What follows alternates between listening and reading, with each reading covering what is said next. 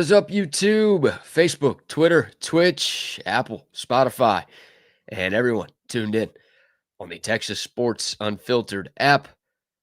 Welcome in to another edition of Bucky and BK live on Texas Sports Unfiltered and on the free TSU app. Today is Friday, October 3rd, 2025, and the Buck and I are with you for the next 2 hours. On today's show, Lee Sterling from Paramount Sports will join us in a couple of minutes to give his weekly winners in college football and the NFL. David Waters from Gators Breakdown will join us in the 8 o'clock hour to talk all things Texas and Florida. Of course, we'll give our thoughts on the Longhorns SEC opener, which is 1 day away. We'll get the Bucks Gold Star locks of the weekend, our last bit of Florida man stories leading up to tomorrow's game, and a little Major League Baseball postseason as well, as the Buck is rocking his Yankees cap this morning. Yes, sir. Yes, sir. Look, congratulations on your wild card victory, Buck. Back to the lobster boats. Back to the boats there, chowderheads. We're going to dump all of our tea in the harbor today, huh? Yes, indeed. Very excited about that sensational young guy pitching from Boston, as a matter of fact. Yeah, what was his name? Cam Shitter? Yeah, Schlitter. Like Schlitter. Yeah. Cam Schlitter. Shitting on Schlitter. Hey, he was shitting on the Red Sox last night. What was he ever? Oh, my God. What do they say? Schlit happens, Boston. That's true. God. Nice couple nights there for Jazz Jism, too. That was great. Yeah, what a win by the Yankees. Making some history, right? The history of teams who had dropped game one in the best-of-3 wildcard format was not very good. Teams were just 2-18 after losing game one in this best-of-3 series. But the Yankees taking game two on Wednesday, and they get the 4-0 shutout in game three last night. What a tremendous postseason debut for Cam Schlittler. Yeah, just call him winner chicken dinner. He's sort of like Lee Sterling. Lee Sterling's been on a heater, folks. He has been on a heater. He's been on an NFL heater. He has been on an NFL heater. Schlittler's List is what they're calling him. Very making nice. His own list of Red Sox last night. So we'll dive into all of that. Plenty of sports to get into. Of course, we will preview the big football weekend ahead. But joining us now, a segment we normally do on Thursdays, but because you and I were off for the Jewish holiday yesterday, how was your fast, Buck? My fast went really, really well. I ended up with a little stomach ache like you had last night. I don't know what hit me, BK, but boy, if you were doing what I was doing last night, and I never have to do anything during the middle of the night, I was close. Oh, boy. I was close. It was like when I go to get one of those, what is the deal? I mean, whatever went through me. And I mean, it went through me. And I was running down the stairs, sliding down the steps and all kinds of stuff. But I hadn't seen you, so I didn't get it from you. But once again, folks, I'll never have the flu. Never. No matter what. I'll have the rhea. I'll have the vomit, but I will never have the flu. What a way to bring on Lee Sterling for our weekly segment. Our man, the myth, the legend, the hottest handicapper in the history of the known universe. He's on an 11-0 NFL run. His biggest play of college football weekend last weekend was South Carolina over Kentucky. That was an easy hit. If you're not on ParamountSports.com, you are missing out on free money. Joining us now for his weekly segment, brought to you by our friends at Joe Cohen & Son Jewelers, Lee Sterling from ParamountSports.com. Lee, good to see you, my friend. How are you this morning? I'm good. Better than Bucky, obviously. So, yeah, but I'm okay. Bucky? Is that your grandfather's Yankees hat? I mean, it goes 1914. This one goes back pretty far, Lee. This one goes back to the 70s. It's not all the way back, but this is still pretty old. 70s cap that I got. Bucky, you got two fish hooks on the right-hand side. Oh, all kinds of stuff's happening with this hat. It's just, this is the one I'm to be cremated in when the time comes, because I'm not going to waste good land. You know what I'm saying? I don't want to waste another golf course, another par 3 somewhere. So I'm supposed to be put in the oven, and this goes with me. I was thinking of giving this to one of my grandsons, but they're going to look at this cap and go, no, there, coach, you keep that. You take that in the oven with you, okay? That's quite a hat there, Bucky. Yeah, I'm glad it's still All working. originals, brother. Yeah. Oh my gosh. All right, Lee, we know you're in a bit of a time crunch today. Thanks for making the change from Thursday to Friday this week, Buck. Why don't you start us off with the games of the week? Lee, we're going to start out with a pro game, and that would be the Houston Texans. They're -1.5 to the Ravens. Ravens playing without Lamar Jackson. It's going to be that seems to be a tough get because the Ravens aren't playing very well, Lee. But are the Texans playing good enough to cover? I think so. Even with, the poorest offensive line, which is bottom 3 in the NFL, they got back Kirk, receiver, Stingley at cornerback. Those are 2 key components. And how about this? Teams before the bye, last decade, almost 59%. So what that shows you is Houston's going into bye week next, come together. They want to really focus and get ready because they want to go out and enjoy themselves and not have to worry about maybe coming back a day early. So I think that this is a perfect matchup for them. Cooper Rush obviously going to start for Baltimore. I don't think he's good enough. This is a team. I think there's a lot going on behind the scenes also. So their window, to win is certainly starting to shrink here, and blowing that game to Buffalo has set them off. So I like Houston. I think they get their second win. Important game. Whoever loses this game, they are in real trouble here as far as making the playoffs. I like Houston here, 28-17. Yeah, what a gift for the Texans, right? I think before the year, everyone chalked this up as a loss at Baltimore, but the way the Ravens are playing, no Lamar Jackson, great opportunity for Houston. All right, Lee, back to the college kids. Georgia coming off of their loss to Alabama. God, they just cannot beat Alabama. It is crazy to witness year in and year out, but looking for some revenge against somebody. And I feel bad for the Kentucky Wildcats having to go into Athens this weekend. Georgia about a 3-touchdown favorite. Do you think they just open up a can on Kentucky, or could Kentucky maybe make things interesting this weekend? But Kentucky's not had any success against Georgia. They've lost 15 straight. They got to go on the road again. The backup quarterback, who looked absolutely awful, looked like a deer in headlights. I mean, Bucky knows what that's like when you roll out a quarterback like that. Not a lot you can do unless you run the football, and they can't run the football. Just 2.6 yards per carry this year. They're very pedestrian there, and even special teams have not been good. So Georgia was not the better team. It wasn't like they lost, on a Hail Mary or last-second drive. Alabama, I thought, was the better team most of the night, and they fought hard. But I think this is the game where they let it all hang out here, and they should beat Kentucky big here, 41-13. Okay. And speaking of Alabama, nice win over Georgia last week. Alabama's offense looks to be really hitting their stride, Lee, right now. Vandy's got a real, Vandy, if they can beat Alabama back-to-back years, that's historical stuff. I don't know if they have historical stuff in them. They've got a historical quarterback, but tell me that the Cinderella story's over with again for Vandy, Lee. Well, last year, historic 40-35 upset, 23-point underdog in that game. Before last year, though, Alabama had won the 3 previous games 148-3 by combined score. Now, Vandy is 1-0 in conference play, but that win was against South Carolina when the score was 7-7. Lenora Sellers goes out with a concussion, and that's what pretty much changed that game. They only threw for 177 yards in that game. They're going to have to throw and have some balance in this game, not just run the football. Ty Simpson for Alabama right now might be the best quarterback in college football. So he's red hot. He's got 3 really good receivers outside of Ohio State. I think he's got the best trio. Utah State threw for 274 on this Vanderbilt secondary here. Payback is a you-know-what. Alabama, 40-20. They double them up. Roll Tide. Yeah. Yes, sir. I love it. I love it. All right, Lee, we got to talk Texas A&M in honor of Bill Cohen, the owner of Joe Cohen and Son Jewelers.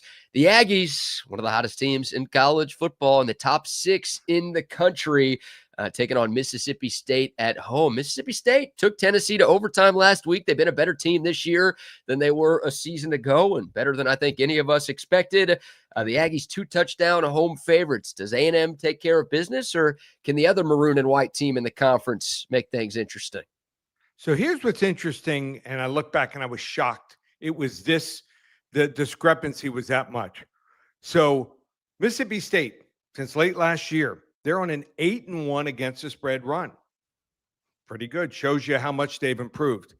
The Aggies, 1-8 against the spread. Their only cover in the last 9 games was that Notre Dame game last second. So are they a team that's going to score 45, 50 points too often? No. They have a defensive coach, Mike Elko. That's his, that's his whole makeup. And, he'd like to run the football, have that balance here. They were not able to extend the lead last week. They dominated play. They should have won that game by 20-plus points, but obviously the flanker screen interception certainly changed the entire game here. So this is a Mississippi State team coming around here. They've got balance, not going to beat themselves. And also, if you're getting 2 touchdowns, they run the football 57.8% of the time. So what does that mean? A lot of times less possessions. So if you have 12, 13 possessions in a game, yeah, you can score, 2 touchdowns and a field goal more than another team if you're better. But if there's only 8 or 9 possessions, so let's say Mississippi State scores 13 points, you're going to have to score on probably 5 or 6 possessions of the 8 or 9 possessions. Pretty tough to do here. I think Texas A&M wins this game here 28-17, but I think 14 points just maybe a little too much. Interesting. Late the game that everybody's interested in around here. Texas, getting ready to play their first SEC opponent, had a week off. Both teams have had a week off. Probably more important to Florida with their defensive linemen. You know all about this Florida team and what they bring to the table. Texas favored by a touchdown. I was worried about this game in the beginning of the season, even as bad as Florida is. Texas going to the swamp for the first time in a lot of years. How do you feel about this one, Lee? Well, as bad as the Florida's offense has been, their defense has been very good. Only allowed 6 touchdowns the entire season. 1 was in garbage time against Miami, less than a minute and a half to go in the game, and they just gave out. They didn't have anything left. They were down, I think, down to some third-string defensive linemen. They're getting a couple guys back, which will help here. But, 5 games, giving up really 5 touchdowns, shows you how strong they are. Texas is going to have some balance, going to have to run the football here. Arch looking better, but is he a top 10 quarterback yet? No. And I think Florida's going to throw some different looks at him here. And with DJ Lagway getting an extra week to heal up, he's never been 100% all year, been playing with a lower body injury, and that should help them also. They got 2 dangerous receivers, just have not been able to get them the ball here. So I think this game is going to go back and forth. I think Texas wins the game 20-17. I think Billy Napier, I call him Sunbelt Billy, I think he's got to keep it within a touchdown if he wants to keep his job. If not, he's not going to make it to Monday. So tough place to play, the Swamp. Been there many times, really loud. And I just think that Texas wins the game, but 7 points just might be a little too much. And I would also play the under here, under 42.5. So you're looking for a correlated parlay here. Very few people, most people, when they play the favorite, they play the over. I'd play Texas in the under here. I think it's the right side. So just how I see it. Should be a fun game, though. Yeah, good chance of rain and chance of thunderstorms tomorrow afternoon in Gainesville as well. So we'll see how that impacts things, but I like the underplay there. All right, Lee, last but not least, your game of the week. The Dallas Cowboys headed up to East Rutherford to take on the lowly New York Jets. Oh, man, I'm going to need a building if the Cowboys lose to this Jets team this year. My gosh. But if folks want to get your play for that, and if they want to get all of your plays for the start of my favorite month of the year, how do they find you?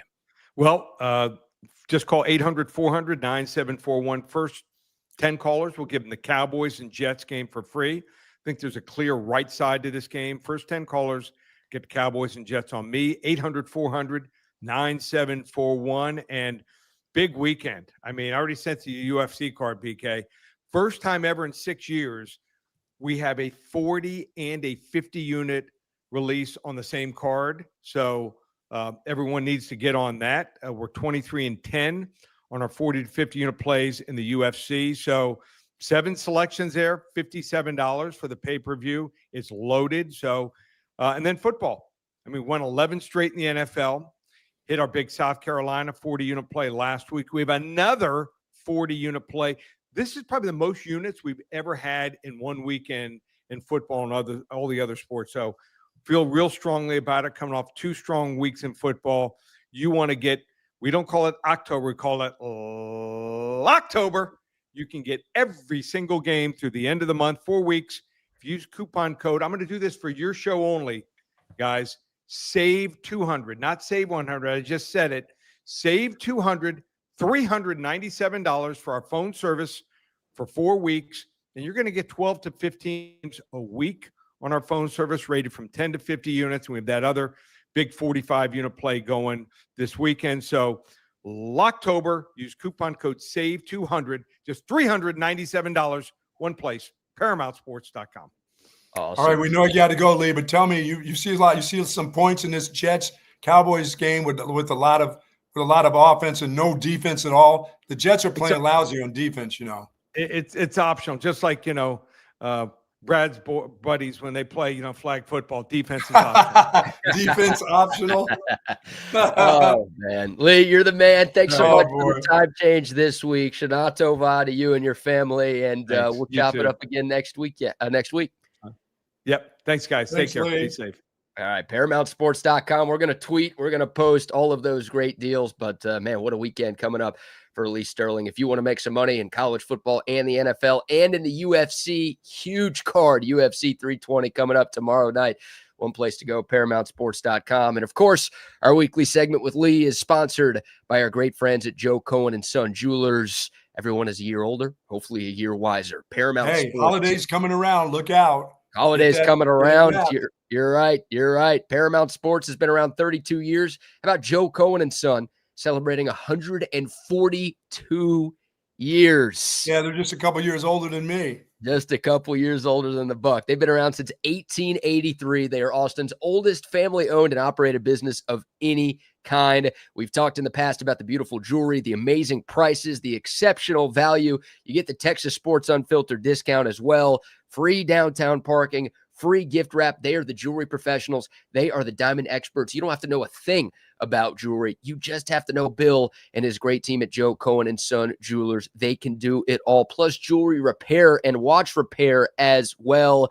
So just remember, you don't need to know anything about how any of this works. You just need to know Bill Cohen and the folks at Joe Cohen & Son Jewelers, where everything they sell, everything they do carries their most precious possession. That is their reputation. Again, they've been doing this for 142 years now, and nobody in Austin does it better. Go see them right in the heart of downtown, 611 Congress, or online at joecohenjewelers.com. Love them. Love them. All right. I like his 2 picks. I really like his 2 picks with Alabama and Georgia.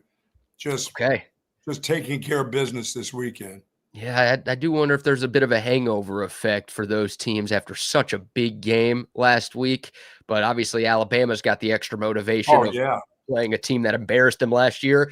Georgia's got the motivation of coming off of a loss. So both of those teams should be buttoned up and ready to go. But Georgia will be pissed. Yeah, you would think so. All right, I robbed you of the opportunity of your Soldier shout-out, Buck, so I want to get that before we dive into some of the more football action this weekend. All right, good morning to the soldiers at Fort Hood, Texas, the soldiers in the state of Texas, and all those that fight for us each and every day. Thank you, thank you, thank you. We do appreciate what you do for us. We appreciate your family sharing you with all of us. And please do be safe out there. Yes, indeed. Yes, indeed. All right. Well, if you are you ready for your Gold Star locks of the week, or yes, do you want to save those? All right. Well, let's do that. Coming off of Lee Sterling's segment, the Buck is coming off of his worst weekend in the history of this show. But the good news is you did bounce back with a 2-0 Monday night. You got both of the doubleheader games correct in the NFL, so maybe that's the turning of the tide for you. But you were still down $250 50,000 units. Yeah, on we'll be right. We'll be back. All right, so let's see what you got for the people this weekend. Here's what I got. I got a 50,000 unit play on Texas State versus Arkansas State, giving up almost 2 touchdowns. Yeah, Texas State. I wasn't ready for some Fun Belt action to start. We us got a off. little fun. It's time to mix it up a little bit. Going with the Fun Belt for 50,000 units. Got another 50,000 unit play on the Fighting Illini going to Perdon't. Okay. Illinois coming off that upset over USC. Yeah, they'll be still ready to go. That's got to be at least 2 touchdown win there. Okay. Then we got another 50,000 unit play on the Horned Frogs of TCU. They're going to remember Colorado when Colorado came there a couple of years ago. Remember? Yes. Yes, they're going to remember that. So I'll take 50,000 units on them. And you know what I'm going to take? 100,000 unit play on Wreckham Tech versus Houston. That's a rollover. Hey, thank you. I've been looking for somebody to cool Texas Tech down. I appreciate you taking one for the team there. It's not going to be Houston. It's not going to be the Cougars.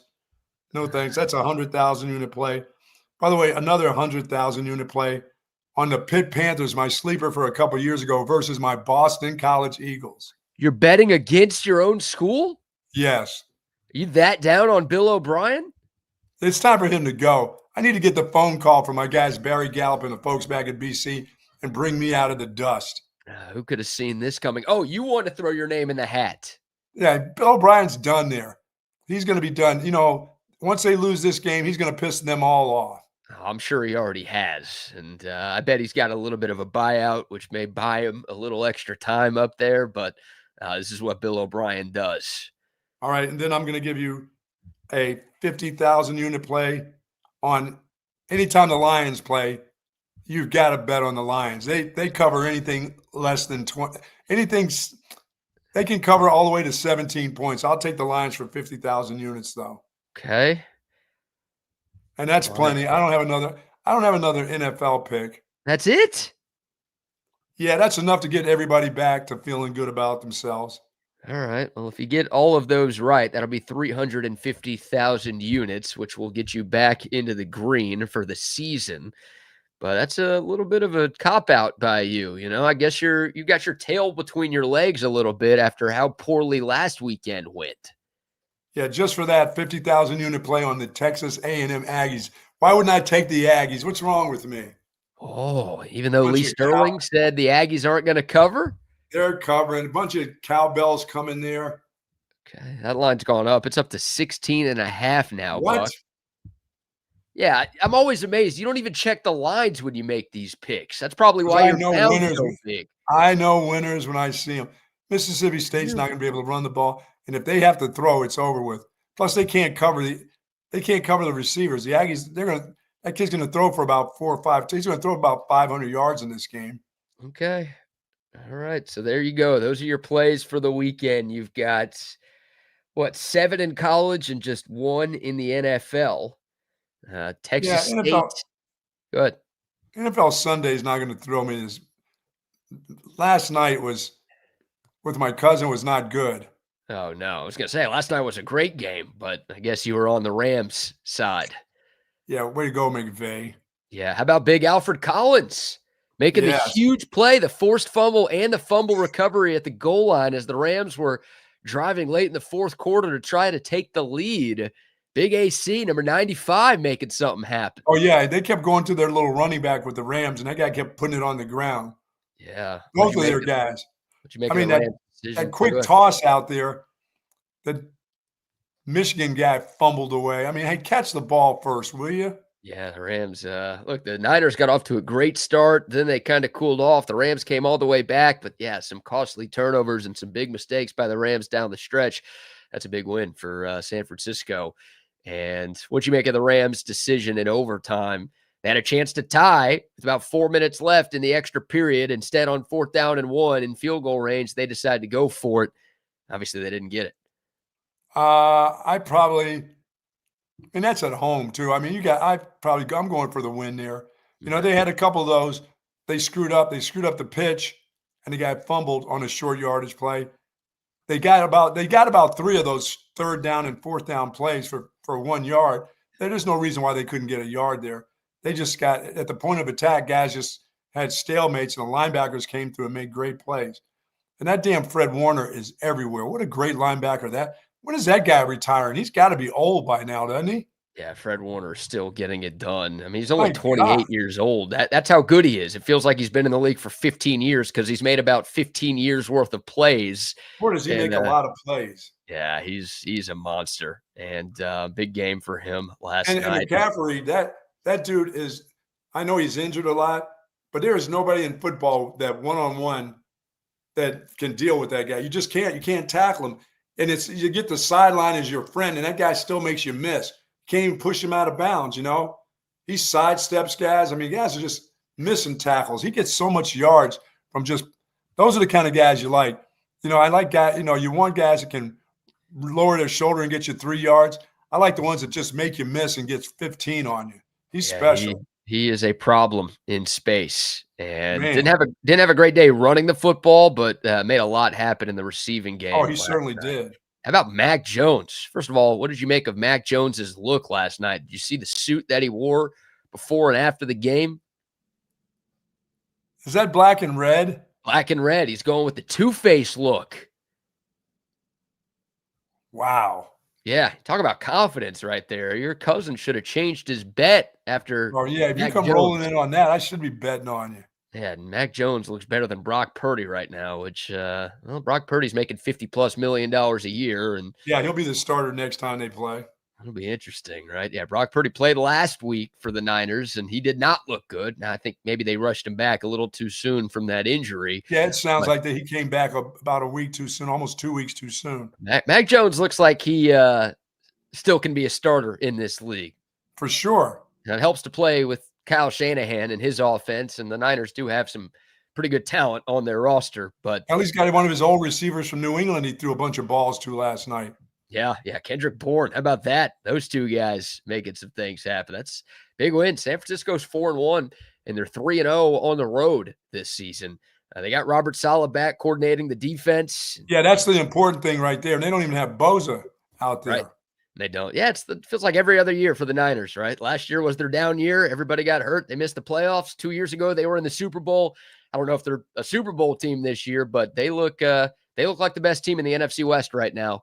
And to go on the road, I guess it's a road game. It was in LA. It felt like a home game with all the freaking red and gold fans out there. Yeah, I couldn't tell. That crowd was seemed like half and half. It was loud for the 49ers too. Dude, I think it was like 75-25 Niners. Yeah. I mean, there are hardly any Rams fans in LA. There are no Chargers fans in LA. And I guess those teams are making a lot of money, so I guess those moves have worked. But it's pretty embarrassing. Like anytime a big franchise like San Francisco, Dallas, Green Bay, whatever, anytime one of those teams is playing in LA, Pittsburgh, of course, like, look, those teams always travel well anywhere. But anytime they're in Los Angeles at SoFi, I mean, it's a home game for them. It's embarrassing for Los Angeles, those two teams. I almost feel bad for them. I know the folks in St. Louis probably don't, and the folks in San Diego probably don't. I'm sure they're still pissed. Oh, yeah. Those teams leaving. All right, we'll take your thoughts. Dakota text line 512-222-9328. So those are the Bucks Gold Star locks of the week. A lot of random, not a lot of big game picks this weekend, but a lot of local from the Buck. Texas State, TCU, Texas Tech, and Texas A&M. There you go. All on the card. So I like it. You're putting the hex on the rest of Texas. Thank you very much. We'll get it done. We'll get it done this week. Buck trying to bounce back after what was the worst week of picks in the history of Texas sports unfiltered. All right. We've got some sound from Steve Sarkisian. We'll dive into Texas, Florida. Also, the latest injury report from the Longhorns. But before we talk about the game in the swamp, how about our first round of sponsor shout-outs? Folks, our good friends over at Relax the Back. Go and check them out. They've got the zero gravity recliners there available for you, all the select office chairs, Tempur-Pedic pillows and mattresses. My back feels fantastic being in this chair right here. I love this chair. They've got 2 great locations, so they have all the accessories that you need. If you're having back and shoulder and lumbar, thoracic problems, head on over to one of their stores. One is in Bee Caves at the Hill Country Galleria right across the street from Whole Foods, and in North Austin at the Gateway Shopping Center across from the Container Store. Live pain-free like the Buck. I relax the back. Love this chair. Yes, indeed. Love Relax the Back. Shout out to them. Also a shout out to Audio Visual Consultations. You know what? How about a word from our friends over at AVC? Tom McKay, owner of Audio Visual Consultations, and we would like to take a moment to thank all of our clients for making the last 37 years both fun and fruitful. If you haven't yet, I'd like to invite you to give us a try for all your home electronics needs. There's no need to leave your home to find great pricing and incomparable service. No traffic, inexperienced sales geeks, or pushy showroom tactics. We come to you. So just relax, hug your kids, and smile. We handle all the work. Just give us a call at 255-8678 or online at avconsultations.com. Other folks there, of course, and our good friends over at Daymakers Half Day Cafe. Want to get over there and have a fantastic breakfast. Sounds like breakfast to me on a Friday for sure. State Fair waffles, bread pudding, French toast, of course, fork and knife cinnamon roll, bacon and eggs, great bacon over there. And of course, if you need to get your drink on this morning, you can do so. You can do so at breakfast if you like. Sure. You know, we're getting ready to have a crazy couple of weeks here. You got to get your drink on in the morning. Some of you are getting ready to start to take off from work starting next week anyway. You're going to be vacationing from probably Tuesday on. Head on over to Daymakers Half Day Cafe and have yourself a good breakfast or a good lunch at breakfast or a good breakfast at lunchtime. They're open at 7 a.m., closed at 3 o'clock. But folks, they have got some fantastic meals there. Great meals. Plenty of space for you right there on it's right there on South Mopac, the old IHOP right beside Salt Traders, part of the Jack Gilmore's specials there. They're wonderful restaurants. Go on and check out Daymakers. By the way, folks, it's time for you to check out Daymakers. If you haven't been there yet, please head on over there. You're going to absolutely love it. Yes, indeed. That place will be packed. ACL this Oh, weekend. my goodness. Woo, looking for a great meal. They'll walk over there from ACL. Oh my gosh, absolutely love Daymaker Half Day Cafe. And yeah, the portion sizes are legit. They don't skip. Oh, yeah, they are. Believe me, that you get over portion there. If you're Yeah. an eater, if you like BK and like to eat, you'll get your money's worth for sure. Plenty of food. And the Buck just mentioned it.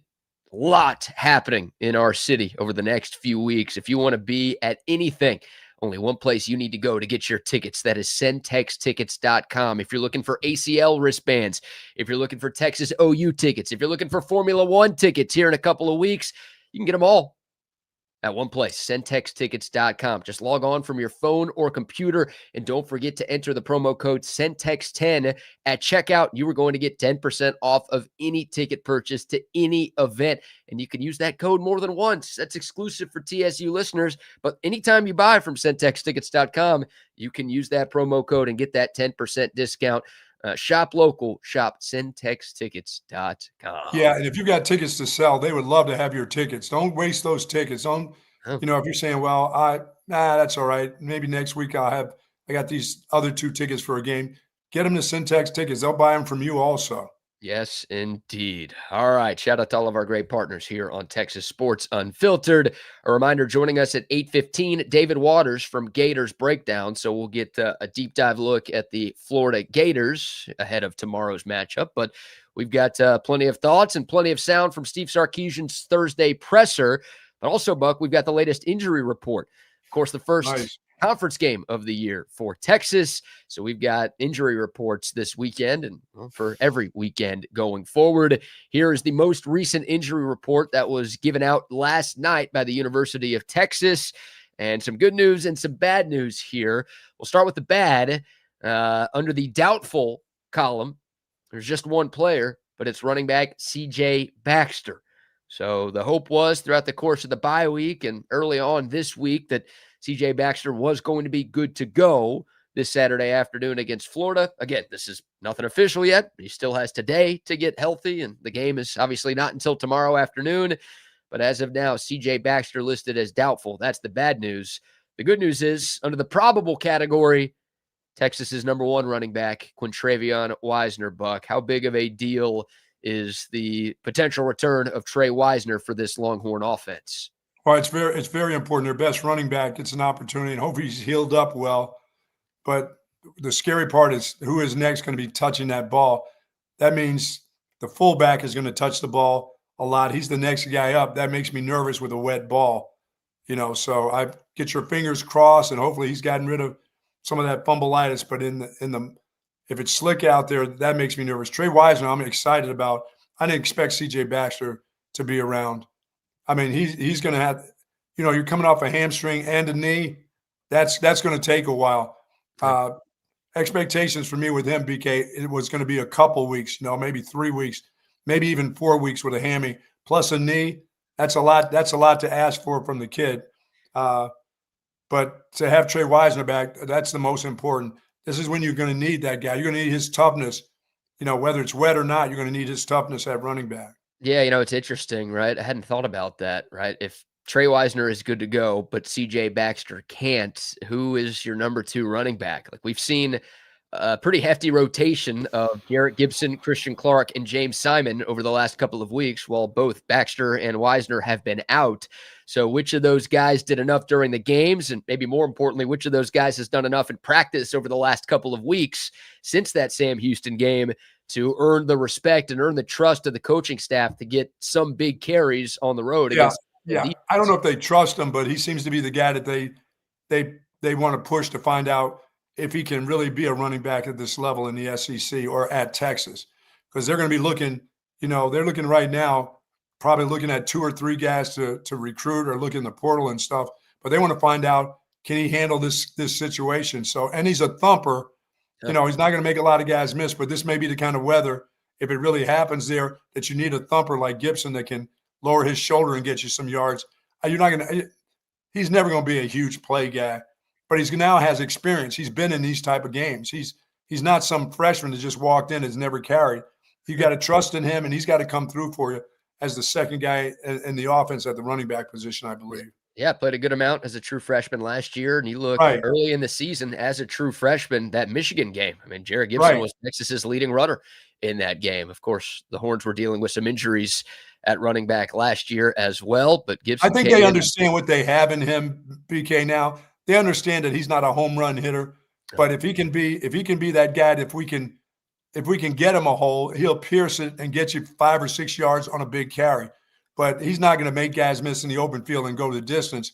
But in a game like this, if you can give me those 4 or 5 hard yards and hold on to the football, that will be important because the run game is going to be very important tomorrow. No doubt. Funny enough, Steve Sarkisian was actually asked about Jarrett Gibson yesterday during his Thursday presser, and here's what he had to say about the second-year tailback. Yeah, I'd say for Jarrett in particular, to start off on him, I think the best game he had last season was actually against Florida. I think he had a 100-yard game a year ago in this one. I think that he's found a niche and a role. I think we've continued to try to expand his running style.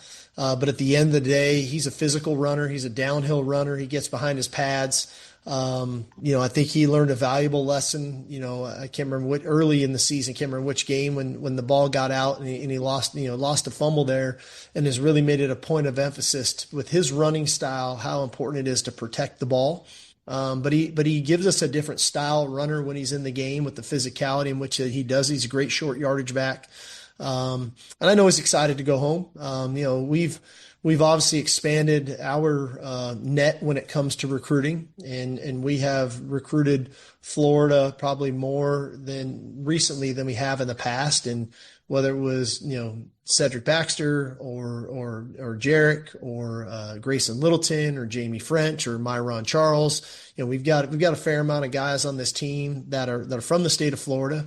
We have a couple guys on the team that were committed to Florida and then ended up committing and playing for us. And so, there's definitely some crossover there. But I know it's a big deal when those guys get an opportunity to go home. That's a very proud football state as well. So I know they're all looking forward to the opportunity. Yeah, they like him, but they know exactly what he is. We're not trying to make him something that he's not. He's a fullback playing. We've got him in as a single back fullback. That's kind of runs he makes. He doesn't make exciting runs. He's just going to lower his shoulder, get what he can, give me first downs, give me about 3 yards of carry. In a game like this, if the weather's bad, just hold on to the football. You don't have to look pretty. You just got to give me a couple yards, and so that it's not first and 9. You know what I'm saying? I mean, 2nd and 9. We got to get yards on first down runs if that kid's isn't in the game. But more than anything, he's got to hold on to the football. They're trying to make a role for him. They already know what his role is. He's a short yardage fullback type of guy. They'll find somebody that's a lot better. He's not. There's at no given time is that kid going to be your starting running back at Texas? Well, You're in trouble unless somebody's hurt. You're going to be in trouble if that's your guy. You know what I'm saying? Yeah, they've got to work with what they've got. And Right. Trey Wisner, assuming he's good to go. And again, the injury report lists him as probable. I think everybody expects him to start the game for the Longhorns tomorrow.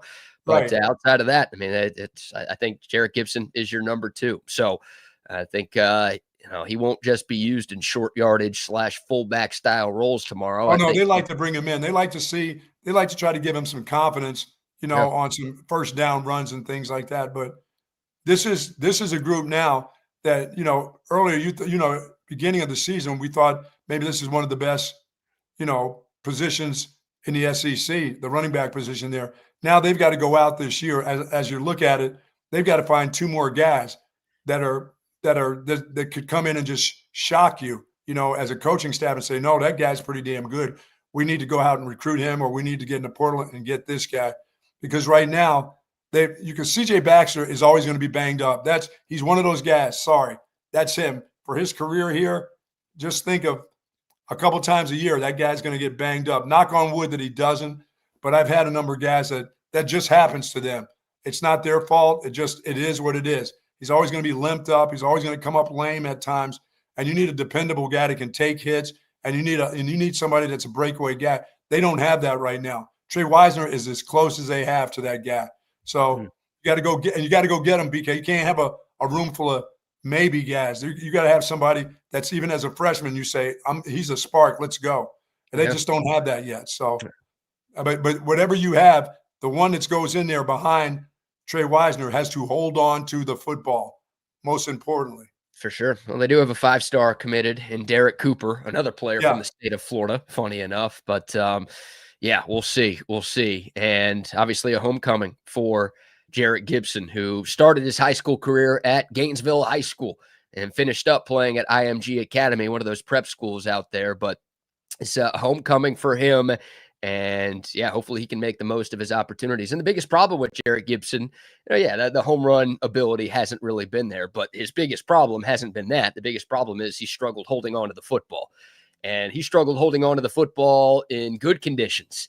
And we're talking about weather potentially being a factor in this game tomorrow. So look, they're telling him what he is. They understand what he is now. They've figured out what they have in him as a runner. So they're not having him. His coach is not saying, hey, in the open field, shake and bake this guy. That's not him. He's saying, go ahead and get me some yards, but hold on to the ball when you do it. That's all. Yeah, get us 4.2 yards a carry tomorrow, and don't put the ball on the turf, and we're happy with that. Absolutely. And I don't know how many carries Jarrett Gibson is going to get. Again, if Trey Wisner is really 100%, then he's going to get he needs to get about majority. 6. He needs to get about 6. 6 carries for Jarrett Gibson? Yeah. If he gets 6 and holds on to the ball and gets you some positive yards on first or second down, that's fine. Yeah. You just got to expect what you expect from a guy. When you come out of the game and he's got 6 carries for 30-some yards maybe, and he's got that, just enjoy it because that's what he is. Don't expect 6 carries to be 80-some yards. It's just not going to happen with him. Well, hey, last year against Florida, Jarrett Gibson, 16 carries for 100 yards and a touchdown. Yeah, against them, you should have had more than that. That's Florida. It's the same team. We put 40-some points on that group last year. They put 49 on them last year, and they had 42 until they took the starters out. They had 42 like one drive into the third quarter. Well, you know what your team is. Do you have them in the 40s this year?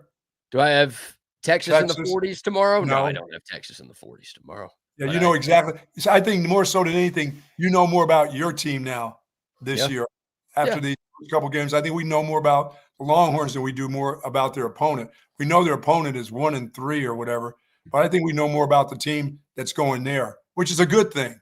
Well, yeah, I mean, we watch and cover Texas and we talk about them every day. So I think we're always going to know more about the Longhorns than the opponent that they play. But here's what I know about this game. I think Texas is its own worst enemy tomorrow.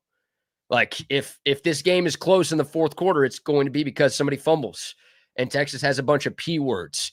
And they're not a dumb team. They're not a dumb team, are they? You've called them dumb 80 times this week. What do you mean? That's your word, not mine. They're not a dumb team. But that's how you let Florida stick around in this game.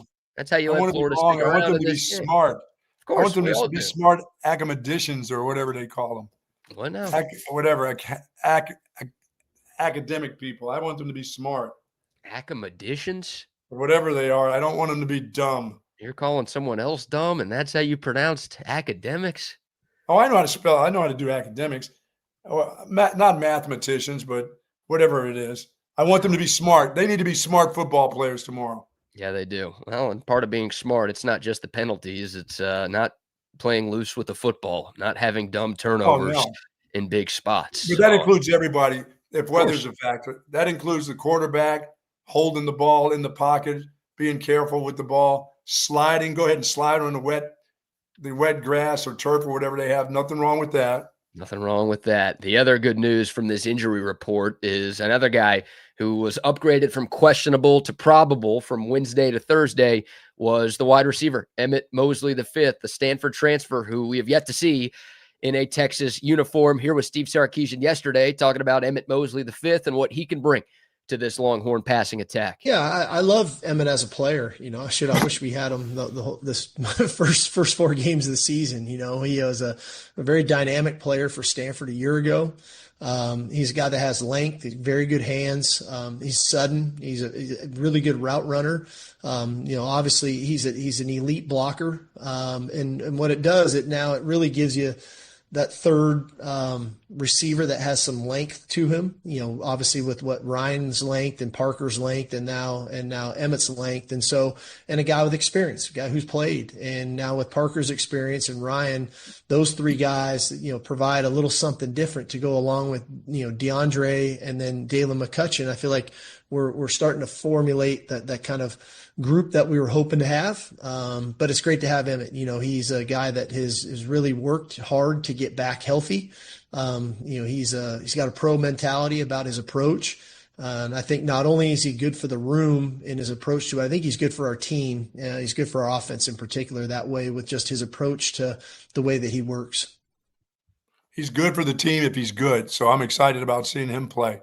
Rain or whatever, he can make a statement to Longhorn fans when he gets in the game now. If he's ready to go, if his lower body injury is ready to go, this is a good statement game against a really pretty decent defense. He's got, like you said, he's got experience, but you don't know what to expect from him until you see him.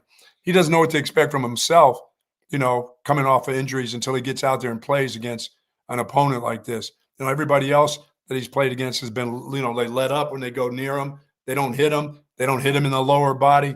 These fools are going to hit you in the lower body. If they know where your injury is, they're going to take shots at you. Yeah. So, well, here's the good news for Emmett Mosley V. He put up all of those great numbers at Stanford last season coming off of a torn ACL that he suffered in his senior year of high school. He knows how to play. He knows how to play coming off of injury. Yeah, so not even 12 months after serious knee surgery, he came back and as a true freshman at Stanford had 48 catches for 525 yards and 6 touchdowns. This may be the boost they need right here. Yeah, he actually had more catches and more receiving yards than any returning Texas receiver did last season. So you look at Ryan Wingo, you look at DeAndre Moore, obviously you look at Parker Livingston. He had better stats at Stanford in only 9 games than any of those guys did in 2024. Obviously, Mosley was getting more snaps because he was one of the starters for Stanford, but you get my point. This guy does have experience, and he was putting up some good numbers on a pretty bad Stanford football team. So, yeah, the good news is he's had success coming off of an injury before. This injury is not as serious as the one that he suffered in his final year of high school ball, and they've obviously given him ample time to get this thing right and ready for the start of SEC play. So, this passing offense looked as good as it's looked all year against Sam Houston, but obviously on the road against a better team, a much tougher test for Texas. So getting a guy like Emmett Mosley back, I think can help out a lot and hopefully make this passing game look closer to what we want it to look like. Absolutely. Get Jack Hendries involved in this thing and move the ball down the field. Take your field goals if you have to, Yeah. but make sure everybody's protecting the football. And the P word isn't going to be mentioned on Monday. It's just going to, some of it's going to happen. We know that because they're dumb. But other than that, you can't have this is not time to play dumb football on the road in your opener in the SEC on the road. It's just not the time. Well, it's the only way you lose. I'll Yes. keep saying it. Like, Texas is better than Florida everywhere. Everywhere. They've got a better coach, better quarterback, better run game, better offensive line. Even though Texas O-line hasn't been great, it's better than what Florida's has been this year. Better defense. Florida's got good special teams. I'll give them that. But like, I feel like Texas is pretty much better at everything than Florida is. So how do you let a bad team, or an inferior team, I should say, stick around? You shoot yourself in the foot. So that's, if we're on Monday talking about Texas losing the game, it won't be because Florida had some otherworldly performance. It'll be because Texas had a crooked number of turnovers, a bunch of dumb penalties. They sucked on third down. They sucked in the red zone, and that'll be why they lose. So yeah, I mean, I'm looking just not on third down. I'm looking at first down runs when you do run the ball. Sure. They can't get stuffed. They can't let Florida grab momentum with a couple guys coming back from injuries and still a couple guys still banged up. They can't get stuffed on the run. I don't give a shit if there's a monsoon there, you know? That should help with the run game, right? Oh, to me, I mean, some of the guys that I coached had their better games when it was nasty out trying to tackle those kind of guys. Yeah. And, you know, this is, like I said, Trey Wisner, if he's healthy, this is going to be, but once again, you know, limit your thoughts on him coming off a hamstring. He's going to be very careful himself. So, you know, until he gets into a little bit of groove with a couple of carries, BK, where he's really confident in his hamstring, if he's confident, he's the type of guy you want in this game, no doubt about it. Yeah, I think he's confident. He seems like a think mutter. Trey Wisner's, I think he's always confident. I think that's a fearless dude right there. I think his, story coming in as a 3-star, not getting a whole lot of love out of high school, like that guy just oozes confidence. Yeah, so he runs with a purpose. He has a purpose when he runs. I like him a lot. Yeah, I think he'll be good to go. And again, if this Florida game was 2 weeks ago when Texas played Sam Houston, I think Trey Wisner would have played in that game. So I think they've erred on the side of caution. They knew they were playing a nobody 2 weeks ago. They wanted to give him these extra 2 weeks. So I don't think this is oh, shoot, we're on the road in the SEC. We got to rush Trey Wisner back. I think this is no, this guy's like very close to 100%. And, like I said, he hadn't played since August. Yeah, and played since August 30th, and tomorrow is October 4th. So they've, that's the beauty of having the 3 opponents that you had in weeks 2 through 4. You're absolutely right. You can get some guys right. One more from Steve Sarkisian here. Buck, you and I have both talked about the importance of getting off to a fast start. Florida, that's a pretty splintered fan base right now, and it'd be really nice to take the crowd out of the game early. I know I brought up the Michigan game earlier, but I'll bring up the Michigan game again. Like that crowd was rocking early on last year, and then Texas forget the first punch. They threw the first 5 punches last year. And kind of took the crowd out of the game. And, well, that was a big part in Texas dominating the Wolverines the way that they did. Here was Sark yesterday talking about the importance of getting off to a fast start at Florida. I feel like it's always important. I mean, if I had my druthers, I'd already told you, we'd kick off 3 and out, they punt it, and we get good field position and go score, right? And then I know I'm getting the ball to start the second half. But, it'd be great, and it's like I said, it's a great environment. And anytime you can neutralize a crowd, it's obviously, very helpful when you can do that and controlling the ball and trying to, create some explosive plays and creating turnovers on defense and doing some things to try to, take some of the air out of a crowd, I think is important. But probably more important to start fast is this is a good team. And, you want to maximize your opportunities that you're going up when you're playing against a team like this, because you don't know how many you have. And so, their ability to run the football and possess the ball is one of their strengths. And so how many possessions are there going to be in the game? You need to maximize those opportunities. You need to score touchdowns in the red area. We need to create some vertical field position, and with our special teams unit, they're very good as well. So there's a lot of storylines to this game, one of which is starting fast, and it's, it'd be great if we can do that. If we don't, that's not the end of the world. We can still play good and still win a game, but it would be nice to start fast and to kind of strike first and be in attack mode that way. Yeah, I want to start putting doubt in Florida's mind really quickly. Yeah. Because that, like I said, that can snowball on this crowd and this football team. You get them down 10 points, they start to really think about, oh, hell, what has happened? What's going to happen next? What are we going to do wrong next? You got to put some real doubt in their minds. I mean, this your special teams, PK, talking about doing things at home. What a way to go down there and block a punt on the road. You want to put some doubt in their mind, let your special teams get after their punter. Make something happen for yourself. Go ahead and let Arch throw a bomb. Get over the top of these guys and make them pay and make them start to think about, oh, shit, here we go. 1-3, 1-4, 1-5, new coach. What am I going to do? Who am I going to be playing for next year? Just make them think about shit like that. I'm telling you, man. And their quarterback who's throwing – and you can't give him a breath of fresh air. You got to keep him on a downward spiral. So just do what Notre Dame did at Arkansas last week. That'd be fun. Oh, yeah, just roll them. Just get on a roll and feel good about yourself. As you said, you're a better football team, but don't give them any life.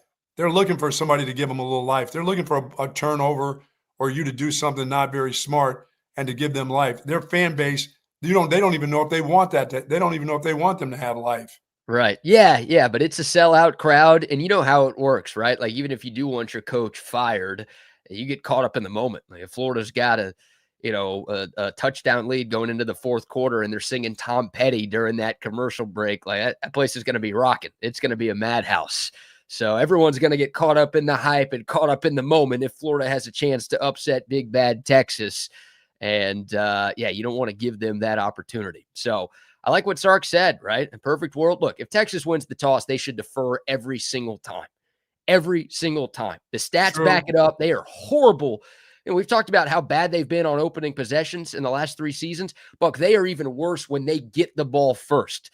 The few times where they have scored on their first possession, it's been when the defense has been on the field first and they've forced a punt or a takeaway and then gotten the ball back to the offense. Texas has been abysmal if they start the game with the ball. So obviously, if Florida wins the toss, they defer. There's nothing you could do about it. But if you win the toss, you defer. Your defense is your strong suit. Their offense is their weakness. You put them on the field. You get a 3-and-out, or even better, you create a takeaway, and then you start the downhill snowball from there. Yeah. By the way, your guy has to catch all the punts, whether or not. Get into a right spot and don't let the ball hit the ground. And he won't. He's not going to catch all of them. He never catches all of them. No. You hope he catches all but one. If there's 5 punts and he catches 4 of them, that almost feels like a win with Ryan Niblett right now. Yeah, but that thing can't splash around and go behind you. You can't lose a yard in this game, I agree. Believe me, I'm on your side. I'm just expecting, it's what we've seen from Niblett so far this year. Now, in the last 2 games, he's had some very good returns. So you live with that. But yeah, I feel like in every game, at least one time, he has let a punt drop and roll. Yeah, this is good. This is a real interesting game. This is a game, as I said, as Sark said, if you can get off to a fast start, he understands that team will have some doubts in their minds too. But he needs his guys to get off to a quick start. And as you said, this offense doesn't quite do that. They need to do that tomorrow. Yeah. Well, again, it's we know the opponents are very different. We know the atmospheres are very different, but it was great to see Texas. And they scored on their first 9 possessions of the game against Sam Houston. They finally got off to the fast start, right? It was their first game this year where they scored points on their opening possession, and then it just went from there. You could see the confidence start to build from the quarterback once he got off to that fast start. So it's better than a shitty start. No matter who you play against. I don't care what team you're playing against. Yeah. It's obvious, right? It's not just in this game tomorrow. It's in every game that you play. And Sark kind of referenced it, right? You want to get off to a quick start against anybody. But on the road, it feels more important. So, all right, let me ask you your confidence level. Yeah. If a guy like Christian Clark has again. I know you've seen some things from him, but they're probably going to play 3 running backs. They're probably going to get 3 guys, which scares me too. Yeah. I don't know. At the Ohio State game, they played 2 guys. So I don't know. Maybe they will because Baxter's out. If Wisner and Baxter were both playing. Again, we don't know for sure with Baxter. If those 2 guys are playing, nobody else is getting in the game. Right. So I don't know if because maybe it's no Baxter and instead it's Wisner and Gibson as the top 2. Does that open the door for a Clark or a Simon to get a couple of carries? But and I'm saying that because what I don't want is I definitely don't want 3 guys handling the ball.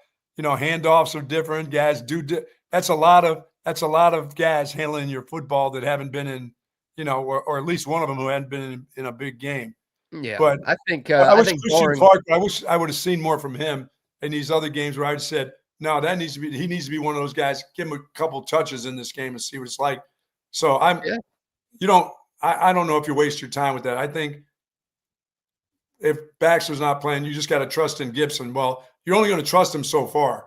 Right. I mean, if he can't get things done in short yardage and the ball goes on the ground, he'll be done. Yeah. If Gibson fumbles, I think we will see Christian Clark or James Simon as that number 2 running back, or we'll just see, Stark do what he did in College Station, where it's like Trey Wisner. We don't care if you're getting 30 carries in this game. Like we need Hey, you haven't played. You haven't played since August. You should be pretty fresh. Let's go. Yeah, like we got to win this game. All right. We know Oklahoma's next week, but this one counts the exact same in the standings. We got to win this game. So, if Gibson doesn't have it, then I think it would be more Wisner versus more one of the other guys. I'd be surprised if Clark or Simon get more than like 2 or 3 touches in this game tomorrow. Like I said, you don't want a lot of different running backs, even in there with handoffs with your core. You don't want a lot of those different guys doing that in a game like this. No. And I think, look, Christian Clark, I think was ahead of Jarrett Gibson on the depth chart, maybe going into the season, but Clark just hasn't looked very good. Gibson's looked better out of those 2 right now. Yeah. So I think right now, like you said, the staff has more confidence in Gibson. He'll be the first guy off the bench, assuming Baxter can't give it. Yeah, they want him to have. Everybody wants him to have some success, and this is a recruiting game too for the Longhorns while you're down there. For sure. You're in the state of Florida. You want this kid to you want to show that you've had confidence in him. You played him as a freshman. He's playing as a sophomore in the SEC. Yeah, you want him to have good things while you're recruiting down in that area, for sure.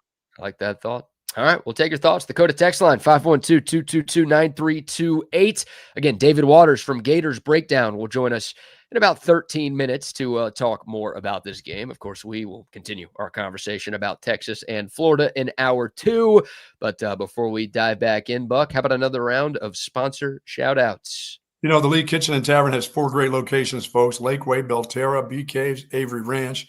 And, of course, now is the time, weekends, Lonnie's famous fried chicken with mashed potatoes. Yes, indeed. Famous, I don't know. Lonnie's chicken is good.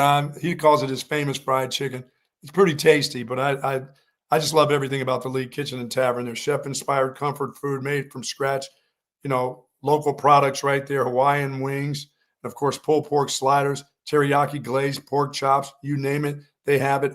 Cobb salad, my favorite. I still love the Cobb salad there, always will. And all-day breakfast. An incredible happy hour from 3 to 6 daily. Unbelievable savings on glasses of wine, select beers, and, of course, specialty drinks, cocktails there.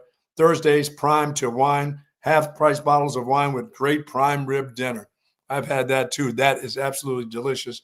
But my favorite, all-day breakfast, BK. All-day breakfast at the Lee Kitchen and Tavern. Lakeway, Belterra, Bee Caves, and Avery Ranch. Yes, sir. Yes, sir. Now a shout-out and a word from our friends at Covert Bee Cave. You see Covert everywhere. That personal level of just feeling like it's a personal family interaction. The customer service, it's impeccable. It's unlike anything I've ever experienced buying a car. Over the 30 years that I've been buying cars from them, I feel like I know them and they know me. Covert's done an amazing job of making me feel valued. If you purchase a vehicle and you want to feel like you're part of a family, join the Covert family. Come and experience it for yourself. Covert, born and raised in Austin. And, of course, our friends at Woods Comfort Systems, be prepared for winter months when that time comes. Hey, just 89 degrees today. Temperature's starting to get down there. So you better start thinking about winterizing your home, making sure that everything is all cleaned up, all the filters are changed and ready to go. Hey, you better make sure that air conditioning's still working too, for sure. 89 is still pretty warm, and they can do that for you. They've been serving Central Texas for close to 70 years. Folks, they also do plumbing. So if you've stuffed up the toilet or you've got a leak somewhere and you hear the drip, drip, drip, please call on our friends at Woods Comfort Systems. Nobody does it better. You're saying 89 today. I don't know if you could turn off the ring light here. Wait a minute. So what I thought was 89 was really 69 to 70 degrees today? Well, it's 70 right now, but the high is 95 today, sir. Oh, maybe feels like 95. Why are you lying to the ACL goers here who are hoping for a slightly cooler day? It's hitting the 90s again. Hey, it's less than 100. Just get out there and stand out there in the dust at ACL. You know what I'm saying? Pitbull on a robe. kissing hairy armpitted girls today. Have yourself some fun. Kissing hairy armpitted girls? Nothing wrong with that, man. Get yourself some of that. Sounds like you've done that a time or two, huh? Time or two. I'm 70. Things like that have happened. Yeah, in the 70s, I feel like every girl had hairy armpits. So yeah, everything was kind of hairy during those days. Yeah. But you know what's not hairy? Altstadt Beer. And it's time for you to get some because you've been fasting. You've been away from it. You have not felt well for a couple of days. Now it's time to get back in the swing of things. That is a transition right there, my friend. That's why you're a pro. Well done, sir. Love the Altstadt Beer. Yeah, another weekend is upon us. They messed up. They let us get to Friday again, Buck.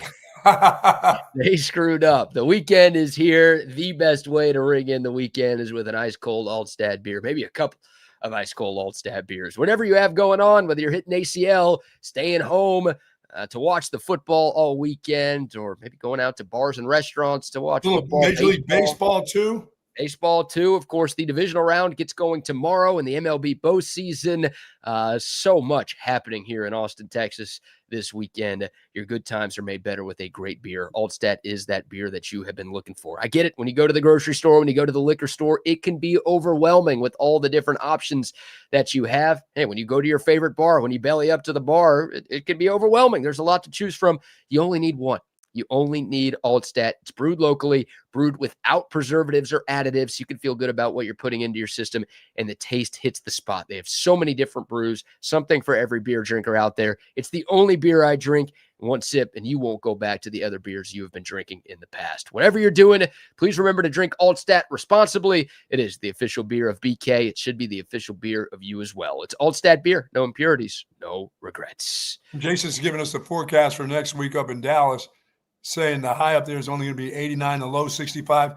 Never go up to this game without a jacket. Never. 89, you're going to have a jacket? Never go up to this game without a jacket. Don't ever go up there and be surprised.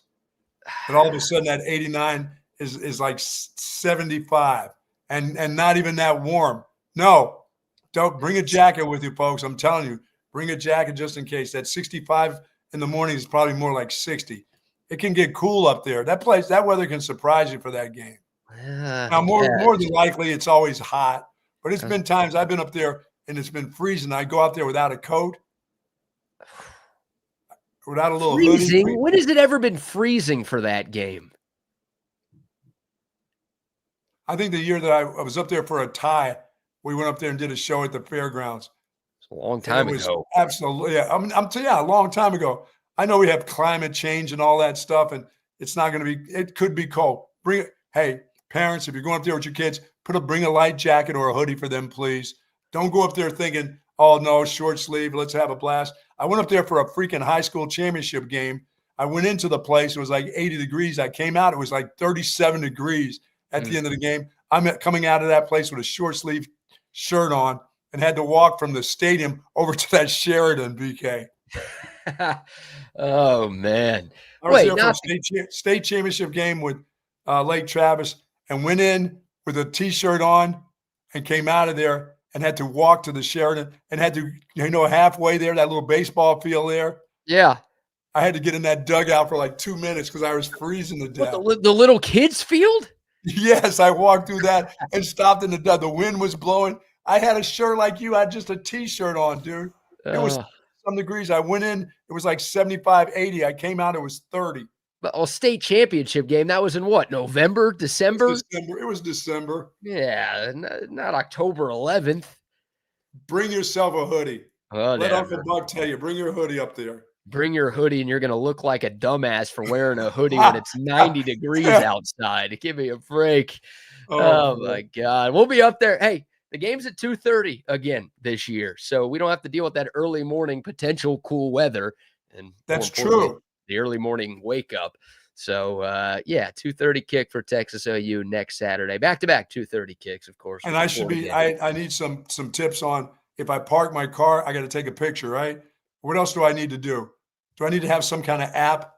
Where's my freaking car app or something? Yeah. Some of the apps on your phone actually track where you parked. You don't even have to do anything. Like either Maps or Google Maps or maps like such as. Or Face Maps or whatever it is. Face chats will tell me where to go. I'm not familiar with Africa and the Iraq, everywhere like such as. Yeah, such as the Iraq. What Yeah. about Siri? Can I talk to Siri? Can she guide me to the car? She does everything for me. You just activated my Siri and probably hundreds to thousands of other Siris from people tuning in right now. Thank you very much. And my Siri over here just yelled at me. I don't understand. Understand D's, Siri. Oh, I mean, God. she answers me. I mean, you're talking smack to your Siri? I just mentioned her, and she just over there, my phone just said, I don't understand that. Speak up there, gobbledygook. Gobbledygook. All right. Well, there you go. So weather shouldn't be a factor next Saturday in Dallas, but it very well could be a factor tomorrow in Gainesville. And I see our next guest in the waiting room, so we won't make him wait any longer. Joining us now from Gators Breakdown to preview tomorrow's matchup between the Texas Longhorns and the Florida Gators, one of our favorites, David Waters, is with us this morning. David, thanks so much for the time again. How are you this morning, sir? Good. A little bit of sinus problems this morning, but it's good. So if I have to like mute and sneeze or something for a second, just excuse me on that one. That's all right, man. I blow my nose all the time. I disappear out of the screen, blow my nose. I go over there and pee in a plastic cup if I have to. So if you see me gone, I'm doing something. That's the beauty of live streaming, huh? Amen. Absolutely. Amen. Well, David, we'll start with the weather, I guess. I don't know how much people like talking about the weather, but look, anytime you're playing a game in the state of Florida, it could be a factor. And it seems like we could be seeing some scattered thunderstorms tomorrow in the Gainesville area. What are you seeing? What are you hearing? What are you expecting from the weather tomorrow afternoon?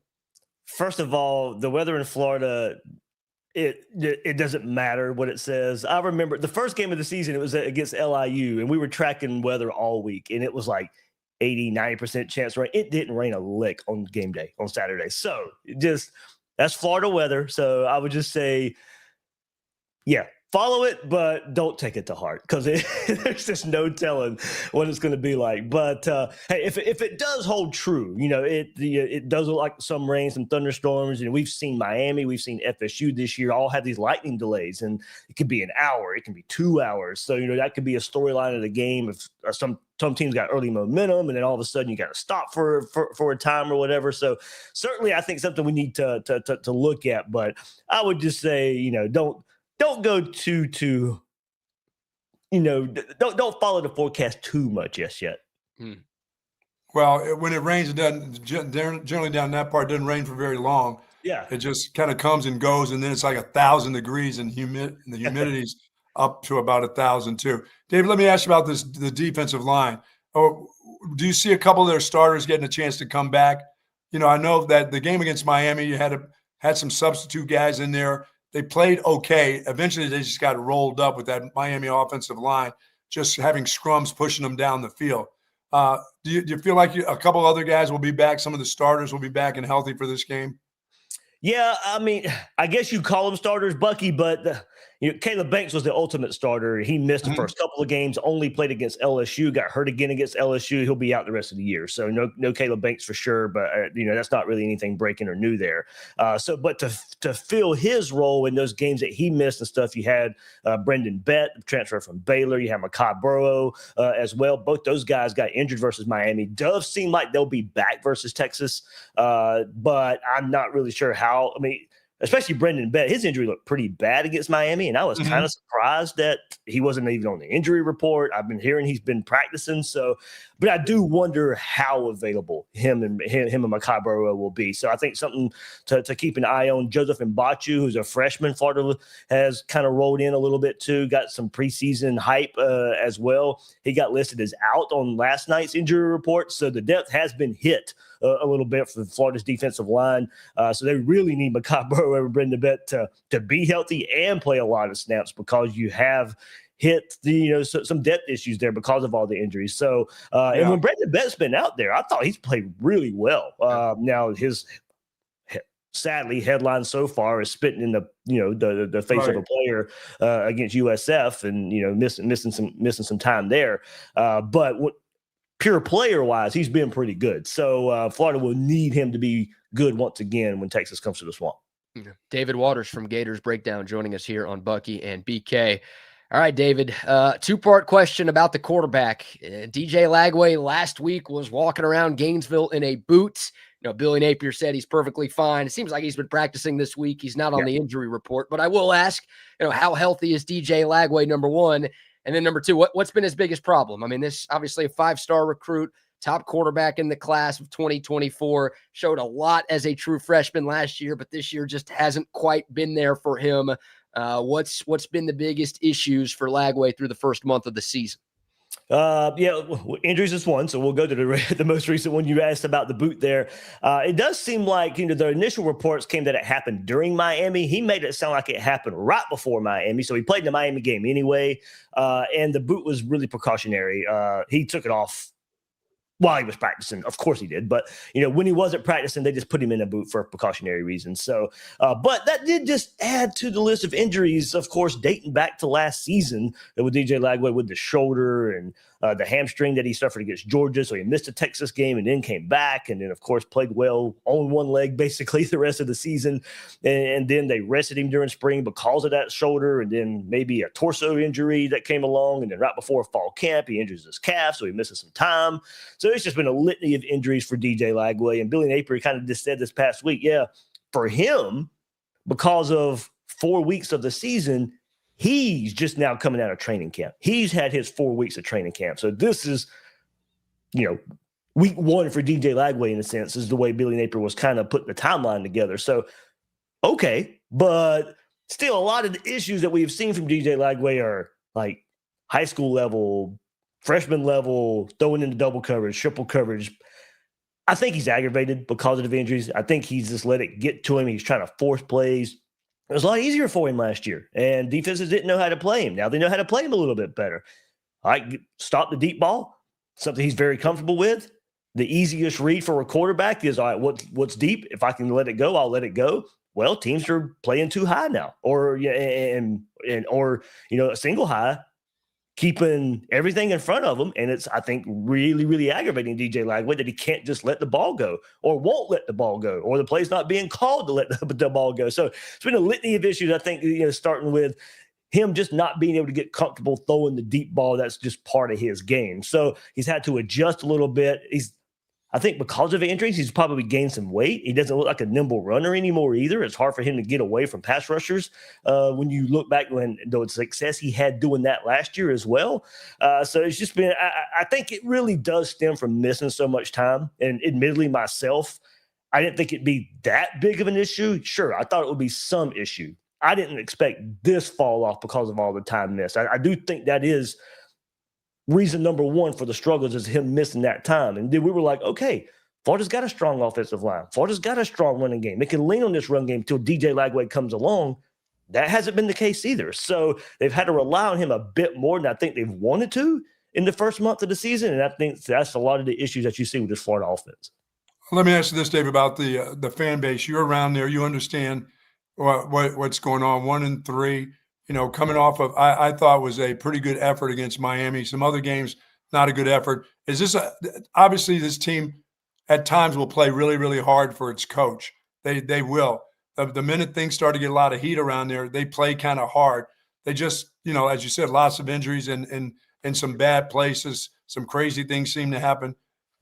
Is it a fan base? They're going to be jacked up for, the first SEC game. Texas coming, hadn't been there in a long, long time. They'll be jacked up. But what do you get? What is the sense of? Is there a sense of apathy? Do they want Billy Napier to be around? I know they want to win games, because if you're a fan, you want them to win games. But what is the feel there? What's the vibe there with the fans? Yeah, it is pretty odd. Apathy in a way that they're over Billy Napier, but like you said, still Gator fans. And look, the hype of this game, because of the 1-3 start, has just kind of diminished, on at least on the Florida side. This was supposed to be two Heisman contenders, and Lagway and Arch going at it. And, Florida's, like you said, first big SEC game. Texas coming to the Swamp. Scott Strickland, the athletic director, said before the season, this has been one of the hardest tickets to get. And now you can go find tickets easy because Gator fans are getting rid of them. So I expect the crowd to be lively for the game. It's going to be up to the team to keep the lively atmosphere throughout the game.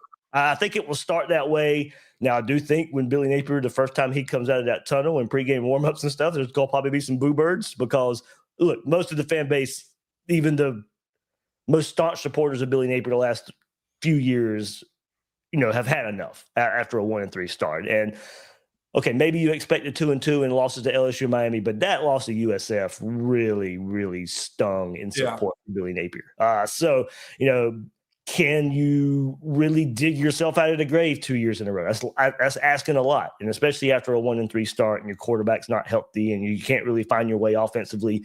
Injuries are starting to pile up on defense a little bit, like you said. So it's it is an interesting dynamic because, as you said, you still see this team playing hard. You still see this team playing good in some, especially on the defensive side of the ball. Yep. You're still waiting for that switch to flip for DJ Lagway, which I think it will at some point in the season. Is it really going to be against a really good Texas defense? I think that's asking a lot. And yeah, I think there will be a switch flip for DJ Lagway at some point this season, but I don't know if it ever reached that height that some of us, including myself, were putting on DJ Lagway. I think he can still be a good quarterback. I don't know if he'll be elite at any point this season. So I think it's just after the 1-3 start, a losing record overall right now, some of the fan base is like, all right, this just really isn't going anywhere. We'll let it play out. We'll let it play out. But an ugly loss tomorrow in the swamp, and it just really might be all she wrote for Billy. Well, your schedule's not going to help you either from this point on. It is not. Billy Napier can't win on the road. Can't beat good teams on the road. So, his best wins were LSU and Ole Miss, of course. And Utah, his opening game at Florida, all those games were at home. Yeah. He hasn't beat a team that finishes the season with a winning record on the road. And okay, well, you still got Texas A&M, you still got Ole Miss on the road, so that probably isn't going to change. So yeah, you're right. This team can play better, might still a win at home. Like I said, you go through his tenure, he's good for one big home game win. Is that tomorrow? Is that down the road with Tennessee and FSU coming to the swamp? But he may not even be coaching then. So if Billy Napier wants to be coaching for those home games, tomorrow's probably going to have to be that big home win that he's seen to pull out. Yeah, October 18th against Mississippi State, David. That'll be the big home win. Hey, you know what? That is actually bigger than I thought. So don't let me shove away that game for sure. David Waters from Gators Breakdown joining us. Real quick follow-up on that, David. Last year, Florida came to Austin and just got boat raced by Texas. And I know there were a lot of Gator fans calling for Billy Napier's job at that point. He got the vote of confidence from Scott Strickland, and then boom, Florida turned it on. The win over LSU, the win over Ole Miss, like you talked about. I watched Arkansas play last week, and everyone's like, Arkansas has their backs against the wall. They're desperate. Their coach is coaching for his life. And then we saw what Notre Dame did. Last year, obviously, the Florida players played for Billy Napier at the end of the season, and they did enough to keep him around. Do you think they still like Billy Napier, or do you think maybe there's a bit of a checkout factor already with this Gators team? I don't think there's a checkout factor, but I do think there could be is this really working factor? Here we are again, basically. And it's just like, how do we find ourselves here? And kind of going back to your point of back against the wall and blah, blah, blah, blah, blah, blah. No, Florida hasn't done anything under Billy Napier. Why don't you start the season with that mentality? Why does it take get your brains beat in? Why does it take losses to say, oh, well, now we're woke up, now we're ready to go? No, this team hasn't accomplished anything under Billy Napier heading into this. You should have had that mindset to begin with, especially LSU and Miami in the first month of the season. You needed to hit the ground running. And so it's just been another dreadful start for Billy Napier. As I mentioned, you go back to year one. Yeah, he had that big win over Utah in his first career game at Florida, but then follow that up with a loss to Kentucky the very next week. And then year two, you lost to Utah to open up the season. Last year, lost to Miami, lost to Texas A&M to open up the season. So it's been the starts that had just really doomed Billy Napier so far, and it's continuing again. So I think the players, if we're talking truthfully here, I think it has to creep in of like, hey, what are we being put in the best positions to start a season? It shouldn't take us getting beat for this to change and that to change and for us to go play better. So look, I expect a good effort. As I said, this defense has just kind of been the calling card right now, but I do think eventually that probably falls down at some point. And look, I mean, Florida started playing better defense before Texas last year. They had their first bye week, and they were playing good against UCF and Tennessee and Georgia. And then the week later after Georgia, they just go to Austin and just get boat raced and then played again, great again after that. So it could be the possibility where Sark just has Ron Roberts' number and knows how to call a great game against Ron Roberts. That might be what we see again tomorrow.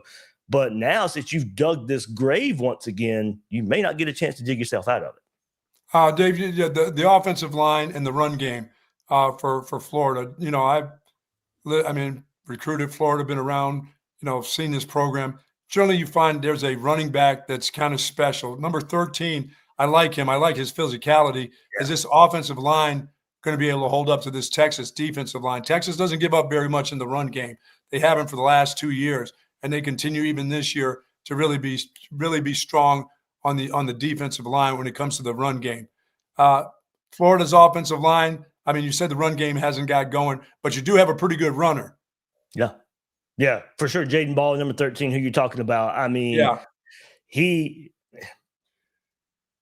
made himself look better, without the help of the offensive line. It is making guys miss. It is breaking tackles. Sure. Going to your point, Texas is a very good tackling team right now. I think, near tops in the SEC of missed tackle percentage. Florida's up there as well.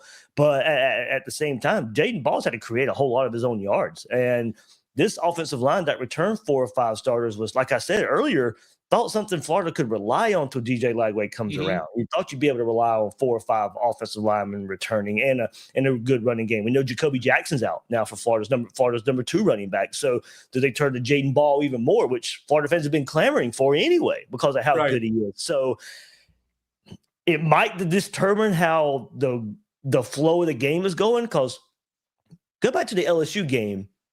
Lagway's throwing 5 interceptions. Florida's throwing the ball 49 times for whatever reason. That game was nowhere out of reach. And for whatever reason, you're asking Lagway to throw 49 times. So while the run game wasn't having this great success, you would have liked to lean on it a little bit more, slow the game down, help your quarterback out a little bit. So I do expect, if they have kind of diagnosed that Lagway's not as far along as they want him to be, I do think no matter if it's working or not, if your defense is keeping you in the game, still try and lean on the run game. Still try and see if you can get something out of Jaden Ball. So to me, Bucky, I do think that probably still needs to be the plan, but that really does count on the defense having a good performance at the same time. Yeah, a couple more for you, David. Appreciate your time once again this morning. Talked about Arch Manning a little bit earlier. Look, Arch Manning hasn't had the start to the year that he wanted and the start to the year that Texas fans have wanted, but he is coming off of his best performance of the year on a 55-0 win over Sam Houston. Florida's defense, as you mentioned, has been their calling card, but there are a couple of injuries in the secondary that could cost the Gators a little bit. What's your confidence? How do you sort of break down the matchup of Arch Manning and the Texas passing game going up against that Florida back 7? I think the key for Art to be patience. Florida plays a lot of too high, not giving up the big play, and I know that's kind of been a focus that Texas has talked about all week, with coming off their bye week as well. Is we want to get the deep passing game going. Well, Florida, they'll give up some explosives, but it's not the back-breaking explosive play. The one that comes to mind is a miscommunication against USF and 2 defenders colliding each other, and the defenders off for the races for like a 65-yard touchdown. There haven't been many of those, though. So at the same time, you have the best offense you've played is Miami, and you did a pretty good job there. LSU's offense is nothing to write home about. USF, once they've stepped up the competition, besides that one big play, they didn't down wasn't really successful versus Florida. They just hit the right plays at the right time. So I think for Arch, it's, can you be patient enough to want to go deep? I do think the middle of the field, if he can be accurate behind the linebackers in front of those safeties that are going to drop back, get Ryan Wingo involved, I think that's kind of something that maybe been unearthed the last couple of games too. Maybe a rocky start for those two, but certainly seems the last couple of games, Wingo and Art started finding something. So does that come around in the swamp as well? But for me, I think it's patience and using his legs, So I think, Brown there, the USF quarterback, was able to extend some drives, extend some plays. And I do think for the bye week for Texas, they probably, I think would focus on Arch's legs a bit more. So I do think that just key word for Arch is patience, because Florida doesn't tend to give up a whole lot of explosives. But with the injuries in the secondary, Dijon Johnson out now for Florida, Aaron Gates out for Florida as well. Two starter-like players for Florida, Cormani McLean now, who's played really well. Yep. We'll get to start at corner. But certainly you got to think, because of the injuries up front and in the secondary, at some point they probably will add up. But I think the key for Arch is probably some patience. Yeah, David, is Florida being solid in the special teams game? Are they pretty good? They have players that can tackle, get down there and get things done, punting, kicking, all that stuff. Has that been pretty solid for them throughout the season, even though they're 1-3? Yeah, the average starting field position has been pretty good for the Gators this year. Vernell Brown III has been doing punt returns as well, the true freshman, and has been a weapon there. So Florida's starting field position, a big reason is Vernell Brown III. Trace Mack got off to a rough start to the season, but it's been okay since then. Against LIU, missed a handful of field goals. Having to settle for field goals was a worry there. So we started to see that, but he's kind of calmed down. And Tommy Doman, the punter, it's been up and down. I didn't think he had his best performance against Miami coming off that game. So all in all, above average, but I think well above average in the punt return game with Vernell Brown III. Yeah, he's a difference maker. All right, last one for me, David. How about a prediction? The Vegas line has been going down throughout the course of this week. Texas opened up as a 7 to 7.5 point favorite. It's now closer to 5.5 right now, just over 24 hours away from kickoff. Can Florida pull off the upset, or does Texas hand the Gators their 4th loss in 5 games to open up 2025? I got Texas 30-17. I do think Florida, because of the bye week, probably they've scored 11 points average against FBS opponents so far. I do think coming off a bye week, that might be worth an extra score. So, maybe orange and blue glasses a little bit. Okay, 17 for Florida. So, but I still think Sark's aggressiveness, I think matchup prowess against Ron Roberts. I just do think, Sark knows how to call plays. And I do think coming off a bye week as well for the Longhorns is a plus. I think there'll be some new wrinkles that he'll implore and try to get the best of this Florida offense before they settle down. So I do think a 30-17 win for Texas. All right. Any more, Buck? Right. No, that's cool. I appreciate it, David. Thank you for some of that insight into this football program. And I mean, including the fans, including what it's like to be around someplace that's 1-3. I mean, it's, the history of Florida is steep and deep. And, with Miami doing well, with Florida State up and down, that Florida program needs a boost. And boy, I don't want them to get it this week, but that fan base has got to be just itching for some success. Oh, for sure. Here we are with another, talking about another coach who probably can't make it. So we'll see what the storylines are in the coming weeks. But certainly, hey, I'm still looking forward, to seeing Texas. It's the first time I've seen Texas in person when they come to the Swamp. So that'd still be neat in and of itself with this new look SEC. So the first time in all, our lifetimes that Florida's coming to Gainesville. So another reason I wanted this game to be bigger. I want the weather to play out because I wanted Texas fans to be able to see the Swamp at its best and all that. So we'll see. Hopefully it plays out that way, so Texas can see the best Gainesville and the Swamp have to offer. But Florida, the football team's got to do their part in that regard. All right, David, I lied to you. We've got Texas fan, one of our favorites, Jake, saying he's going to Gainesville. You have any food recommendations for any Longhorn fans taking their talents to the Swamp this weekend? I mean, it's you just kind of have to do it because you're coming to Gainesville. But Spurrier's restaurant, Steve Spurrier's got his own restaurant, and it's really cool. You got a lot of neat Steve Spurrier paraphernalia in there through his years at Florida, and it's a good place as well. I mean, really good food there. Ballyhoo, kind of a seafood place in the area. I think kind of just local to Gainesville. So that would be the two. Since you're probably only there for a short time, that'd be the two I'd recommend. I'll be at Ballyhoo tonight. So there we go. All right. Drinks on David. No, I'm kidding. Y'all buy David a drink for joining us today.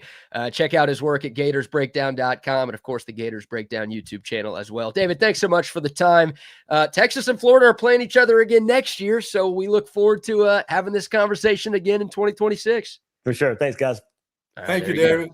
David Waters, GatorsBreakdown.com. Great breakdown of the Florida Gators leading up to the Longhorns SEC opener tomorrow afternoon in Gainesville. How about that? 30-17. So not only a Texas win, but a relatively easy Texas win, Buck.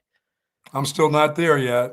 I know. You know, it's interesting. I've talked to 3 people who cover Florida this week, and all 3 of them have Texas winning and covering. I almost feel like, not all Texas fans, I know there are plenty of Longhorn fans who are like me, who are very confident, but I almost feel like more Texas fans are worried about this game than like Florida fans are confident in this football I game. think the fans that are worried about this are like me. They worried about it before the season even started.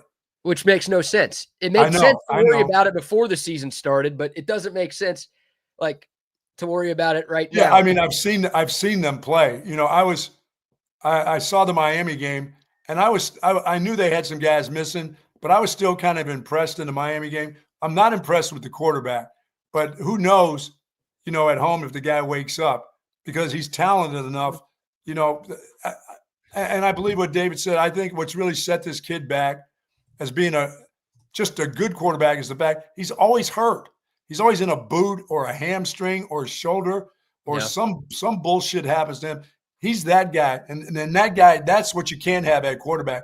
You need your quarterback to be the guy who's healthy, always there, always watching film, always in the games, always having an experience, you know, playing the game. That guy seems to be hurt all the time, and it doesn't happen for him. He's never like 100% in a game. I don't need him to be 100% tomorrow either. I need him to be ankled up, booted up, lower leg. I don't really give a shit to see him play well. You know, I mean, David would love to see, you know, sunny day and 2 undefeated teams. Well, that ain't happening. So I don't need to see him well and get well against Texas. I need to see him struggle like he's been doing. Get well against Mississippi State. You know what I mean? If this is week 1 for DJ Lagway, then yikes, what a tough week 1 opponent for him to go up against, right? You talk about a get-right game for Lagway. You're going up against a top 3 defense in the sport. Not great, Bob. No, that guy needs to stay banged up, and his Texas defense needs to get after him. And if he decides to take off out of that pocket, they need to knock the crap out of him. But the secondary needs to pick it off, because he'll overthrow some guys right into your hands. Yeah, he's got 6 picks. And they're going to try to go deep. They're going to try to make some big plays in this game, because they want that fan base to get into it. For me, I get worried about them getting the kid Jaden Ball, getting him going, because he's really a good back.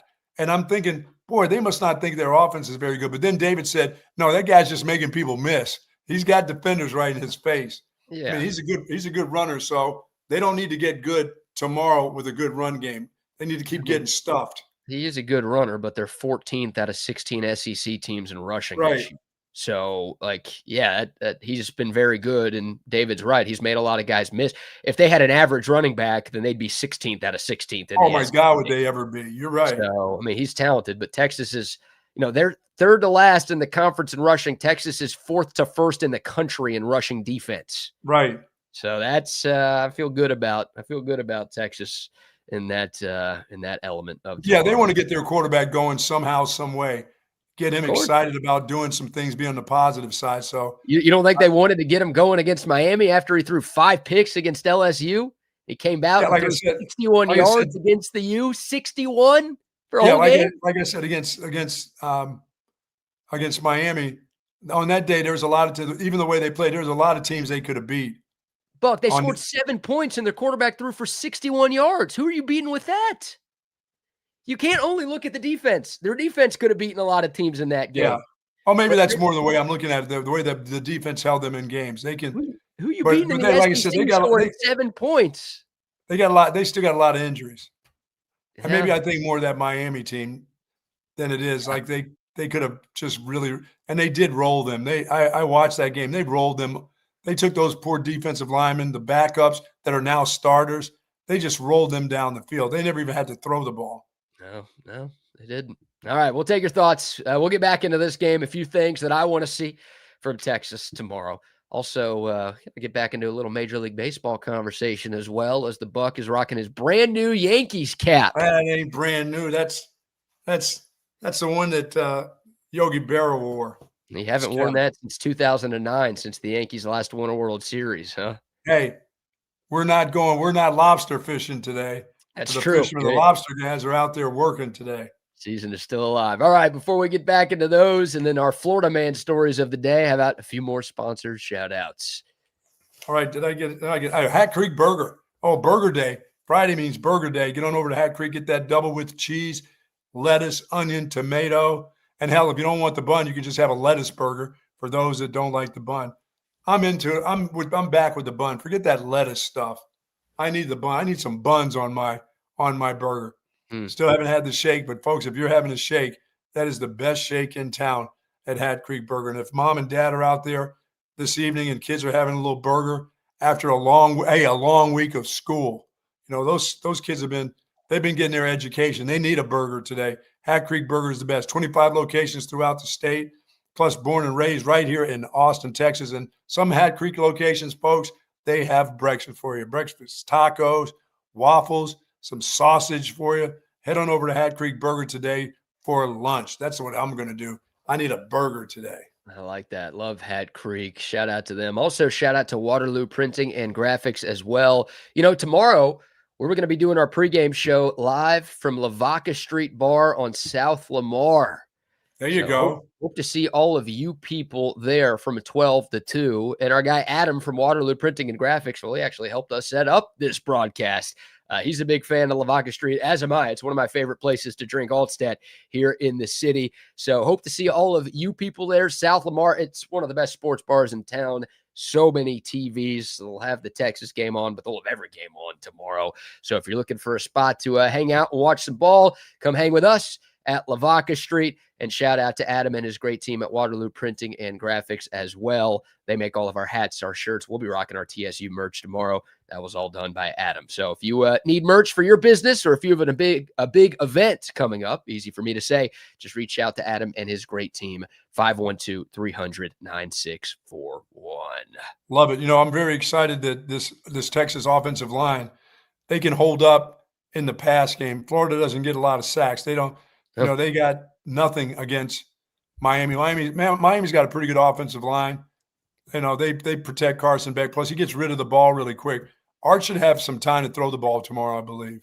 That's the hope. Yeah, Florida only has 3 sacks in 4 games this year. You know, so a lot of their overall defensive numbers look very good, but they haven't made a ton of super splashy plays on the defensive side of the football. So, you hope that doesn't change. I mean, the Texas offensive line has been pretty hit and miss this year, but I do think they have been better in pass protection than they have been in run blocking. So you hope you don't have a lot of breakdowns tomorrow from that group up front. And, hopefully Arch Manning does have plenty of time to get the ball down the field. That's a big key. I'm excited about this team tomorrow, PK, getting 4 yards a clip on first down. First down runs, I need to have 4 yards. That's fine. I think that's I don't know if that's asking a lot, but I think with Trey Wisner back, I think 4 yards a clip is possible on first down runs. I'm not saying all day long they're going to get that, but I like to see I like to see this run game when they turn around and hand it off on first down, get 4 yards. Yeah, that makes the drive pretty simple. Then I'm down with that. I mean, Miami as a team averaged 4 yards a carry against Florida. Yes, 6-7 win, and there are a couple of QB kneel downs in there and a couple of sacks in there, so it was closer to 4.5. But I mean, that's you take that. You take that tomorrow. If you could average 4 to 5 yards per carry from your running backs tomorrow, and then again, Arch Manning's obviously been a weapon on the ground. You can he counts. He matters. Sure, you could utilize his legs. Then that's going to be key. Because for me, as of now, he's the best runner they have until I see how Trey Wisner looks tomorrow. Oh, sorry, he is. Wisner against Ohio State. You didn't like that? No, 5 yards to carry. Like I said, I haven't seen him in a month. Yeah, it's a long time. You know, you haven't seen the guy play in a month. You don't know how he's coming off the hamstring. Well, you'll know pretty quickly when they turn around and hand it to him, though. One thing that I would really like to see tomorrow, something that we have not seen at any point this year, I would love to see a Texas running back have a run of over 20 yards tomorrow. Can we make that happen, please? Had a few of those against Florida last year. And so far, your longest run of the year was by your backup quarterback, Matthew Caldwell. And then Arch Manning, I think, has your second and third longest runs of the year. So can we get a running back to bust one, please? It's hard to tackle guys in this if it's sloppy. Sure. If it's just, even if it's just a little wet, it's hard to wrap up for some guys. Yeah, I mean, you should be able to make a cut. And Trey Wiseman, as I said, he's a tough runner, and he doesn't give in too easily. So he may be the guy tomorrow. Yeah, it feels like Wisner is the guy you look at to get you that 20-plus yard run. But boy, it's a damn shame because this is for C.J. Baxter going back to Florida. This would have been something special for him. Yeah, it's a good point. Another Florida guy on this team. And again, listed as doubtful. We'll get one more injury report today. And, I don't know if they're going to rule him out. Maybe it'll be a game time decision for C4 tomorrow. But just tough. He's going to have a tough career at Texas. It's going to be a lot of walking by the training room, and there he is on the training table. It's just certain guys get that deal happens to them. You hope like DJ Lagway's that guy. Yeah, you hope C.J. Baxter is like the next Jordan Whittington. I mean, remember Jordan Whittington, the start of his Texas career. Right. That's right. He had all kinds of abdominal problems, everything else, right? Hernias. Everything. And then, honestly, DeMarvion Overshown, too. I know that's a defensive player, but, like, early on in both of their Texas careers, those guys just couldn't stay on the field. It's like you knew they were good. They couldn't play. So they eventually got it right, and they're both having nice NFL careers. Of course, Overshown's hurt right now for the Cowboys. But maybe there's hope for C.J. Baxter. You're right. There is hope for him because you're right. The other kid was hurt a lot. I mean, it was abdominal problems. That dude had hernias. I'm like, a hernia? That's keeping him from playing football, and it did. And then something else would come up. He'd have all these nagging things, but he was a hell of a player and still is. Yeah, hernia. It's like, was he 19? He's got a hernia. What are we doing here? He did have some kind of hernia when he was here. I'm like, what in the hell's going on? Yeah, it's not an injury you see too much with college kids, but he did have sports hernia surgery at one point in his career. I think that's why he missed like his freshman year. I think he actually had that in high school, and that like lingered into his Texas career. He was a big weight guy. He may have been in the weight room an awful lot, getting all kinds of stuff. For a guy who spent a lot of time in the weight room. I mean, he ran hard. He was never one of those. He wasn't a stiff. I mean, he could run with the ball. He made guys miss him. He ran over guys. But, boy, he spent a lot of time in the weight room. He's coming up with hernias and crap like that. Well, I'm glad he had it. I'm glad. And he fought through it, too. You're talking about a guy who really battled through some injuries. He really, really did. And that may be the way with C.J. Baxter. But he just reminds me of too many running backs that I've seen that come up with – those running backs are really weird. They always have to feel, I got to feel really, really good. I can't do it if I'm just a little banged up. Something else is going to happen to me. But maybe knock on wood that he'll be a different cat because he's a big old dude now. Yeah, he is. He is indeed. All right, one more thing that I want to see, and we'll get to some of these tomorrow during our pregame show, again from 12 to 2 at Lavaca Street Bar on South Lamar. I would love to see Colin Simmons and Anthony Hill look like the two best players on the field tomorrow. I think you're right because in SEC play, they have to in every SEC game. They haven't yet. Colin Simmons, I think his struggles have been pretty well documented. More penalties than sacks this year, more penalties than quarterback hurries this year. I mean, he got benched at halftime in the game against San Jose State. So I'd like to see Colin Simmons look more like a preseason All-American. And then Anthony Hill, he hasn't been bad out there. I think all the Texas linebackers have played really, really well. That's been I think LaBelle's played really well. Yeah, but he's got 16 tackles through 4 games and 1 TFL through 4 games. We're talking about a guy last year had 113 tackles and 8.5 tackles for a loss. So he is nowhere close to that pace. So I think maybe Texas has been saving Anthony Hill a little bit. I think they've got some more to unleash with him in SEC play. But those guys have not looked like All-Americans yet this year. And we know what they're capable of. We've seen it for 2 years of Anthony Hill. I would like those guys to start to make more of an impact starting tomorrow. And like you said, going forward through SEC play. Yeah, no doubt. Everybody has to shine. Your stars have to shine. Wingo has to shine tomorrow. They're going to need him to really, really play well tomorrow.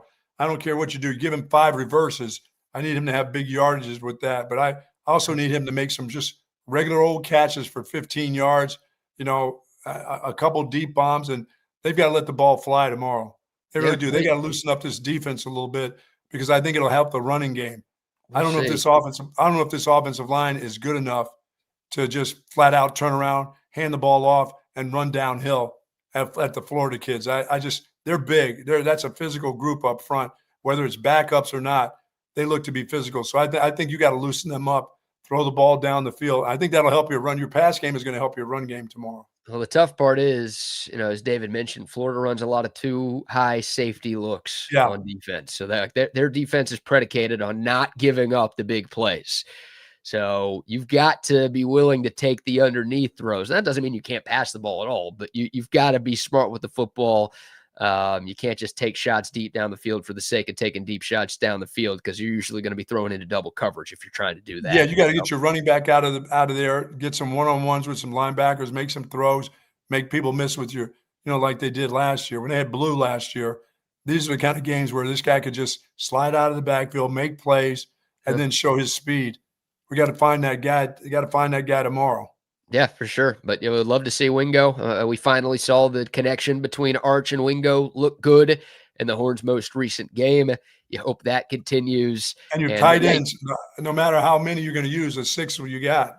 Well, you need your stars. You need your stars to be stars, right? Like Wingo's your star receiver. Jack Andrews is your star tight end. Trey Weiser's your star running back. We talked about Ant Hill and Colin Simmons. Throw Michael Taff in there too. Like, if you're going to win on the road in the SEC, your star players have to look like star players. And your quarterback has to continue what he did last week. Yeah, and the hope is Arch is a star player on this team. And, he's going to have to show up. He doesn't have to be great. Carson Beck wasn't great. Miami beat Florida. Garrett Nussmeier wasn't great. LSU beat Florida.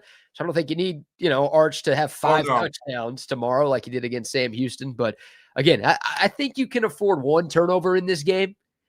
If you're talking about Arch Manning with a crooked number, or just Texas as a team, fumbles from the running backs, receivers, whatever. If you're talking about a crooked number, that's when this game goes from an easy win, which is what I think it will be, to all of a sudden we're in a dogfight 58 minutes in, and we're holding on for dear life. Kicking a field goal to win the game, and you hope it's that, right? If you have 2 or 3 giveaways, it's like you hope you've got a chance to win the football game still, and those things don't cost you. So that'll be big. But the Stars playing like stars. And again, don't be your own worst enemy tomorrow. If that's the case, I think the Horns will take they have to be prepared to be hit hard, though. Sure. This is the Sam Houston kids. They were playing flag football. Flag football is over with now. You've had 3 flag football games. That's over with. The real deal. UTEP's defense. Hold on. UTEP's got. Oh, please. Oh, yeah. They're one of the tops in the nation. I forget about UTEP's defense. I should know better. Don't say bad things about them. But, they played a better brand of flag football. Flag football is over with now. Don't look and see UTEP's 2 games since they played Texas, please. It'll make you a little more upset. We don't need to get into that right now. It's Friday. We're in a good mood. We're having a good time here. Absolutely. Show. All right. Buck, how you feeling about your Yankees? So no baseball games today. The wild card round is in the books. We had 3 game 3s yesterday. And some great action. The Tigers beating the Guardians on the road. The Cubbies taking down the Padres for their first postseason series win since 2017. Obviously, your Yankees completing the comeback against Boston, winning that series in 3. No games today. The divisional rounds start tomorrow. Yankees north of the border to take on the Toronto Blue Jays. I don't know why Toronto's even in this. They're not a part of the United States. Why are they getting to play in Major League Baseball? Let's forfeit right now. We should forfeit that game. The Yankees should win that series, and let's just move on. Sounds like you're scared. I'm not scared of Toronto Blue Jays. No, I'm not scared. Talking about them having to forfeit so you guys can get a guaranteed win and a move on to the not even in America. What are they doing? This isn't hockey.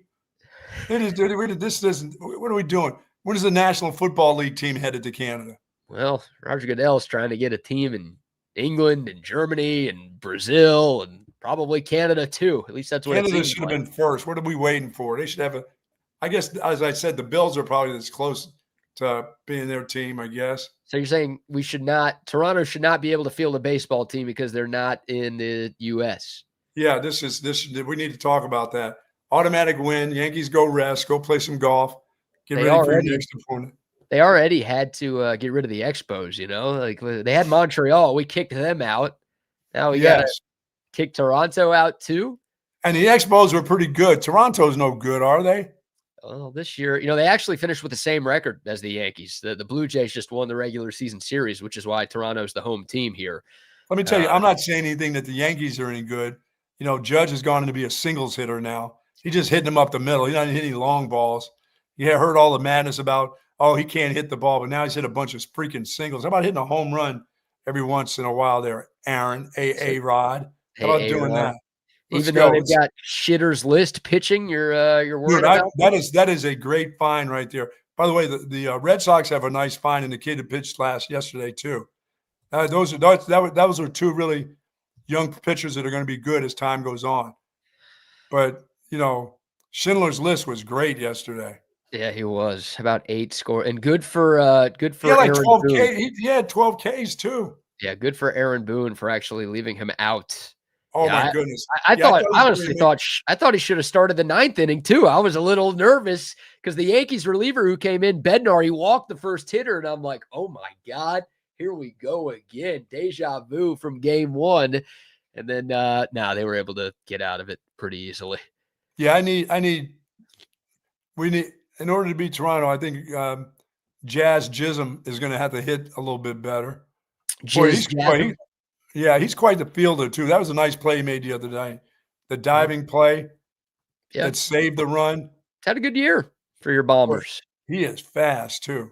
He's a good player. Yeah. That first to home score the other night was special because that was a nice throw. A lot of players would be out on that one. That's why everybody loves the Yankees. They do it the right way. They build from within. They don't spend a bunch of money. It's just homegrown talent. It's a good little underdog story.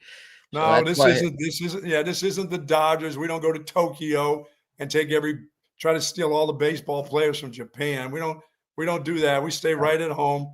Every once in a while we'll go to Tokyo and bring a picture of there, but and who was the dude? Who was Suzuki that played for the Red Sox? He's a good player too.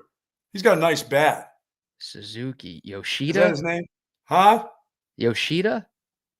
Is that what it was? Yoshida? Masataka Yoshida? Yeah, yes. I like his bat.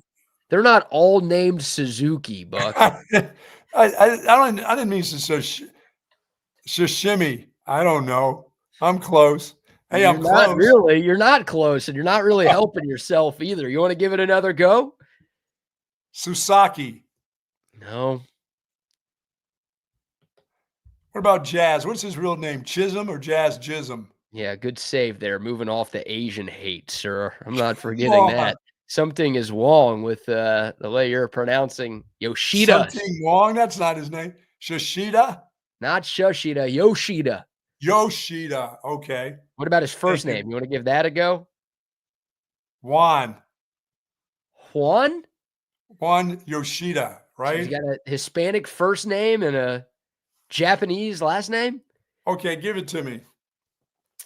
Matsutaka. That's a lot. That's a mouthful. Masataka Yoshida. This is not. What did you call? Yeah, you guys had Hideki Matsui and Masahiro Tanaka. You forget about those guys? What do you mean? Yeah, we flew them in on We don't ever go to Asia to get their Suzukis. Come on. Yeah. I was raised right there in Queens. Didn't have to go far. Who? Yoshida? Matsui? Yeah. So they don't even pitch anymore for the Yankees. What were they, like 2-year wonders and they were gone? Well, Matsui was not a pitcher at all. Matsui was a bat. He played for a long time in New York. Oh, Matsui was around you're right. It was the pitcher that they brought in on the 747 with his entire family over here that lasted for like 2 years, and then he was gone. Masahiro Tanaka? Yeah. Yeah, he's with the Yankees from 2014 to 2020. So I know you couldn't get rid of him fast enough because he's Asian, but he was here for 7 years. Toronto just forfeit the game. He won you guys a wild card game a few years ago, too. Well, I can't remember who that was against. Back when the wild card was like a one game. He pitched and won it. I need to put the whole uniform back on for Toronto. Show my national pride again. You can't go full uni, though, for a wild card win. You got to save that for a pennant, right? Yeah, I got it. Once they get to the World Series, which look out. They could. I mean, it's worry about Seattle. Man, these are some fun series coming up. Yankees Blue Jays is going to be great. Tigers Mariners is interesting. But in the NL, Cubs Brewers, obviously an NL Central rivalry. The Cubs manager was the Brewers manager for like a decade. And when he got fired in Milwaukee, he took the job at Chicago. And they're like huge rivals. So that's going to be interesting. You know what was nice yesterday is the guy pitching for the Yankees was from Boston. I think he worked at like Walpole Prison or whatever. Yeah, that was nice. Yeah, being right from Boston and sticking it to that group. By the way, the best series in the DS round, Dodgers Phillies. Oh, that's like those could be the two best teams in baseball right now. Almost feels like a World Series preview right there. Well, not preview, y'all know what I mean, but that's going to be fun. Best of 5 this round, not best of 3, best of 5. So they all start tomorrow. 4 games in Major League Baseball tomorrow. So mix that in with all of your college football watching. Should be a lot of fun. Should be a lot of fun. Yeah, there'll be some runs. That Phillies game, there'll be a bunch of runs in that game.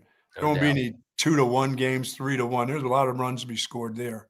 Yeah. All right, real quick, before we get to our Florida man stories with a little crosstalk, shout out to McCall Custom Homes. If you want to upgrade your home here in 2025, new kitchen, new bathroom, maybe new live tier outdoor space, reach out to the experts at McCall Custom Homes. They've been doing it here in Central Texas for 40 years, so they know what it takes to turn a Central Texas home into something truly special. McCall Custom Homes, ATX.com for more information and to get in contact with Mike and his great team. You know, by the way there, Derek, there's a lot of you people, that the Yankees, we don't want you rooting for us. I will never root for the Yankees. Well, that's okay. There's a lot of people we don't want you rooting. We don't need your fandom. We have tons. We have 27 world championships. We don't need you to try to get on board now, okay? So stay off the bandwagon. Look, does this look like a bandwagon cap, or does this look like a cap that's been through a lot of losses? Well, considering this is the first time you've worn it all year and it came after the Yankees won a postseason series, it does feel a little bandwagon-y. Does it really? Yeah, it does. You never hear me talk ill. Oh, my goodness. He fell off his little thing there. You broke him? Uh-oh. Blue Jays in 3. We're going to be seeing a sweep here because Jeter is hurt. Well, he's jumping off his platform because you people don't understand. He wants to play. He wants to be a part of the series, this series. And I can't let him go and play. I can't let him go to New York. He's got to stick around here on the desk. You know, it's pretty low of you to go buy a Yankees cap yesterday and take scissors and cut it to make it look like you've had it. I am. I'm wearing the outfit Monday. That's it. I'm coming back after they get their first win. I'm coming back full gear, socks and all. Oh, please do. That would be great. All right, we'll bring on Double R. I see him in the waiting room. By the way, we'll have 2 Yankees Blue Jays games in the books by Monday. So game 1 Saturday, and the AL is playing their game 2s on Sunday. So your Yankees could be on the brink of elimination, or they could be on the brink of moving on to the CS, Buck. They're going to beat a team from another nation that shouldn't even be in Major League Baseball.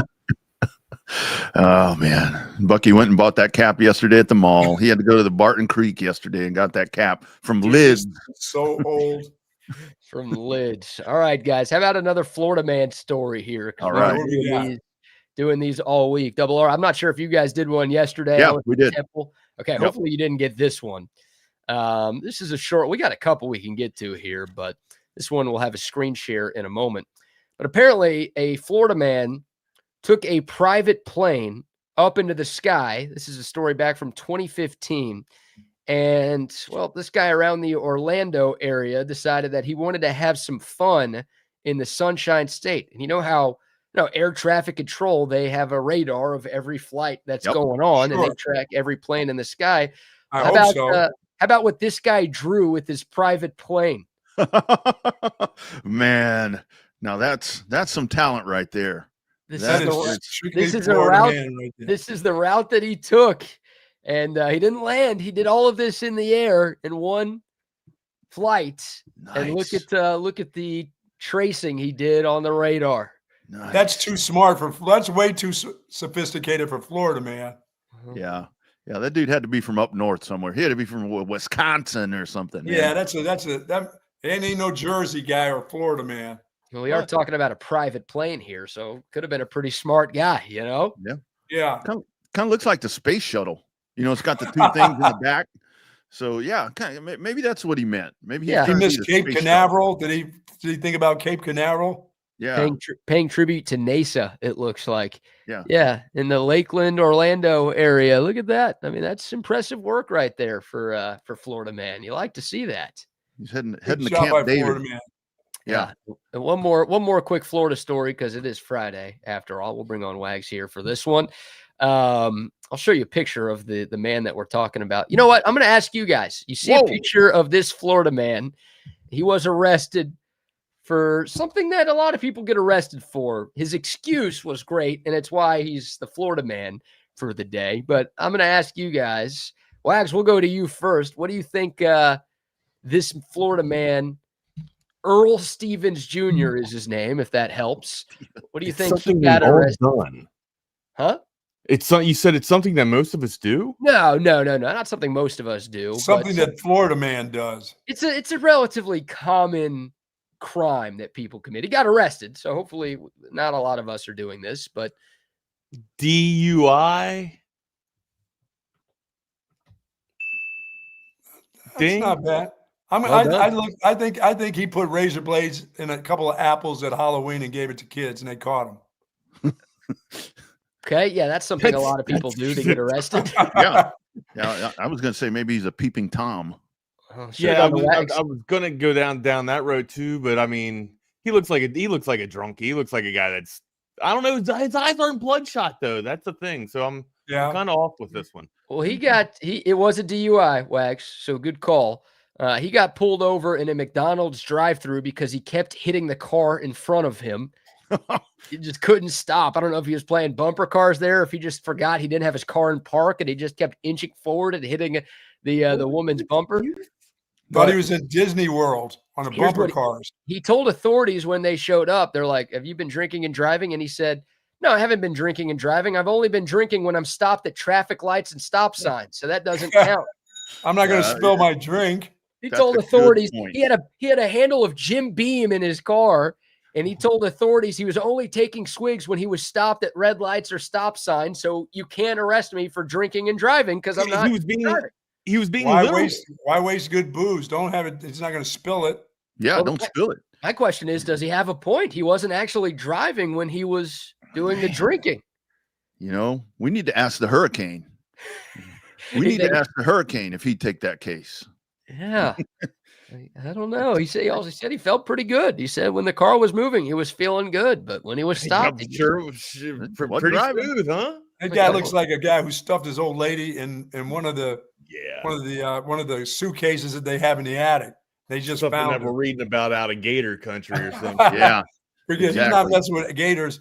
He stuffed his old lady in a basket somewhere upstairs in the closet. Well, how about this? We got one last Florida man story for the day as we wrap up the week here, gentlemen. Here's a good one, Buck. This is maybe more in line with what you're thinking of. Florida men, one dressed in bull costume, accused of trying to burn down house with ragu sauce. Ragu sauce. Yeah. Like spaghetti sauce. Two Florida now, men. You let tomato sauce, burn in the bottom of a pan a little bit longer. It does caramelize, but I don't think that son of a bitch catches on fire. I don't think it acts like gasoline. It's two Florida men here. Oh, my Lord. Look at they were accused of breaking into their ex-boyfriend's home. I don't know if both of them dated this guy or one of them dated the guy and the other one was a friend. It looks like both of them dated that dude. They were the backdoor boys. Maybe it was a case of like they both thought they were in an exclusive relationship with the guy, but then they both found out about each other. And then it's, how do we get back this guy who's been lying to us? Maybe a little of that going on. Well, they broke into this guy's house. They stole several items, including a flat screen TV, a window AC unit, and a vacuum. Those are good. I like window ACs. It gets cold. And the two guys, they denied the burglary, but when authorities went into the home, they found a burning pot of ragu sauce and a washcloth near the stove's burner, which appeared to be in an effort to start a fire. They were trying to make it look like they left the stove on at like 2 a.m. and that was going to burn. So they stole a bunch of shit. Then they tried to burn the house down with a hot pot of spaghetti sauce and a washcloth. And I guess they got caught before it worked. Yeah, that dude on the right there, that dude had some food first. He didn't just leave that pot and leave that sauce. He had some bread and dipped it in that sauce. I guarantee you, a whole loaf of bread. That dude on the right looks like the Honky Tonk Man. Remember that wrestler? That's dude on the right definitely takes it for sure. Yeah. Takes what, Rags? He's the catcher in the relationship. Oh my! Playing baseball at this house. I didn't mention that. Play, this story. They're definitely playing 9 innings. Oh my God! All right, quick baseball game while they're robbing a house. That's interesting. I think that we need to use that photo. You guys are on that bus downtown. The picture of you guys where it says Bucky and BK, doesn't it? I think we need to put that picture, Bucky and BK mornings on TSU. Oh my God! What do you think? That should be our new show promo. Yeah, right I'm not there. messing with Long Schlong Jones over there to the left. I'm not messing with that dude. Long Schlong Jones? I'm not messing with Long Schlong. No. How do you know about his schlong, Buck? I'm just telling you. He looks like Long Schlong Jones. What's the guy on the right's name then? If left is Long Schlong Jones, what's Pat. right? It's Pat. It's Pat. Balake on the right. Balake. It's Long Schlong Jones and Girthy Goblin George. Yeah, Gobbler over there. That dude put a whole loaf of bread in that sauce before they started burning it. I guarantee. He was looking for the Parmesan. That's how they got called. Girth Brooks on the right. Girth Brooks. Somebody said Progresso. Is that a gay joke, Buck, or a fat joke when you're saying he's wrapping his thing in bread and eating some before he leaves? What is that? No, that's just he's just hungry. He was going to let the house burn down, but he was going to get a meal out of that pot first. I guarantee. Hungry for what? He was hungry for some spaghetti sauce with a whole loaf of bread. Just soak it in there, man. Just drop the whole loaf in. You see that guy just dropping a whole loaf in there, Rodney picking it up, going, "Oh yeah." They found the empty French bread aluminum foil outside the crime scene. You guys are terrible. I'm glad I'm not like you people. I'm not like I don't do people like Florida man stories. I become a fan of Darwin. It reminds me why I'm a fan of Darwin. Like survival of the fittest. Yeah. For sure. God. Yeah. How about 3 Florida man story? It's Friday, and it's Texas, Florida. We're playing our first game in the Sunshine State since 2007. And you folks that are going down there, please keep your head on a swivel down in Florida, please.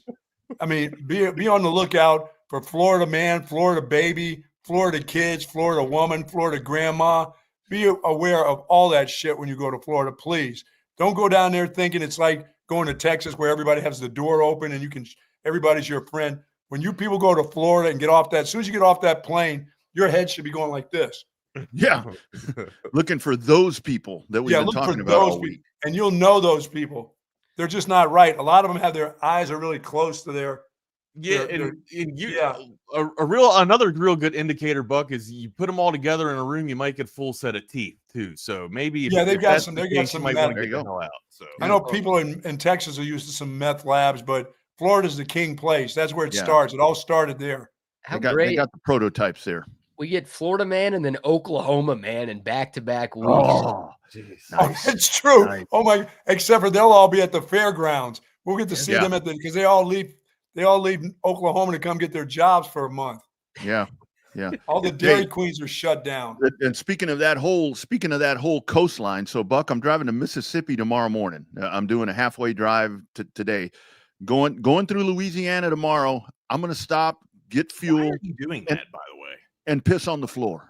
Of course you got to pee on the floor. Please. Yeah. Film a video and we'll post it on our TSU social accounts. We still haven't got to Arch Manning to ask him if he's a floor pisser yet. That's right. Yeah, we do need a one-on-one exclusive with Arch Manning where it's literally just to know that. Yeah, we're going to hype up we're going to have our record crowds, more people watching than ever before. And we're just going to ask him if he's ever pissed on the floor. That hard-hitting question. Yeah. Hell yeah. We don't let up on anybody. Yeah. We do not. That's the standards we have here. I always go back to that. That's our standards. All right, boys. Hey, tomorrow, Lavaca Street Bar, South Lamar, pregame show, 12 to 2. Come see us. Y'all, thanks for holding it down yesterday morning, and we'll be listening today. Y'all have a good one. All right, guys, have a safe weekend. Take care. All right, here we are. Welcome to another edition of Chaos Serial on Texas Sports Unfiltered. That's Rodney. I'm Wags. You can follow us on our Twitter and social medias. Go ahead and hit us up on the Coda text line, 512-222-9328. and smash that subscribe button if you hadn't done so already. Let's get going, man. What's up? Mac Daddy Jones. Dropping back 50 times or 49 times, whatever you want to. I think it was actually 49 to be exact. But yeah, dropping back 50 times last night, relying on the arm of Mac Jones. Would you think that you'd be hearing this coming out of the narrative, I guess, from Thursday Night Football here? I was thinking last night, one of the times that he was hurt over there, bent over on the sideline, where it's like, man, the 49ers are in trouble if Mac Jones is out.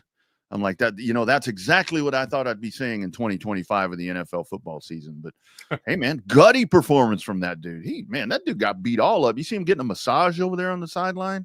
That's the thing too. Like apparently he ate 11 bananas last night during the game. Yeah, dude, he consumed 11 bananas.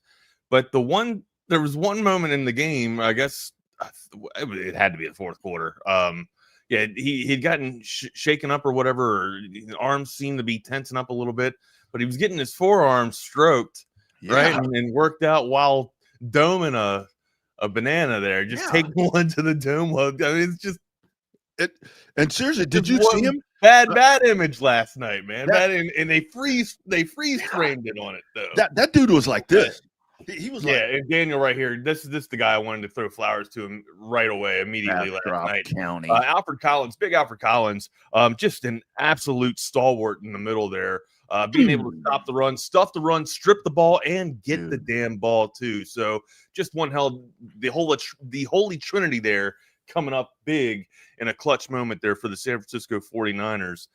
Also too, like, big play for me as well, not to make this all about me, but in my Survivor League, fifth, let me pull this up right now.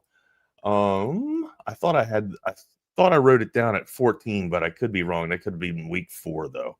But I'll have it right here. Yeah. 15.7% of the field dropped last night taking the LA Rams against San, which I mean, it's kind of a smart pick. In Dynasty? In Survivor League. We kind of talked through it a little bit last night. You know what I mean? Yeah. Like, even though that it's a divisional game with all the injuries and the war of attrition that has been, fought at San Francisco, you'd think that this is the time to jump up and get them, in spite of the record, right? Nah, man.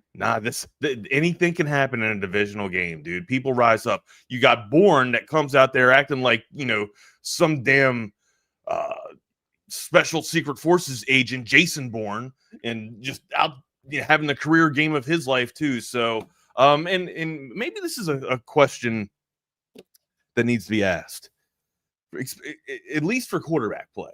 All right, and I know Christian McCaffrey, like CMC, was having one hell of a night last night. Fantasy owners probably love to seeing that shit. I was waiting for him to get hurt too. I'm like, but I mean, how is he the only healthy one? That's how bad it is, right? Well, with all the stress and all the payload that's going to him, you'd like to think that he's got to be coming up next. Or how long can they rely on the body of work or the payload that Christian McCaffrey is being able to produce, right? But I mean, Mac Jones last night was masterful, just spread loading that, taking what was easy to him on, through his progressions and then checking stuff down when it wasn't there. So avoiding sacks, the Rams only got 1 sack last night and it was late in the game. I thought San Francisco had a masterful plan. Here's the question that needs to be asked. This is what I wanted to get to. We saw this with Baker Mayfield, or excuse me, we saw that Baker had a tour with the LA Rams, right? So McVay's system is pretty good too, right? But we've seen players like Brock Purdy that was overlooked all throughout college, right? We've seen him go through Shanahan's system and blossom and develop into what he is now. Darnold, who, people saw him out to have one of the most superior arms, but struggled in Carolina, struggled in New York. Finding him, trying to find himself a system that he could kind of be productive in. Goes to San Francisco, gets in Shano's system, boom, starts getting in a rhythm and starts finding, starts developing, I guess, right? So my question is, I guess it's a 2-part question. Are some quarterbacks, or most quarterbacks rather, that are coming out of the league, are they underdeveloped or are they ready for the league? And 2, is Shanahan's system one of the most quarterback-friendly systems in the NFL, being what you've seen from one Sam Darnold and his development story and success, and Brock Purdy's development story and success. Your thoughts? I think so much of it is a lack of development because we see it with these quarterbacks when they get drafted high, they end up in a really bad place. And that's why we're starting to see that trend of these guys that struggle and are deemed as not what they were supposed to be. And they go to a different place in a really good system and they're able to figure stuff out. I mean, Minnesota is apparently producing, really good at doing that. I mean, look, we're watching that happen continually. And it's like, and the thing about it here with Mac Jones is when you think about Shano, I think Shano wanted to draft this guy number 3 in 2021. And you look at that 2021 draft class right now with Trevor Lawrence and Zach Wilson and Justin Fields. And then you see Mac Jones last night, and it's like out of that entire 2021 draft class, to me, I mean, Mac Jones hasn't lost as the starter for the 49ers yet. So yes, to answer your but he has struggled. He struggled mightily at in bad system. New England and at Jacksonville as the backup for Sunshine too. So yeah. They get thrown out into these situations. That was my point to San Francisco. Like he's struggled where he's gone. Even in the Patriots, which seems to be a well-ran organization, but he still struggled there too. But he gets into Shanahan's system, and now you're starting to see the productivity here. And yes, you mentioned it. He is undefeated as a starter in San Francisco here. So does that break? And it's not like he's dropping back and managing a game and only dropping back like 15 to 20 times, right? No, when you struggle to run,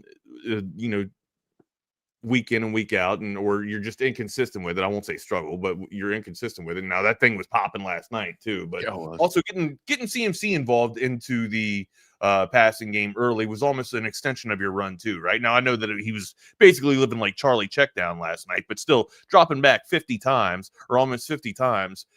You can't sit there and say that he only had a small body of work to operate with, to execute. You got lucky last night. No, Mac Jones's display, or Mac Jones's bag, was on full display last night. And now I thought that he did a great job, and Shanahan did a great job at keeping easy play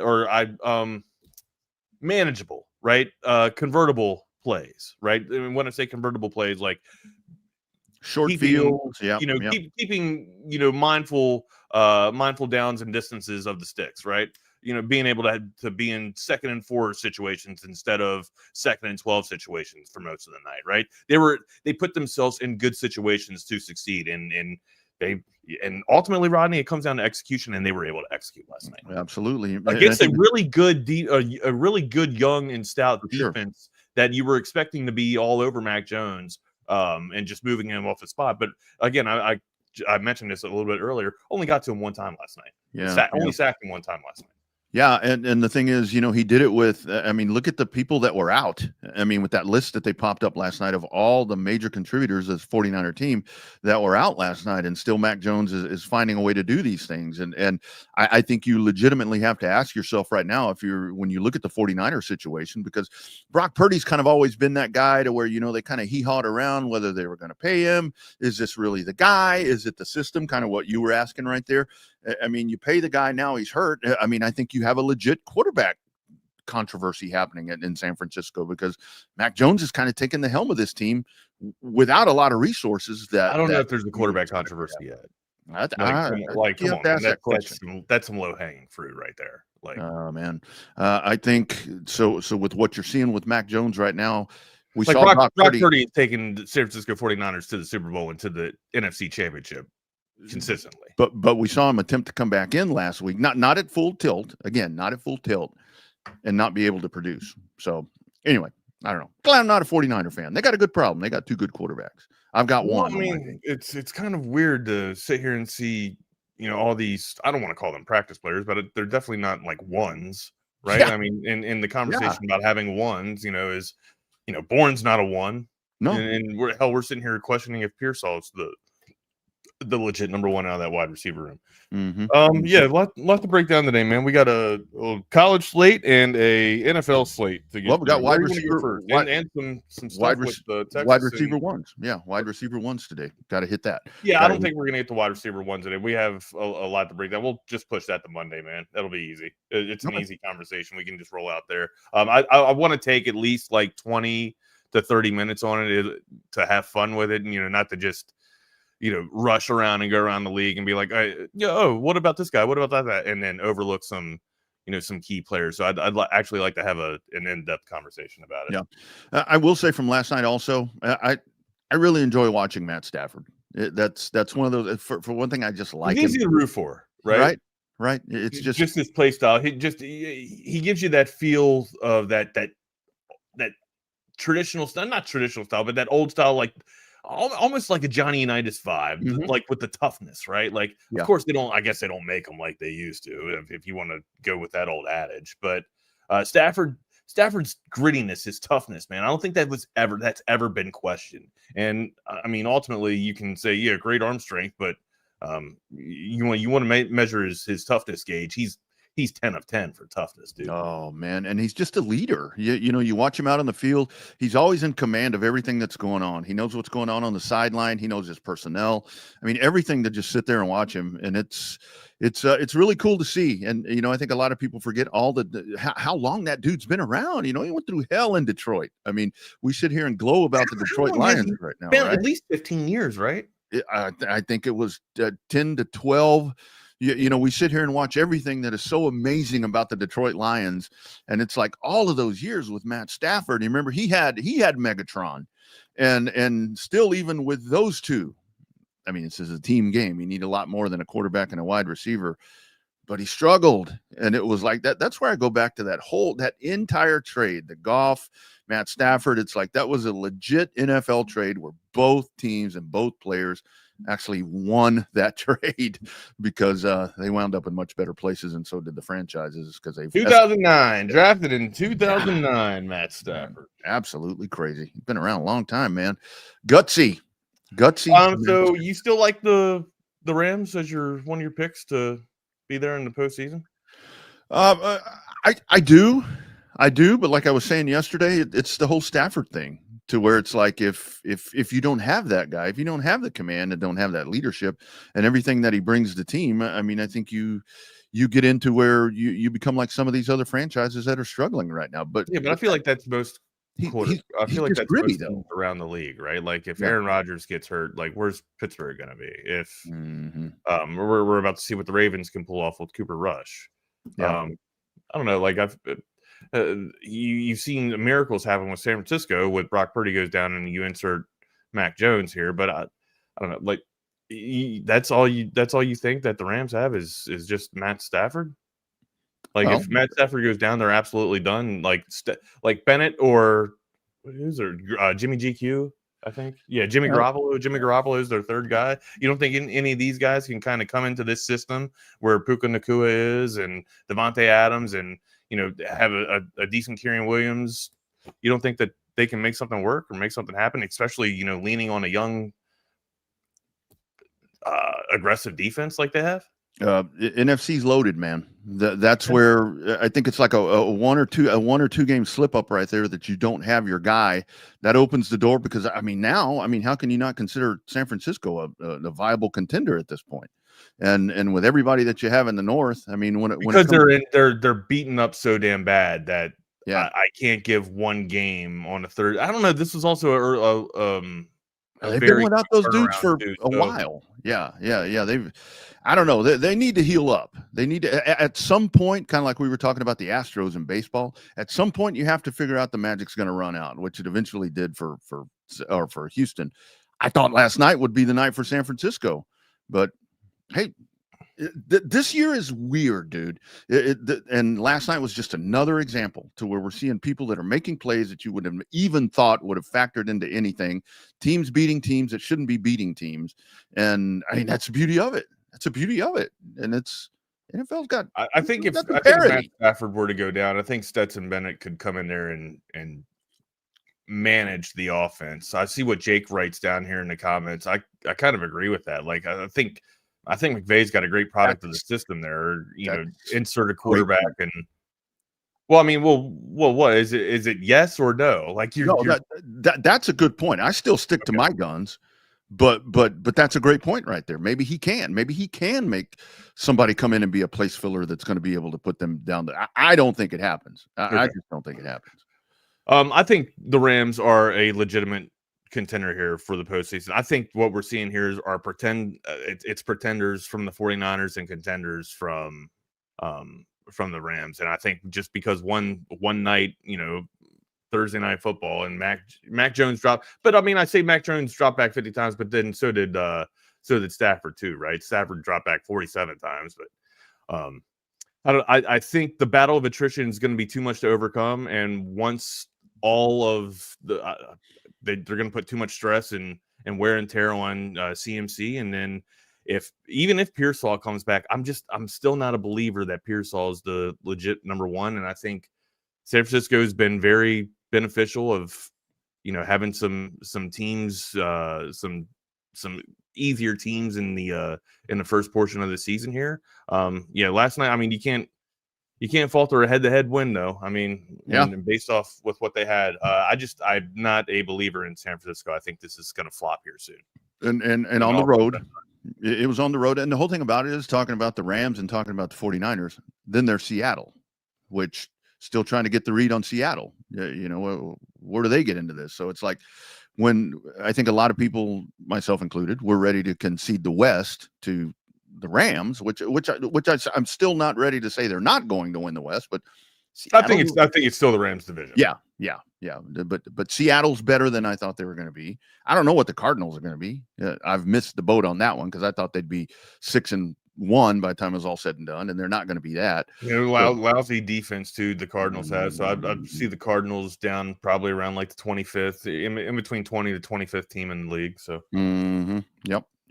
Absolutely. But yeah, good Thursday night game. I'll take that anytime.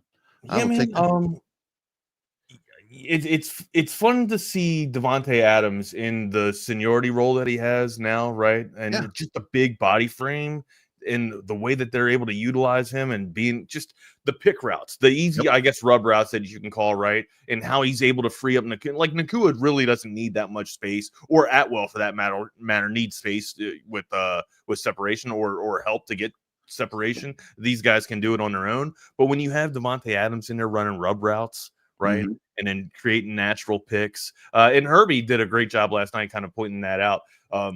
There was no, like at no portion, well, I guess maybe in some of those routes, he's an emergency release route, or I guess he's the last check down route. If the option route breaks open, but he is that play is definitely designed for Davante Adams to free open Atwell or Nakua, whoever is wound up on that side, based off of the defense. But yeah, Davante Adams does a fantastic, incredible job taking two people out of a play to allow one of his guys to get wide open or create at least another 5 yards of separation for Matt Stafford to hit him in a run. Great concept. And that's what we were kind of alluding to a little bit earlier, man. It's a very easy system for a quarterback, right? And I would say, I don't want to say it's an easy system because it's a pro system, but it seems to be a very quarterback friendly system. And that's why I saw we all saw the success that Stetson Bennett had with it in the preseason too, when Matt Stafford was, everybody was worried if Matt Stafford was going to be able to come back and play in the regular season. Rams fans were kind of, put with ease a little bit with some of the play and performance that Stetson Bennett had. Yeah. Davante Adams has wound up in a spot right there, with Stafford and with the Rams to where you can put him in the slot. He can kind of be the quote slot receiver. I think it's Atwell's spot, man. Atwell could fly, dude. They've got a lot. I mean, they've got a lot happening over there. So, but Davante Adams to be relevant like that again, that was really cool to watch last night. I mean, that dude made some amazing plays. I mean, he talked about. I don't think has he lost a step, or was he just kind of like put on pause or kind of lost with Aaron Rodgers?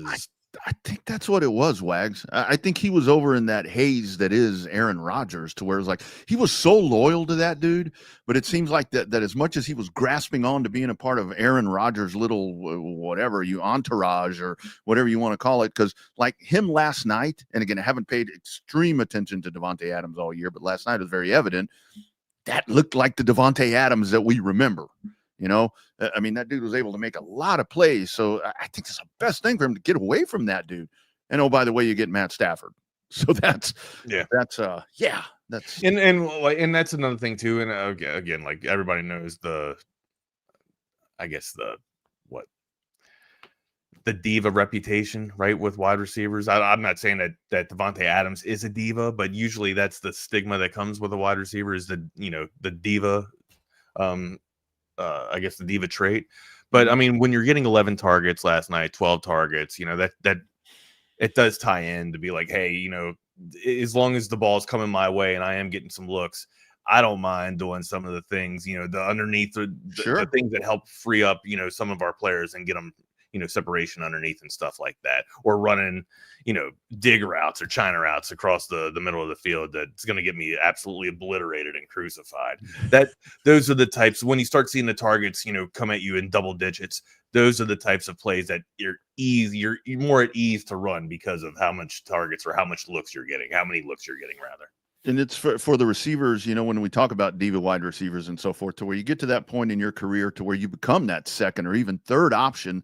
And I think he's doing a really great job of being that and embracing that spot, to where a lot of these folks, you go and you fall into that spot and they don't want to be there. They still want the ball. They're like Herm Edwards says, they're 7-11. They're open all the time. That's what they say. But great ones are, I mean, most of the great ones are always open. Even if somebody's covering you, just put it in my catch radius. I'll jump up there. There it is. Exactly. No, but he's in that role really well, and it was it's a good football game. I enjoyed it. Absolutely. A lot of CMC on display last night, man. Getting him involved in the offense and a career game from Kendrick Bourne last night. It's like 10 receptions, 142 yards. Didn't find any pay dirt last night, but I mean, he was all over your stat. It easily got you 20 points in the fantasy realm. If that's if you even put him in, I can't imagine people had Kendrick Bourne rolling out there on a Thursday night.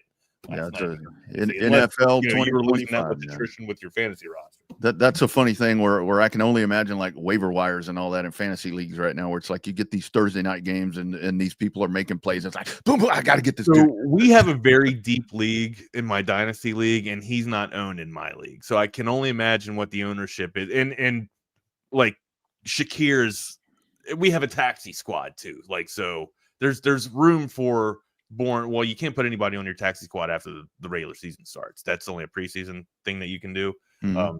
But you'd like to think like if Bourne were on anyone's radar, they'd be in this league, but he's just not. There was no ownership on him last night, so I can't venture to say that there would be any people plugged him into the lineup last night for Thursday Night Football. Yeah. All right, great. Yeah, I'm with you, man. Really good game last night. Surprising game last night. To be able to get us into overtime.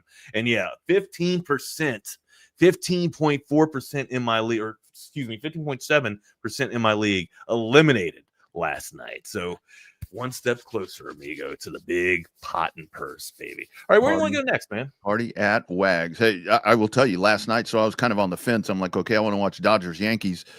I don't know if I'm really going to be all into this 49er Rams game, because I don't think it's going to be very good. Well, you know what? I got Tom McKay's system up in here. I watched them both. You can do that too with AV Comedy. Field goal, end zone, interception. What's up, kid? Just trying to write a new commercial for audiovisual consultations. Football season is about to start. Okay, so what have you got so far? Roses are red, violets are blue, football is awesome, our installations are too. Yeah, I don't think you're getting what I want. Okay, how about my football lies over the ocean? Boy. Yeah, I guess I just don't really understand this sport. Like, think about hockey, a sport played by real men. Fights, no TV timeouts, and no flopping. Yeah, that's why Audiovisual installs systems so that every customer feels like they're right there on the field. People's love for football might be hard to understand, but AVC can tackle any residential or home improvement to get you ready for the big game. Now you're getting it. Ready for the halftime show? What? hug your kids, laugh with strangers, and make love to whoever the hell you want. Just call us at 255-8678. That's 512-255-8678. That's right. Playoff baseball coming up this weekend. The divisional series are here. College football tonight, tomorrow, NFL, all of that, NASCAR, golf, everything you want right there. LPGA this weekend. All of that good stuff. Check it out at AV Consultations. Friends, new lawyer in town. When that storm hits, there's one call for you to make. Put it in your phone right now. 512. Stop what you're doing right now. 512-938-8929. It is our man, Ryan Hurricane Hecht, your go-to personal injury attorney right here in Austin, a proud Texas Longhorn, fighting for fellow Texans. He's not just a lawyer, you guys. He's a Longhorn through and through. You know what that means. He brings fire and determination to the courtroom. If you're injured in a car accident, hurt on the job, you name the situation where you might need a personal injury attorney, I highly recommend, and I ask you to call our man, Ryan Hurricane Hecht. He's been fighting for justice and big results for over a decade. Aggressive in court. That means when he gets in the courtroom, he's going to turn it loose, but he's compassionate with you, the client. So when he's with you, the client, he's going to totally understand what you're going through. Austin-based, Texas proud, friend of the show, fighter for the people. We talk about him all the time. Ryan's a real deal, smart, tough, and relentless. Don't let those big insurance companies try to make a deal with you. Steve Harvey, Bob Barker, Drew Carey, Wayne Brady, all these people. Let's make a deal. Nope. Call the Hurricane, 512-938-8929. You can also email him at ryan@hechtlawfirm.com. That's Ryan at HECHT lawfirm.com. New pre-owned car, truck, or SUV on the agenda this weekend. A little bit later game. Well, you can get on out to the Covert Bee Cave. Man, what a great spot out there in the beautiful hill country. It's Covert Bee Cave. I don't have to worry about shopping for mechanics to make sure it's done and done right. I come up here, I'm in, I'm out. They give me a loaner sometimes, and it's hassle-free. If you have any questions, they'll go ahead and help you out and educate you. They're not just here just to sell you a vehicle. They're here to build a relationship. They treat you like family, and then they make the experience what you want it to be, not what they want it to be. Covert, born and raised in Austin, where you are always treated like family. Right. Nobody beats a Covert deal. Not now, not ever. Talked to a buddy the other day and he said, hey, man, I hear you guys talking about Covert Bee Cave all the time. He said, I want to say that you guys are right. I was looking for a pre-owned vehicle. I went out and I found it at Covert Bee Cave. He said, I searched around, looked at the CarMax, looked at all these different places, went to Covert Bee Cave and got it done. CovertBeeCave.com. Ooh. A little chilly in here today, man. We got the AC cranking up. Yeah, you know, funny when my wife's here, she lets me put the AC on when she's not. It's funny that you say that because that happened here. So Tracy's home this morning because she's heading over to the ACL today, and so when she leaves, she turns the AC up. You know, because that's the stuff that I don't think about. I was sitting in here this morning, dude. I'm like freezing my ass off. I'm like, what's going on in here? Am I getting sick? No, the AC's on. So it's funny, right? Like whenever she leaves, she's like, you know, we should really put the AC on 74, right? We shouldn't have it down around 71. No one's up in this house. No one's up in this AV consultation studio. It's hot as hell in the studio. It gets warm up here, right? So that's why we like to keep the air down just a little bit. But when on Fridays, when she works from home, the air comes down a little bit more, right? Because she also works in her office and it gets a little steamy. So I begged the question to her the other night. I was just like, so why is it every time that you're home, we're allowed to put the air down? She, oh no, that's not how it is. I'm just saying we're here, so we need to be consuming the air. Then I was like, no, I'm always here. You're not. You're the one that's over in your office. So yeah, I'm sorry that we're putting strain on the utilities here while you're not here, but I'm still here. So. We only conserve energy when you're around, Wags. That's pretty much how I'm taking that. I mean, you know how it is. I'm the help anyways. I'm expendable. You know what I mean? No. Like I'm easily expendable. So it's like, or it could be. I mean, I just constantly smell. You know, it's like the other day when we did the St. Jude walk, I came walking in. One of the girls was here. Tracy was here. I come walking in. I'm like, hey, I walked 5K.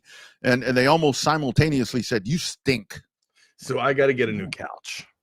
Oh, just starting to stink just because of Bianca. Like the one corner where beyond, like, she must be peeing in it or whatever. Like, I smelled it last night when I was sitting on the couch, and I've never smelt it before, and I was just like, oh. Luckily, it's just like I didn't smell it anywhere on the back of the couch. I just smelled it on the cushion. So maybe I'd just buy a cushion, right? But I put it out there. Like, it doesn't have a bad smell now, but it's still got a little hint. Or maybe that's just the vinegar I'm smelling, because I took a whole bunch of vinegar and doused it with vinegar last night too to kind of clean it and saturate or kind of sanitize it a little bit too. But yeah, I can't stand that piss smell, man. I just that's once that's there, you might as well just get rid of it and throw the whole damn thing out. That's why I say, like, when like with floors, I mean, when dogs piss on carpet, it's like, okay, I don't let it sit carpet. though. Like that, we got that shampooer, that rug shampooer. So as soon as I see something happen, or as soon as I see an accident, most of the house is hardwood floor anyways. We just have the carpet up on the top floor. But yeah, if I ever see a spot immediately, I don't do the Resolve anymore. We shampoo the entire effing floor, amigo. We don't deal you with have to, because it gets into the granules of the carpet, right, and it goes down, and then it's wasted. It's done. It gets into the fiber and shit. Yeah, can't have it. Can't do it. There's your home improvement moment presented by McCall Custom Homes. By the tools from Tool Time. What's up, tennis girl? Sup, tennis girl? Hi, ASL. Jake.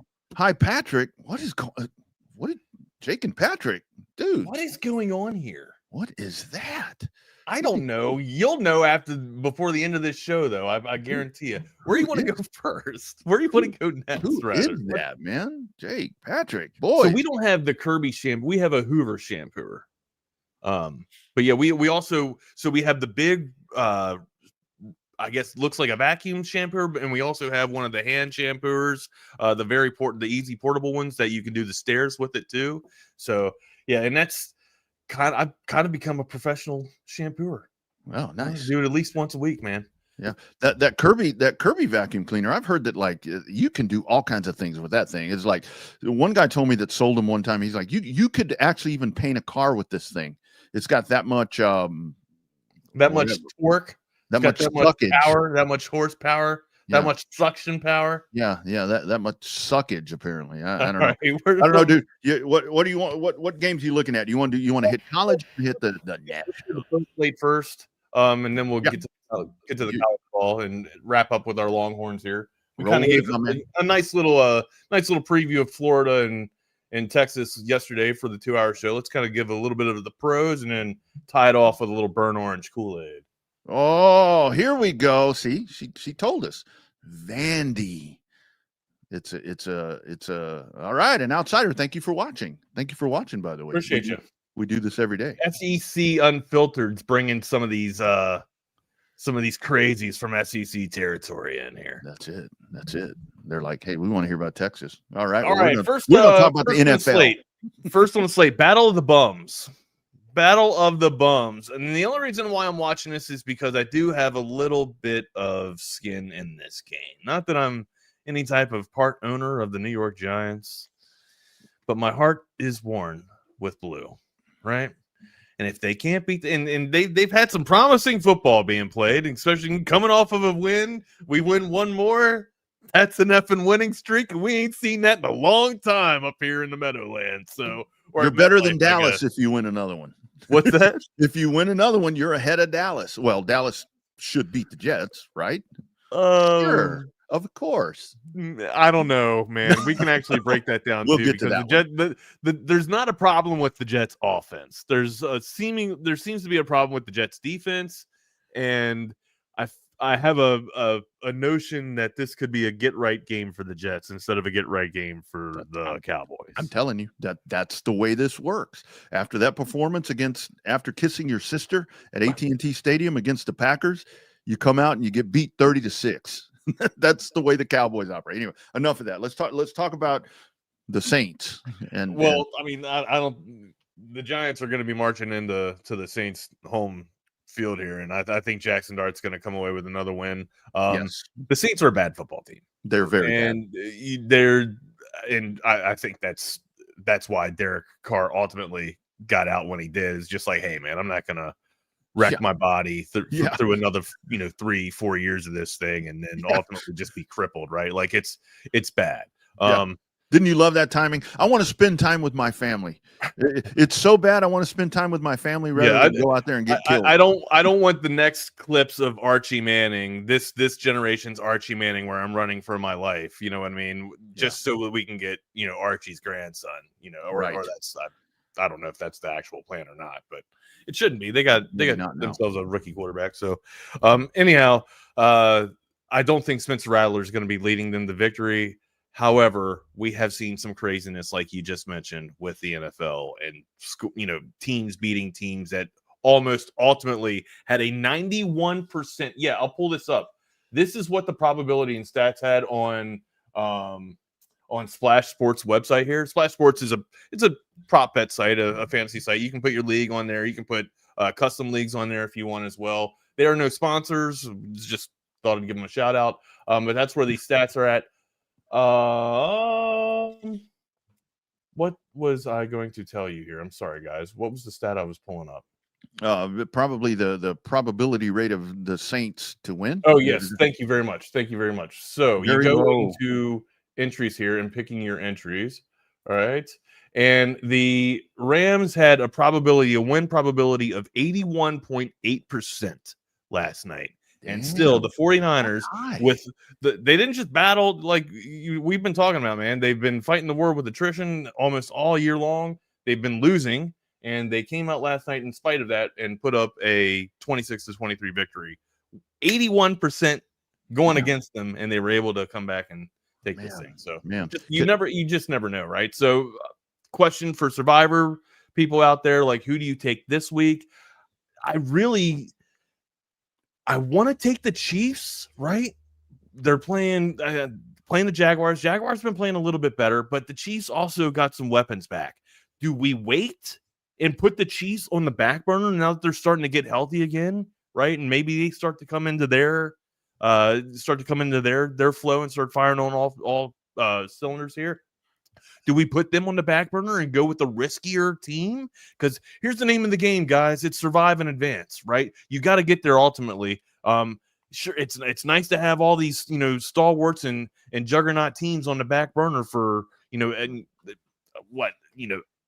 emergency plays. But, dude, ultimately you have to get there, man. And I'm so tempted to take a Colt? I want to take the Colts. I don't think the Colts are for real yet either, right? But this is another week where we talked about the craziness happening. I can also see a Raiders team beating the Colts in Indianapolis this week. I got to tell you, if I were in one of those leagues, this is a week where, God, this is so weird to say, where I think I would take the Giants or Dallas. One of those two, right? Because it's like Dallas I thought about, right? Dallas I did think about, but again, what we were just getting ready to talk about, the Jets offense they're not struggling, right? The Jets are able to put points up. The Dallas Cowboys are struggling to stop people. Okay, can't stop nobody. That's not a good winning scenario for Dallas. Right. It's just not. All right. And if the Giants and I wholeheartedly believe that the Jets have a better offense than the New York Giants. I do. I absolutely, they got better pieces. They got a better running back. They got a better quarterback. They got better wide receivers. They are absolutely better on offense than the Giants are. I don't think I can count the Jets out going up against a mightily struggling Dallas Cowboys defense. I can't get pressure on a quarterback and can't stop a run. Yeah. I mean, I truly feel that like with this game for the Giants and the Cowboys, I give the Jets. I do. I mean, I do think that the Jets have an opportunity. But like I was saying a couple of weeks ago, to me, the Saints and the Titans are the two teams to where I look at them and I'm like, I don't think that they could sneak up on somebody that can't hear. Because you're talking me on the ledge, dude. Like they're bad. They're like really bad. I mean, bad teams are beating them, and that's where. Yeah, but here's the thing: like the Giants are also bad, right? Like, but the Giants defense. It's a pretty solid squad. But that's like Dallas, to where it's like Dallas's offense is amazing, but you can't stop the Giants. I do think the Giants will win. I do think they'll come out victorious. just, is it worth the risk, right? There's so many people, like, I feel like I'm not playing on house money. I'm still playing on my money, but there's been so many gifts this past week with Green Bay losing 2 weeks in a row, right? Like, the league wasn't supposed to be, I say the league wasn't supposed to be halfway eliminated, but after week 2 last year, I think half of Survivor leagues were eliminated. So it's difficult. I don't know. I'll probably throw in Luis this damn thing and pick the Giants after this conversation. But I think I wanted to. I did think I'm seeing some of your all's comments. I did think of taking the Colts, but ultimately I've come off the Colts here.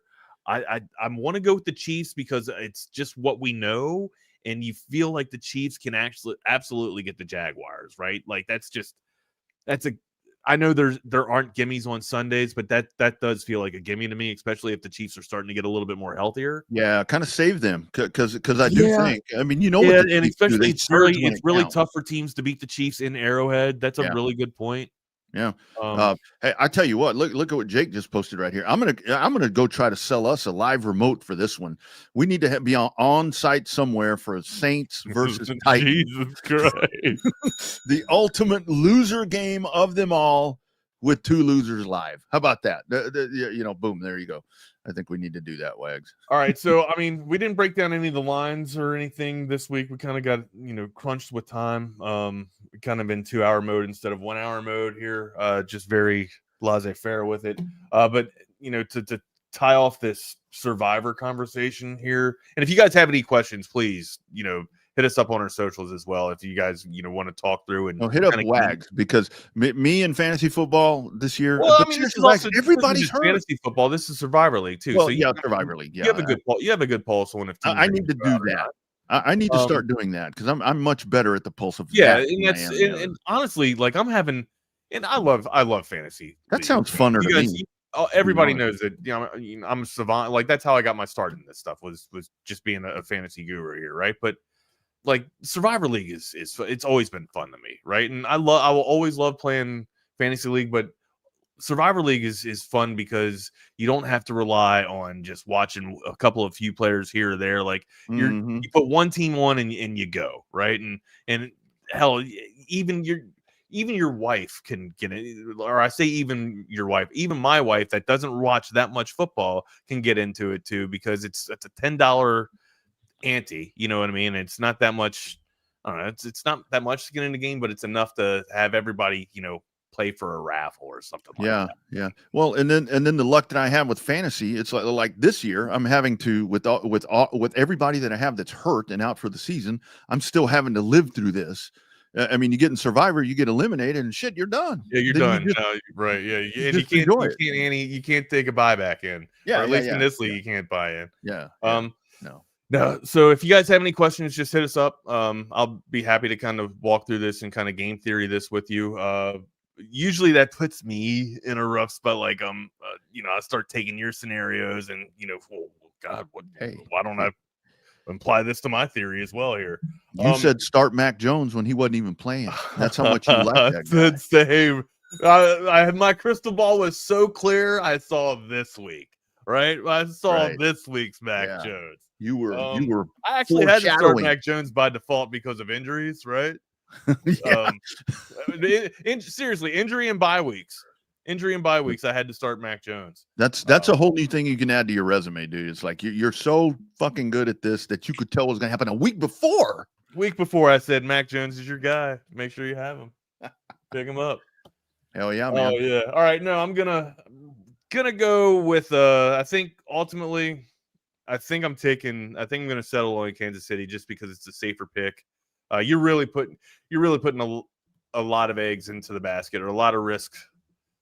High risk, high reward, though, right? With this pick with the Giants, if you want to take it against the Saints. And I'm sure there will be a few crazy ones out there that have multiple entry picks, but you guys know the deal. I make one entry, one pick, because that's what the experts do. That's what the pros do, right? Yeah. You only get one shot at this thing, Eminem. All right. You don't do like Viper. You only get one shot at this thing. You don't do like March Madness where people make 68 brackets. No. I'm bound to hit it if I make 68 brackets. Oh yeah, right. Yeah, for sure. That's great logic. That's the way I like to do it. One, just one. All I'm my going knowledge with- into one thing. I'm going with Kansas City. Now, I'll probably change this up. I'll probably feel a little froggy and a little squirrely and go with my New York Giants. But here's the thing, too, right? Like, when I bet on my team, it's like clockwork. Rip the ticket up. If I bet on my own squad that I have heart and soul and feeling for and empathy and passion, rip the ticket up. It's a loser. Yeah. These are some intriguing matchups that we have coming up this week. I would advise you to stay away from Broncos Eagles. Yeah, I wouldn't touch that. And I wanted to take the Vikings versus the Browns, but the Browns, you saw what the Browns were able to do to Green Bay a couple weeks ago, and this is in Cleveland, right? The weather's starting to turn a little bit. Vikings are an indoor team. What do you want me to say? I don't have that much stock in Carson Wentz either. Like, I thought what we saw with Carson Wentz out of week 1 was great just because it was a lot of pressure and, a nice little breakout game, but there's tape on him now. Okay. Yeah. Texans and Ravens could be intriguing. If you're looking to have a little bit of a sneak, or if you're looking to steal one, maybe you play the Texans here. I don't know why. Like, I don't even know why you would flirt with it, especially if you want to kind of put the Texans on the back burner, and as they start to get a little bit more healthier, maybe you can save them against I usually don't advise playing against a divisional team, but maybe you can play, your Texans against a struggling Jags team, at the end of it, or towards the bottom half of the season or the latter portion of the season, if the Jags start to get beat up. But the Jags look like they're playing pretty solid on defense too. So again, inconsistent on their offense, but the Texans could be, or maybe you save them against the Titans too, like when they go up and play against the Titans. Even though wild things can happen in the division. I love what Steven says there. I mean, it's kind of hard to not go with Detroit this week because the Bengals, man, I got to tell you, I've never been, I've been wrong about a lot of things. Wouldn't you want to save the Lions though? Like, that's the thing, man. Yeah. That's a good point, man. But talk about, man, I was seriously optimistic that with Jake Browning coming in, and I guess that's how much his league changes in a year and a half or 2 years, however long it's been. I mean, he's been really bad, but when it comes back to dynasty leagues, it's really hard though. When you look, like I was saying, where you have a week that I think the Giants or Dallas are like really good picks. Dynasty or Survivor League? Or Survivor League, I'm sorry. To where it's like, I mean, those two, I mean, how many other weeks are you going to have to where you can have those guys? Dude, we're sitting here talking the Giants up, and right now, like, the win percentage for the Saints is 55%. They have the win probability of 55%. Now, I don't know where Splash Sports are compiling their stats from or getting their CSVs from, but again, like, I don't see how the Saints are able to beat the Giants. I just don't. But they are favored. They got the probability win rate of 55. So that gives me some pause. That gives me a little bit of reluctancy for the pick. I think a lot of that is just computer on stats what we are talk sitting here about. telling me to go with the Chiefs. So I think I'm going to double down on the Chiefs. Yeah, there you Got go. to save the Lions, Bucks. No, for sure. That's where I'm at too, Jake. That's where I'm at. All right, partner.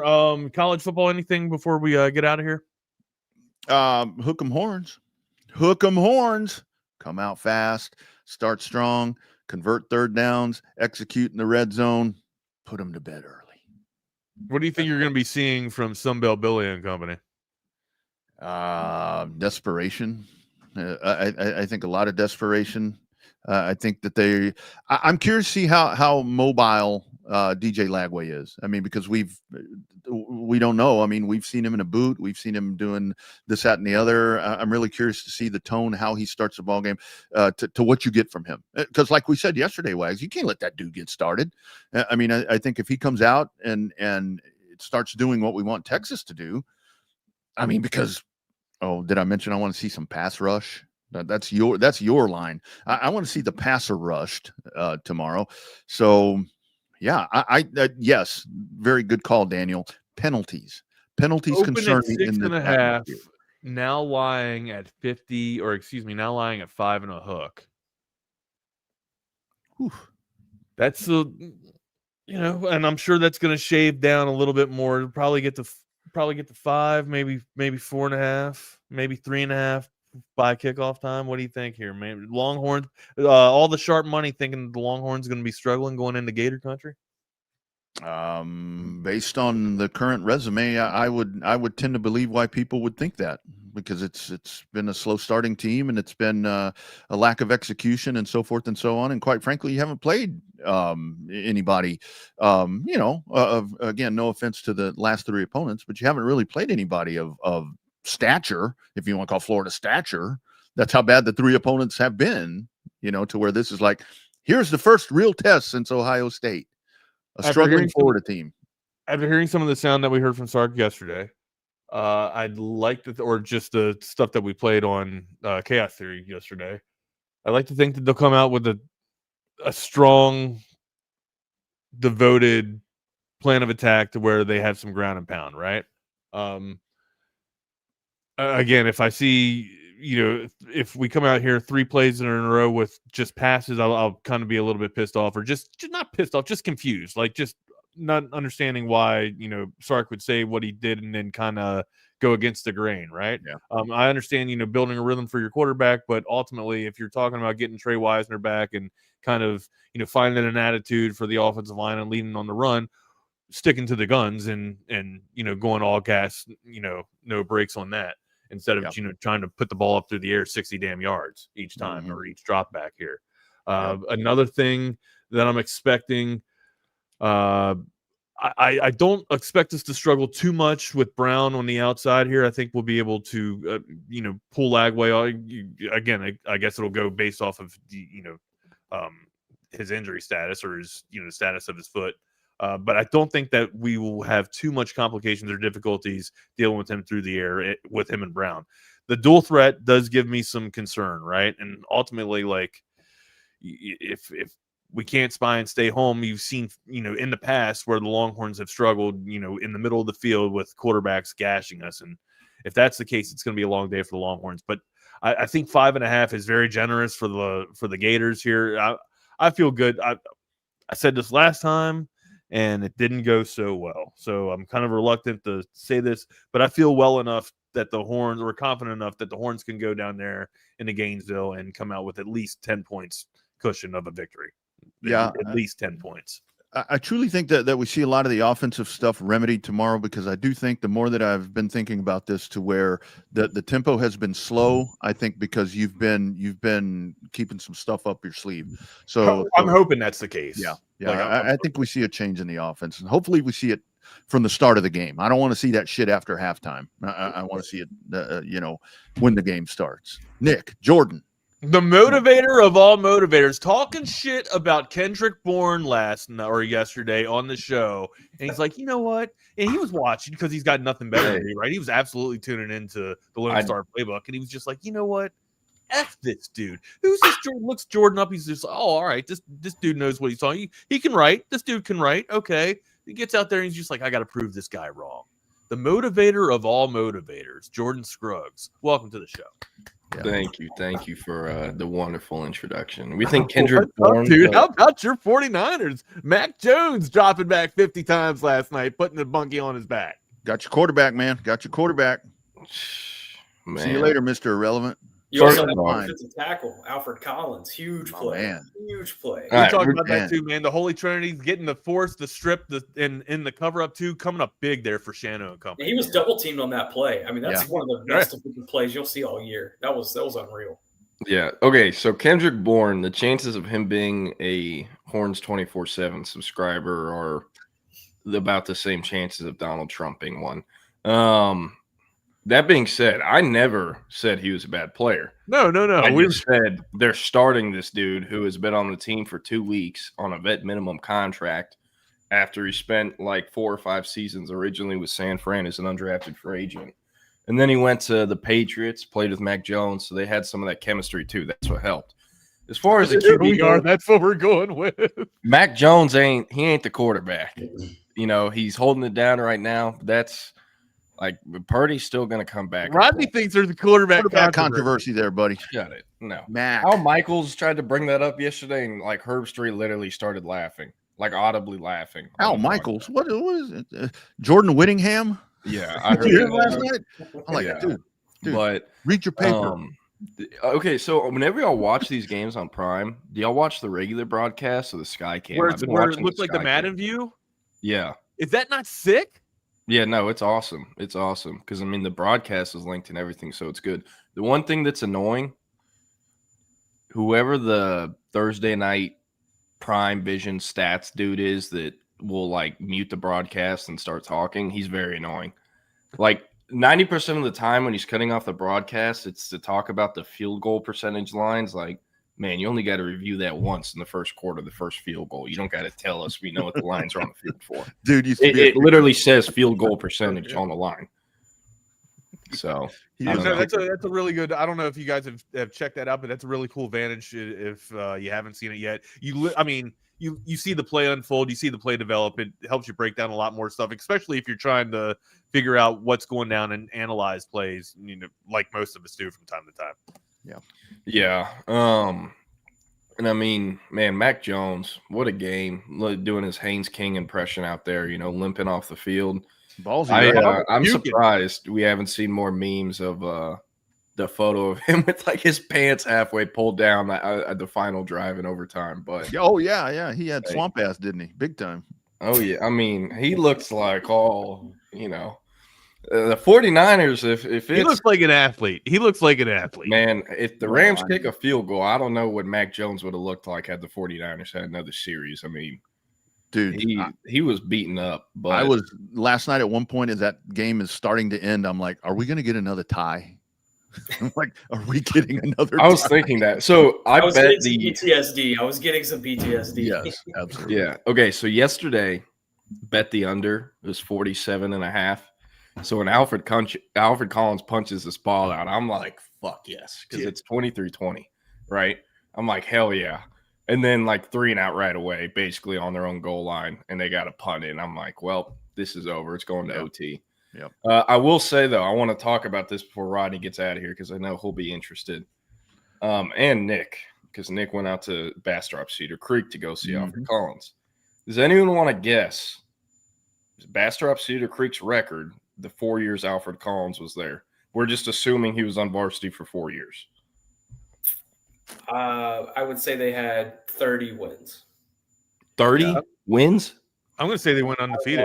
I'm pulling it out of my ass here. I'd say they may have won 15 games. They were 11 and 29. Usually get what, 15 games a season if you're going to state, right? 16, 10 regular season. I know that they haven't won a game in 3 years because they played my Lockhart Lions last Friday night, and Lockhart can't beat anybody. They can't beat themselves off, for crying out loud. They stink. and Lockhart beat them like 25-0 or something. Like, damn, how Lockhart bad is so bad. They're now losing to Lehman. Yes, who is like known as the worst program in Austin besides Cedar Creek. Okay, Wags, everyone, just listen. 64-0. Just listen. 11 and 29 in his 4 years. Since Alfred Collins has left, they have played 53 games and they have gone 3 and 50. They have not won a game since October 1st, 2021.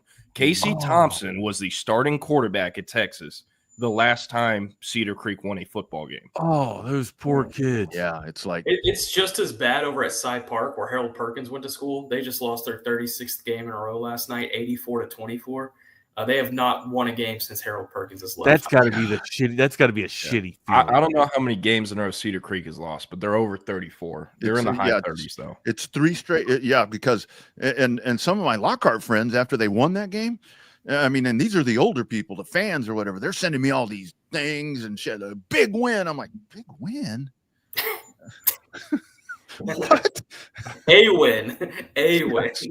Yeah, I remember Jeff had a funny story. He went out to see Alfred Collins at one point at Cedar Creek, and it was during a practice, and he said the coach was just like, yeah, do whatever you need, I'm just walking around. And Jeff just like watched their entire staff basically do not a fucking thing an entire practice. And I mean, it makes sense. And it's like, I mean, in Texas high school football, there are a lot of head coaches and athletic directors making 6 figures. I highly doubt the Bastrop Cedar Creek coach / athletic director is making 6 figures. But like, if he is, just cancel the football program. Yeah. You're wasting money. You've not won a game since October 1st of 2021. That's it's been over 4 years. That's awful. Yeah. And Jordan, that's what I mean. Like, by those poor kids, there's kids that went through that program that don't have that don't know what winning is. They never experienced it. That's 39 games in a row. 39. Awful. When you talk about Lehman, so they won that game over Lockhart, and then the next week they played Weiss and they lost 87-0. Yeah. Like what's your speed? What's your get up for that? Like, what's your motivation for that? Like, I think we got this. No, we fucking don't. We're playing at the field. Man, and it's crazy too, because like Cedar Creek's schedule, it's not like they're playing a rough schedule. These are their 10 games this year. Del Valley, they lost 47-0. Aikens, who doesn't even like cross the 50-yard line when they play like Travis, beat Cedar Creek 48-13. They lost to Hayes. Now the Hawks, no longer the Rebels, 59-7. Wow. They lost to Lockhart 38-0. They lost, and then they have Weiss, who they will lose to today. They have College Station, they have Anderson, they have A&M Consol, they have Lehman, and they have Hendrickson. That Lehman one's going to be a good one. Yeah, their loss streak is getting extended to 5 years at this point. It's like let's just merge back with Bastrop. Let's just, can we go play for them? No, probably not. Okay, you brought up Lehman. The score of last year's game, Lehman won 48-38, so it should be a banger. Ooh. It should be a banger. Bet the over. Yes. Hey, Bet Online. We'll have in-depth coverage right here on TSU. Yeah. Hey, for any people that are interested, guys, I'm gonna jump out. I have never touched this, but Bet Online, you can bet on high school games. Battle of the Lakes is on there every year. Duncanville DeSoto's on there. We need to get a Lehman Cedar Creek matchup. I think. I'm pretty sure you can really bet on high school games. Yeah, I'm pretty sure that's actually illegal. Well, hey, Bet Online, which is very much a working site in the United States of America, you can bet on high school football games. That is interesting. The option is there. You're saying the option is there to do it. Yeah, when I first figured this out like 2 years ago and called someone like, there's no way this is legal. He's like, yeah, it is. I've been betting on Battle of the Lakes since like 2018. And I was like, oh, okay. Behind me. Yeah. But, all right, gents, I'm going to pop smoke too, man. I'll see y'all. Have a great weekend. See y'all tomorrow, or see y'all Monday. Be good. We'll see ya. Man, well, hey, welcome into the Lone Star Playbook. If you are a Bastrop Cedar Creek Eagle alumni, apologies for how we started this episode. Just facts. That's all that's been told here early on. Yeah, but hey, shout out to Alfred Collins, man. The highlight of his career up to this point was a very similar kind of punch out to what he did in the Arkansas game in Fayetteville last year. But I mean, I thought that saved the game. I thought they could get it out of, being backed up in their own end zone, basically, but they weren't able to. Hey, went into overtime and they got it done. So I don't know. And also, like, I get what McVay was doing. Going for it on fourth, man, especially when they weren't getting a ton of push up the middle the entire game, was a very interesting call. Now, I trust McVay. He's obviously safe there. He's not, they're 3-2. It's not like his job's on the line, but kind of questionable.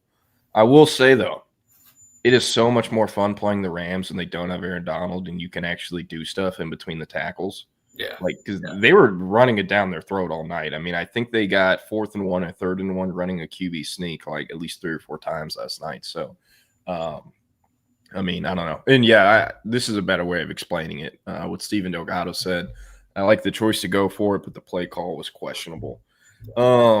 That's pretty much all I got for Niners Rams, unless you want to hit on anything. Are the Cowboys playing either of those two teams this year?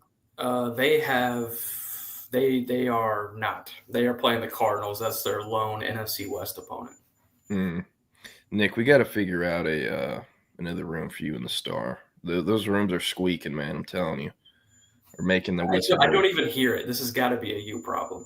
There's nothing in here. This is the quietest room in this entire facility. Maybe you can't hear it, but it's getting picked up, and this only happens when I do shows with you and you're in that room. I've actually changed rooms since you've been talking about this. This is a different room. My conspiracy theory, Jerry Jones, he has something up in all those rooms in the Star to where, when you have a conversation, it can't really be successfully recorded, but I guess not. I don't know.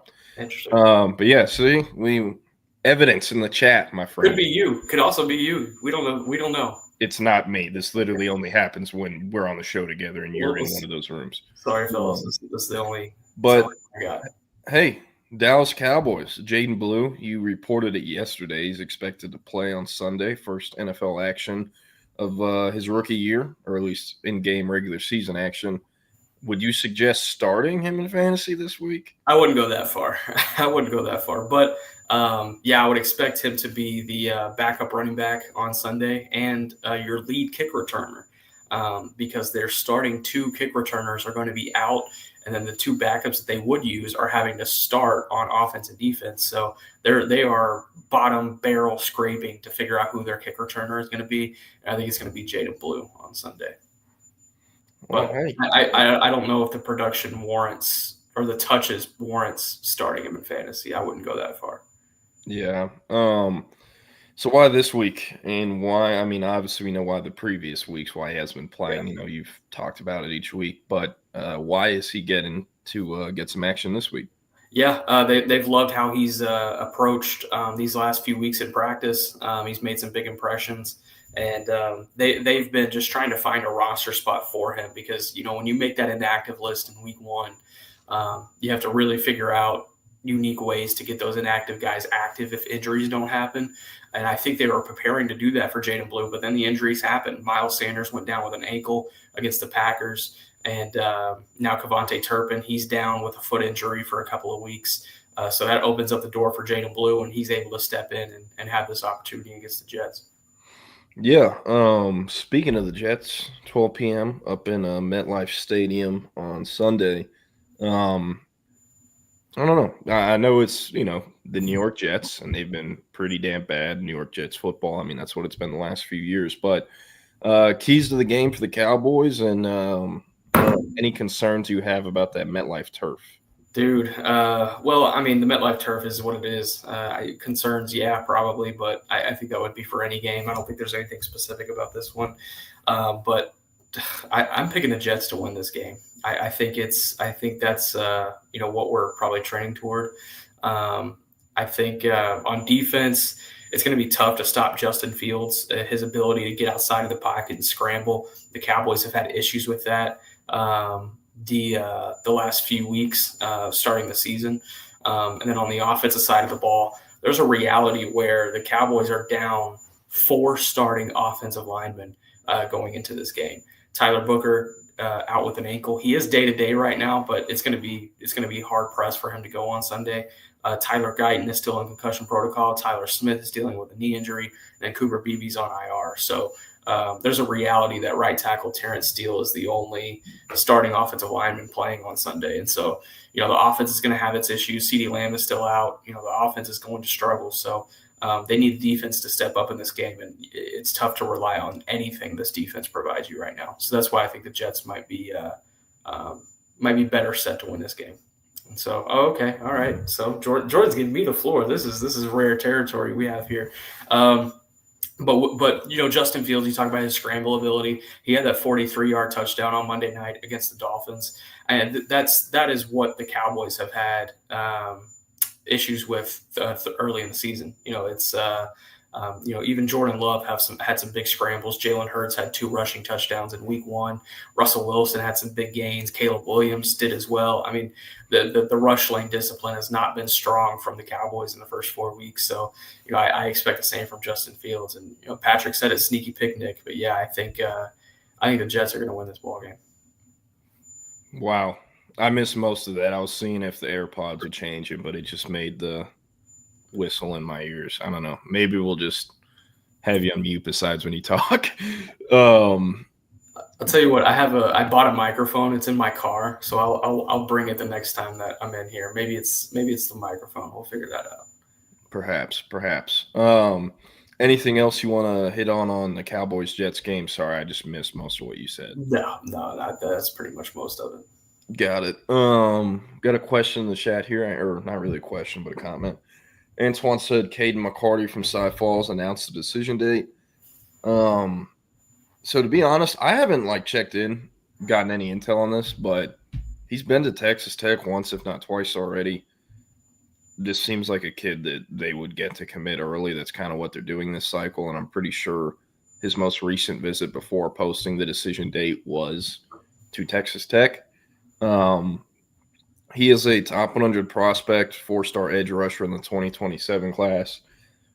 Thing with him, he's about 6'1", 6'1 and a half, and he's tested like a wide receiver. He tests very well, but the height, weight, length isn't quite, the desired measurements for an edge rusher. So I'm very curious kind of what he's going to end up doing in college. Just because, being sub 6'3" as an edge rusher and not having Colin Simmons' athleticism, Colin Simmons bursts off the line, usually those players don't end up, playing that much. And if they are, they're kind of one-trick DPR pass rushers, designated pass rushers, where he comes in on third down and his job is to go get the quarterback. So that being said, Texas, they never really push for early commitments unless it's a quarterback. McCarty's obviously not a quarterback. And, with what Texas has brought in outside of Colin Simmons and these 6'3", 6'4 guys with long arms that are over 240 pounds, or at least have the frame projection to hold over 260, 250, McCarty just doesn't make a ton of sense for going to Texas at this point. Now, he will visit Texas in November, I believe, for the A&M game, which would be the last visit he takes before the decision date. But again, for a commitment happening this early, I think it definitely favors Texas Tech, or literally anyone else in the top 5 besides Texas, just because, they offered June 1st. Outside of the day when he camped there June 1st, he has not been to Texas as a recruit holding an offer. So great player, fun player. He's been very productive. I believe he had like 12 or 13 sacks as a sophomore playing 6A in Houston, but again, just like the projection will be very interesting because he could also end up playing linebacker at the size he's at. So, but that's the latest. Antoine says, I feel like Zena Umeozulu is the most underrated player so far. He's been quietly balling. Yeah, he has been really good. And he's actually playing more snaps than Colton Vosick, who got there a year before. That's crazy. Umeozulu did. What happened with him? Did injuries just catch up to Colton Vosick? He has been injured every year he's been at Texas except this season. So that's put him behind the 8 ball. And, also, like, you're not taking Ethan Burke out of the starting lineup. Yeah. He's been playing essentially since he got to Texas, which happened a year before Vosick did. You're not taking Colin Simmons out of the lineup because he's Colin Simmons. And you're not giving Vosick more snaps rushing the passer off the edge than you're going to give Trey Moore. And, Zena Umeozulu has been outperforming him as well. Lance Jackson's been really efficient the couple of snaps he's got. So, I don't know. But with Vosick, he's on punt return, a few other special teams units, and, he's gotten some depth snaps. But, the most he'll probably ever play at Texas is next year once Burke is out of eligibility, or at least I think that's the way it's going. So he was such a big recruiting win for them, and got his senior year at Westlake, some of the most violent tape you'll ever see on the planet. It was he looked like a surefire, power pass rusher that'd make it after 3 years. So a little bit of a surprise to me. Yeah, it has been. It has been for sure. We'll see you, Steven. Have a good lunch or work meeting. Patrick, I've not had a chance to look at DeMarcus Belton, the running back from Alvarado. I'm like behind. There are like 20 kids that have been sent to me in the last 3 weeks that I have not had the time to watch. But he is one of them. Antoine said again, Jaquan Snell is looking like a bona fide must-get recruit. Yes, he is, or at least in my opinion. Snell is a top 247 safety at Waxahachie in the 27 class. Younger brother of former TCU receiver Kennedy Snell, who some Texas fans might remember. About 6'3", 205, 200-pound safety. Has great track numbers, played baseball, basketball growing up as well. And then he also has a younger brother named Aaron Snell that's a year below him that is a D lineman who already has a few offers. But as far as Jaquan goes, exceptional player. He's been arguably the number one safety or top safety on the board kind of since the board came together. They absolutely love him. He's the number one ranked safety in the state of Texas. And, Texas A&M, those have been the schools with the most buzz. But, this is a kid that the Alabamas, USC's, Ohio State's, Oregon are going to come in the spring with and really try to make a dent in the recruitment. And he is effectively the reason Waxahachie was able to beat Duncanville. Played the best game of his career up to that point, which is super encouraging because, while the projection and the potential remains high and has always been high with him, there have definitely been some disappointing moments where it just, okay, he's not there yet. He hasn't put it together yet. But, as a junior, that is not the case. He has put it together as a junior. And, he's playing like the best safety in the state of Texas right now, regardless of class as a junior. So, absolutely love him. And, Texas, they have a commitment from Waxahachie 2026 receiver Cohen Brown. You can bet your ass that taking Cohen Brown was, Jaquan Snell was certainly a part of that. So, he's 1,000% a bona fide must-get recruit, I think, for Texas, especially since probably going to be a one-man safety class in 2026 with Miami Riley out of Anderson. He, of course, can also play nickel. But if he ends up as the lone safety come signing day, Jaquan Snell, the priority level for him, I think definitely increases. I want to talk some Texas. We can come back to the Cowboys or NFL later, but yesterday evening, the SEC released Texas and Florida released some updates on the SEC's availability report. You're probably like, why is this the first time this has been a thing this year? Well, it's the first conference game of the year, and the SEC requires that teams put out an injury report Wednesday, Thursday, I believe Friday, and then the morning of the game. So on this report, C.J. Baxter has remained doubtful. Emmett Mosley has moved from questionable to probable. This would be his debut, right? Yes. Okay. Yes. And Trey Wisner has moved from questionable to probable. Same with Kobe Black. And then Xavier Filsamy, I believe, had always been probable. On the flip side, Malik Muhammad has moved from probable to questionable. Believed to be a hamstring injury. I'm not sure if that is out there yet, but that is what I have been hearing, that it's a hamstring. And my assumption is that it happened this week in practice or at some point late in the Sam Houston game. I brought it up yesterday. I was right next to the corners and they were warming up versus Sam Houston. He wasn't doing anything special in warm-ups or, rehabbing anything or getting anything massaged that was out of the norm, anything like that. So the injury either happened this week in practice or in the end of the game versus Sam Houston. Also notice Cade Phillips came in earlier than I expected that game. So maybe that was when Muhammad went down, and I guess just no one really noticed because I can't remember him going into the injury tent or anything either. And then Florida, I'll be honest, I'm forgetting who they had labeled as questionable, doubtful, or out. But now they have 7 players listed as out. Running back Trayron Webb, LJ McCray, and edge rusher, he's out for the year. Defensive back Aaron Gates, running back Jacoby Jackson, safety Dijon Johnson, or corner, I'm sorry. And then defensive lineman Caleb Banks, Joseph Mbachu. I saw someone mention Mbachu being out is a good thing for Texas' run game. He is a true freshman that has been playing a lot, but he's kind of a development upside guy. Florida's done a great job developing him, but he was always going to be a longer burn. So as great as he's played, I'm not sure how much it is going to change things. And it is going to be a heavy run game. Rain is expected in the Gainesville area tomorrow. So, could see the icy whites turn brown in blue and orange and green at some point tomorrow. The swamp is getting swampy, if you will. There you go. I laid that one up to you.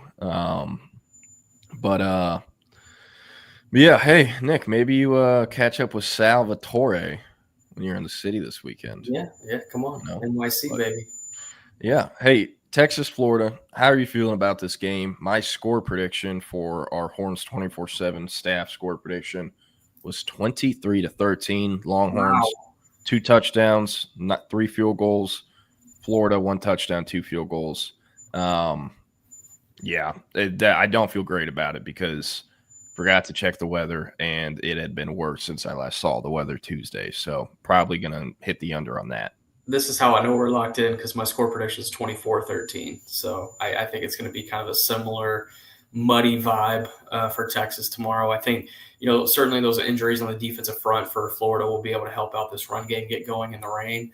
You wish you had CJ Baxter for this game, even though it's not looking that case. But Trey Wisner, I think Jarrett Gibson showed some things right before the bye week that I think can offer a little bit of optimism in that department. But you have some ability out of the backfield, and you wonder how much Arch can carry over from that performance against Sam Houston State, or if it was just because it was Sam Houston State. And so that's certainly one to keep close. But I don't see this Florida offense scoring on this Texas defense, to put it bluntly. Like, even 13 points feels like a lot. But 24-13, that's what I feel like right now. I think Texas wins this game, and I think it's honestly a good jumpstart into SEC play. But don't be surprised if Florida has a chance to steal this late. Yeah, I mean, obviously you can't overlook your opponent, but hey, Texas plays OU next week in Dallas in what's easily the most anticipated Texas OU game since I don't know when. Or at least you can say it's the most anticipated Texas OU game of both the Sarkisian and Venables eras at their respective schools. So, it's going to be interesting, especially that Texas OU game. Are we going to see some plays, personnel, different sets we've never seen before, So, not sure, but excited for it. And also, like, I've noticed some Florida fans, they're still rooting for a win. Some others are like, man, we need Texas to beat that Gator ass. We want Napier out of there and fired on Sunday. So, I don't know. Very curious, though. I mean, let's theorize for that for a second. They're 1-4. Texas beats them, let's say, by 20. That's a reality. That is very much a reality. Yeah, but the thing, though, and I've talked about this before. Like, Florida doesn't have a guy they can turn to as an interim. They don't. They have no offensive coordinator because Napier is the offensive coordinator. The DC is Ron Roberts, who is Ron Roberts, covered his team whenever I was covering Baylor. And I don't think he's ever been a head coach. If he has, it was a forgettable resume. And then the other kind of candidate is Jabbar Jalouk, the running backs coach, associate head coach, but he's also never been a head coach outside of the high school level. And he also got suspended from a game or two for fighting an LSU player, swinging at them in the warm-ups of that game. Nice. So, like, who the hell is going to be the interim, And on top of that, there's even more structural, concerns at Florida with their athletic department. They don't have a president. They haven't had a president of the university for over a year. They have an interim right now. And Scott Strickland has kind of – I don't even know what his contract situation is. Got some love for, the Gators winning the national title in basketball, but, he's messed up the football hires. Are you going to give him another shot to hire another football coach? But also, who's going to fire him because there's no actual president? So being a Gators fan has to be pretty rough. It feels very similar to Texas Steve Patterson, Charlie Strong days. It feels very similar to what they were battling. Yeah. It's a good point, but yeah. Have you been able to watch all 4 of the Texas games this year? Not live and not the entirety, but I've been able to, keep a good pulse on it for sure. Got it. Any positions you're looking at where you're like, Texas has to go get this in the portal? Portal. Receiver. That's where I feel the most strongly about. I just think the talent that they do have in the room, it should be able to perform right now. And they went out and they got these 5-star freshmen last year. 5-star freshmen produce in other places. And so you can't be like, well, they're freshmen, they'll step up in year 2. You can't expect that when the Jeremiah Smiths and the Ryan Williams of the world exist and they're able to produce for national championship level teams. In Ohio State's case, not necessarily Alabama's, but they need to go get a big-time game-changing receiver in the portal this year, no doubt. Yeah. Hey, Nick, how far is the walk to your car? How far is the walk to my car? It's probably a good, minute and a half. You want me to go get this mic? Yeah, because it's just getting louder and more consistent, the ringing is. So this is so strange. Okay. Pull up the broadcast and go back. You'll be able to hear it. I'm going to pull it up on my phone. This might be a computer issue. Okay. We will see. Yeah, tennis girl who I think is a Florida fan. I was saying like the AD potentially getting fired. There's no one there to fire him because there's an interim president. But yeah, no, Rodney Smith, that is kind of what it sounds like. And I mean, Antoine's bringing this up. Don't need Porter receivers. QBs need to get receivers the ball consistently.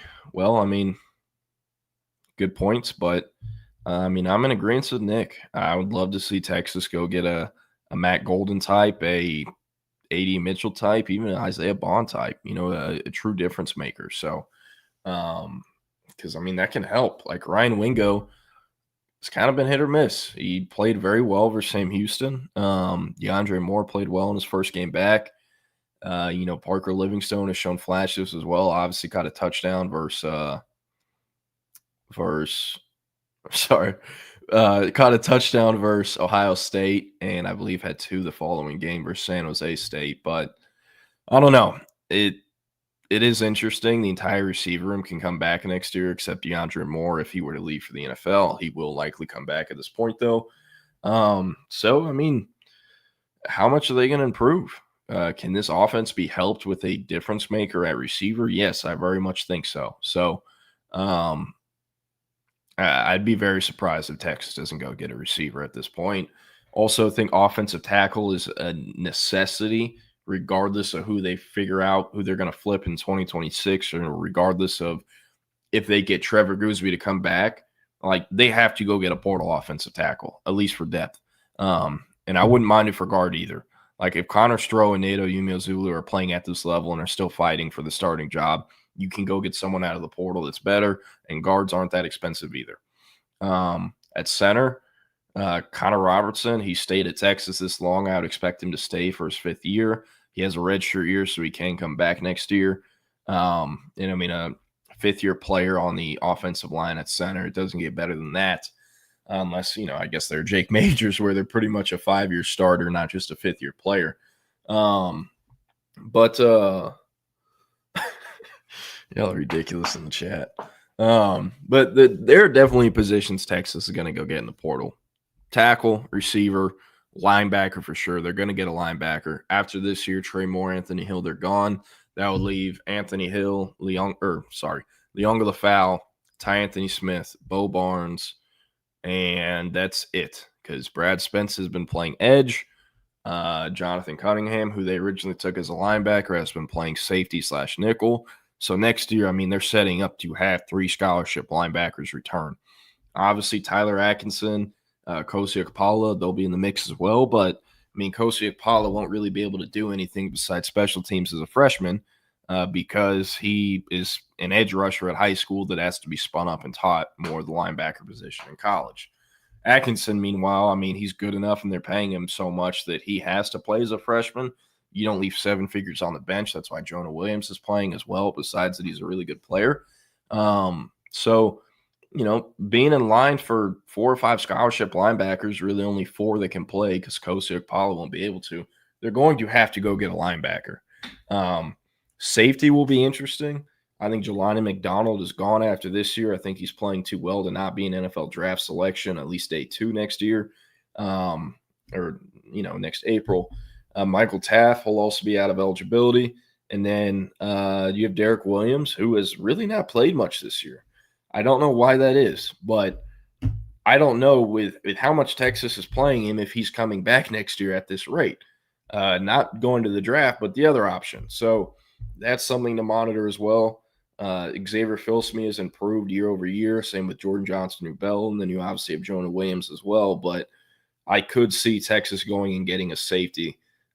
Just because there won't be that much experience next year in the defensive backfield. But, yeah. And Antoine, I agree with you. Jelani, Taft, I'd go with them 2, and Anthony Hill have been Texas's best players this year. Anthony Hill isn't, I believe, quite producing or averaging like the same amount of like tackles per game or whatnot, playing a little bit of a different role this year. But, I mean, he is, I think, had one of the best or one of the quieter great seasons in college football this year. Him, Arvell Reese, playing like the top backers in college football right now. So, yeah. How we feeling? Better. No squeaking. Okay. All right. We maybe fixed the problem. And yeah, this is the tallest door on the planet, isn't it? That's a great point, Soul Scream. It's ginormous. It's heavy as hell too. Yeah. Hey. Hey. And this dude's like, "Are you sure it's me?" And I was like, "Yes, I am sure." Yeah. Whatever. I'm sure. It's Whatever. okay. It's okay. Some rooms squeak. Isn't that what they say?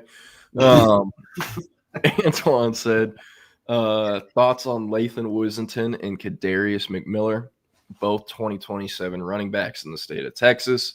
Wissington at Waco Midway, Kadarius McMiller at Tyler High. Wissington has an offer. McMiller does not. I think Texas is in a good spot for Wissington. However, I do need to find out who else is really in the mix. From what I've been told from other people in Waco, it is a recruitment that's expected to stay in state. So probably Texas A&M. He's a local kid in Waco. You'll know Baylor's going to be all over him. They've been really trying to keep those local kids in Waco. Marion Vincent, obviously, Jamarian Carlton, London Smith at Waco University. I mean, there's several of them, and they've been doing a really good job keeping them there. So Wissington, Baylor, A&M, and Texas are the ones I'm looking at. Tech potentially as well, but need to figure out their interest level. And then Kadarius McMiller at Tyler High almost led Tyler to beating Highland Park in Tyler last week. Should have. They were up 14 with 4 minutes to go and blew it. It looked like a banger. I mean, I think Highland Park won 66-59. 70-66. 70-66? Yeah. Wow. Yeah. I mean, the line on points must have started in the hundreds, probably. I'll bet online. It was a wild Friday night for Highland Park. They win that game 70-66 on the road. Chandler Morris beats Florida State at Virginia, and then Prince Dorba had a strip sack for Arizona State against TCU to seal that game. So big week for the Scotties.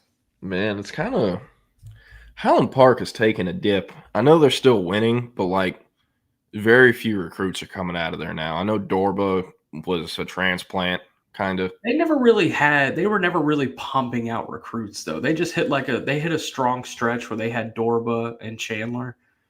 And even then, I mean, that was really it. I mean, Schrager bombs.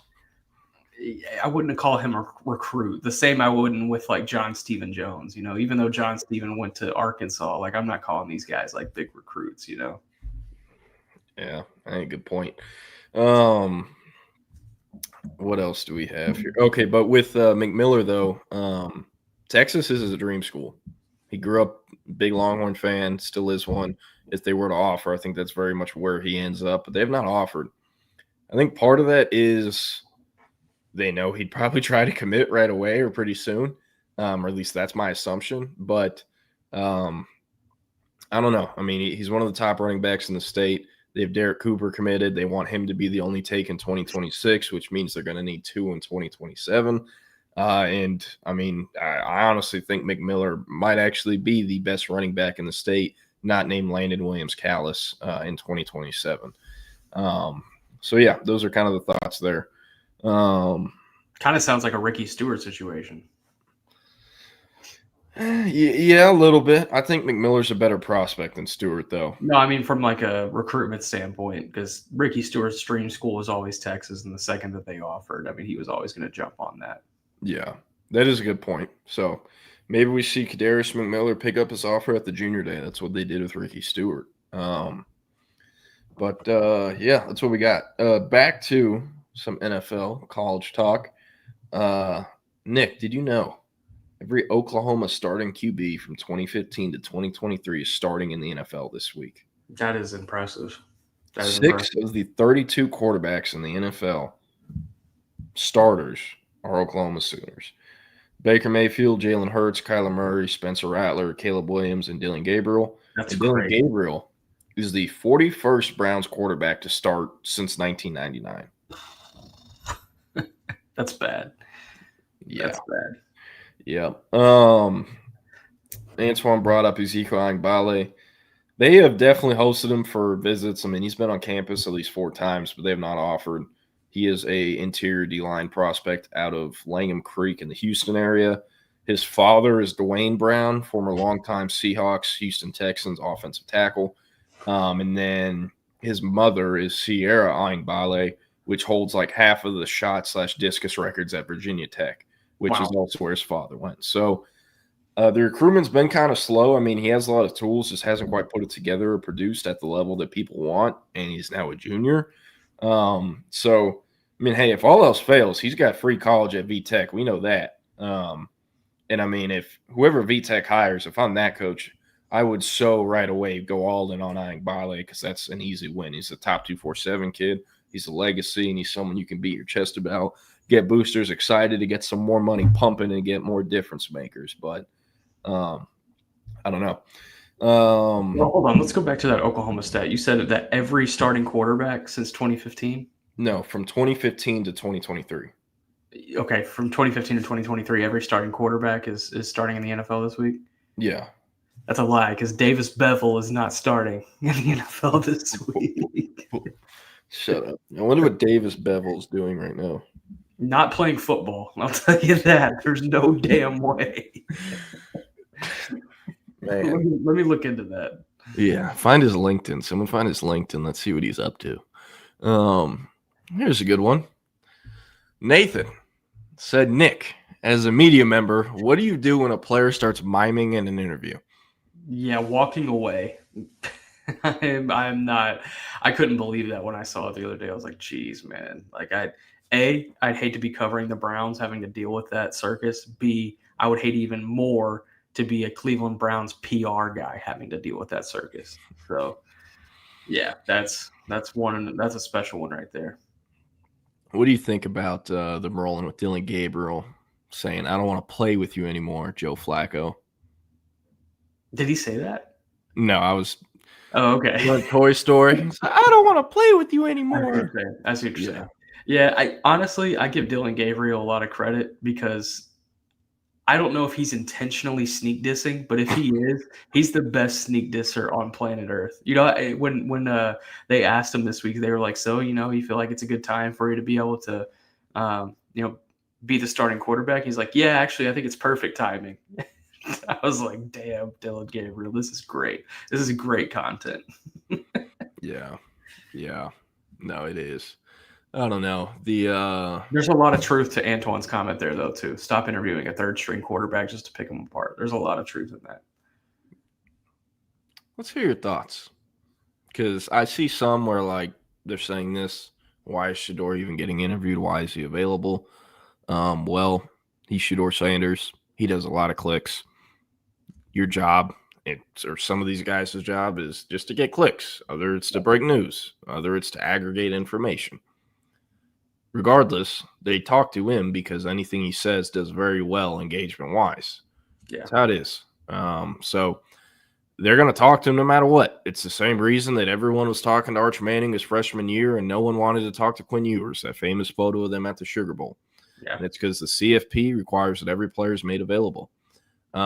So I get what you're saying, Antoine, for them getting interviewed. Like, what other third-string QB gets interviewed, but also what other third-string QB has as much hype and does as much engagement and is as big of a name as Shedeur Sanders? There isn't anyone. They're going to want to hear what he has to say. He's a huge fan base. So, and also, do you know if this move, Shedeur gets promoted to the 2 and they're just done with Flacco? He does not. He is still remaining QB3. Damn. I don't know. But, like, what are your thoughts, though, on how Shedeur has handled this, how the media's handled things with him, and kind of vice versa? Because, like, trust me, I'm with it. Where if I'm Shedeur, I'd be like, man, I'm tired of doing this. But there is no possible way you can say anything besides it is a bad look, him doing the mime thing.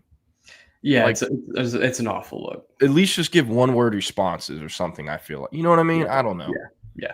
Apparently, the mime response was in response to Rex Ryan having some comments earlier in the week about Shedeur. I don't even know what the comments were. It wasn't necessarily about the quarterback change, but nevertheless, it's a bad look, and it's just one where you got to be able to, understand what's going on and look at the situation around you. Yeah. I mean, I didn't know that Rex Ryan said that part. I thought he was just doing it after the news broke that Flacco got dropped. But I mean, I'm not seeing what Rex Ryan is saying every week. So I don't know. But hey, great content, great mime content. College games coming up, or actually before we do that, Nick, I don't know, how much attention have you paid to the SAFE Act or the SCORE Act for college athletics? Have you paid any attention? Not a whole lot. It's one of those situations, like, call me when it's done. I'm with you. I'm very much with you. However, very interesting things that get proposed. I see it, and I'm like, whoa. One of them being the SAFE Act, part of all the different things in it, proposal that allows players to return to college after getting drafted. They cannot receive compensation from the pro league and must declare intentions to return to the school no later than 7 days after the draft. Interesting. Would this not be the dumbest thing of all time? Oh my God, man, that would be a disaster. That'd be a disaster for NFL teams. The NFL would get involved there, no doubt. Well, think about this. They're making one window. They're only making one window for the transfer portal. It's going to be in January. After that window, teams are going to be full at their scholarship count.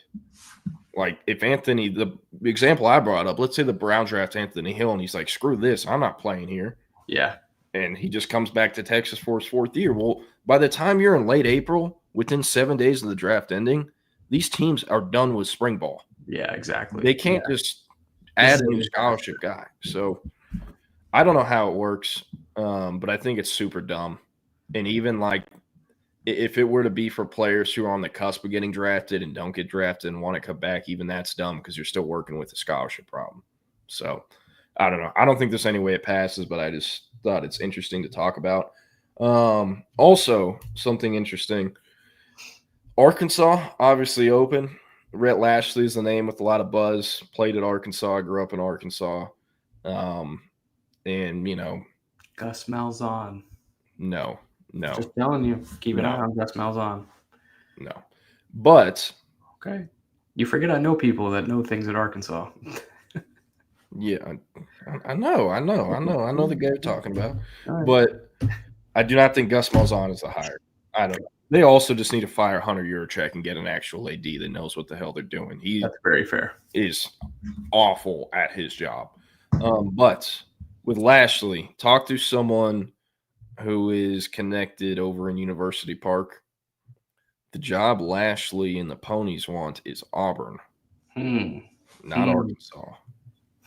So if Auburn opens up, that is where Rhett Lashley will be trying to go if SMU doesn't give him a crazy extension. So just something to keep in mind because Hugh Freeze, he was not hated as a person like Brian Harsin was, which is why Harsin was fired after 2 years. But Hugh Freeze had a worse record through his first 2 years than Harsin did in his 2 years at Auburn. Yeah. And Auburn is currently 3-2 with losses to Texas A&M and Oklahoma, and they beat Baylor. Baylor is, I believe, 2-2 or 3-2 as well. So, I mean, that win doesn't even look that great anymore. So, I don't know. Nathan asked a question, is Jerry Jones allowed to donate NIL to Arkansas? Always wondered if NIL owners. Oh, yeah. Oh, yeah. I mean, like, he can't directly fund a player, but, I mean, he can fund an entire indoor facility that has his name on it and heavily fund getting John Calipari to Fayetteville. Yeah. The reason I just think Jerry's never going to, like, actually help them with NIL is because, like, he can't own a chunk of Arkansas football, you know, revenue. So he'll never make money back off this. Yeah. And you know him. He's all about ROI. So yeah, exactly. Or he says to be. So we'll see. And I mean, with Gus Malzahn, fun fact, he did coach Rhett Lashley in high school. Rhett Lashley was Malzahn's quarterback at one point in Springdale, I believe, like Antoine mentioned. All right, going to look at the slate this week. Have a week 11 a.m.'s group of games, but some fun ones still. Just going to roll through them. I'm going to say where they're playing, what the line is. You're going to pick it. Let's do it. To start, 11 a.m., Kentucky is playing between the hedges at Sanford Stadium. They got the Georgia Bulldogs. Georgia is favored by 19.5. Yeah, Georgia. Georgia very rarely runs up the score. But with what happened last week versus Bam, I'm very curious to see what this score looks like. Also, I know other people remember this. Kentucky was up like 3-0 on Georgia at halftime just a couple years ago. Like, they played Georgia tough. However, the Mark Stoops days are pretty close to ending. So, I don't know. Sneaky Big 12 game, one of like the actual 11 a.m. games I'll watch. Number 14, Iowa State at 3-1 Cincinnati. Cincinnati's favored by 2.5. Interesting. Give me Cincinnati. I think there's some fun to be had there. All right. We got 2-2 Wisconsin at 3-1, number 20 ranked Michigan. 11 a.m. Michigan favored 17.5. Michigan. All right. We got Illinois at Purdue. Number 22 Illinois, they're 4-1. Purdue's 2-2. Illinois favored 8.5. Illinois. Clemson at North Carolina. What a coaching matchup. Dabo Swinney, Bill Belichick. Clemson is 1-3. UNC is 2-2. Clemson favored by 13.5. Clemson, I guess. Yeah. Kansas State, who's 2-3, at 3-2 Baylor. Baylor's favored 5.5. Baylor. Okay, a little bit of scrolling. Wow, Penn State plays UCLA in the Rose Bowl. Barf. Texas at Florida. Texas by 5.5. I had a joke for that, but I was just going to leave it to the side. Texas. Okay. We got Vandy at Bama, number 16, 5-0 undefeated Vandy. This is interesting. At number 10, Bama, who's 3-1. Alabama's favored by minus 10.5. This is interesting. I don't think they cover, but I think Bama wins. I think Vandy wins in a close game, or Bama's winning by 2+ scores. Yeah, I could see Bama just absolutely curb stomping them. I hope not, though. I would love Pavi and Vandy to kick their ass. God, that'd be awesome. Like, the Kalen DeBoer hot seat is getting real warm right after they just beat Georgia. Hey, Diego Pavia he's beaten Auburn in Jordan O'Hare, and he has the opportunity to go beat Bama in Tuscaloosa. So, yeah. 3-1 Boise State in South Bend playing number 21, 2-2 Notre Dame. Notre Dame favored by minus 20.5. Yeah, give me Notre Dame. I don't think they cover, though. Yeah. Number 24 Virginia at 4-0 Louisville. Louisville favored by 6.5. Louisville. All right. 3-1 Washington in College Park playing 4-0 Maryland. Washington's favored by 6.5. I took Washington money line here. I think Malik Washington, all the freshmen of Maryland, get it done.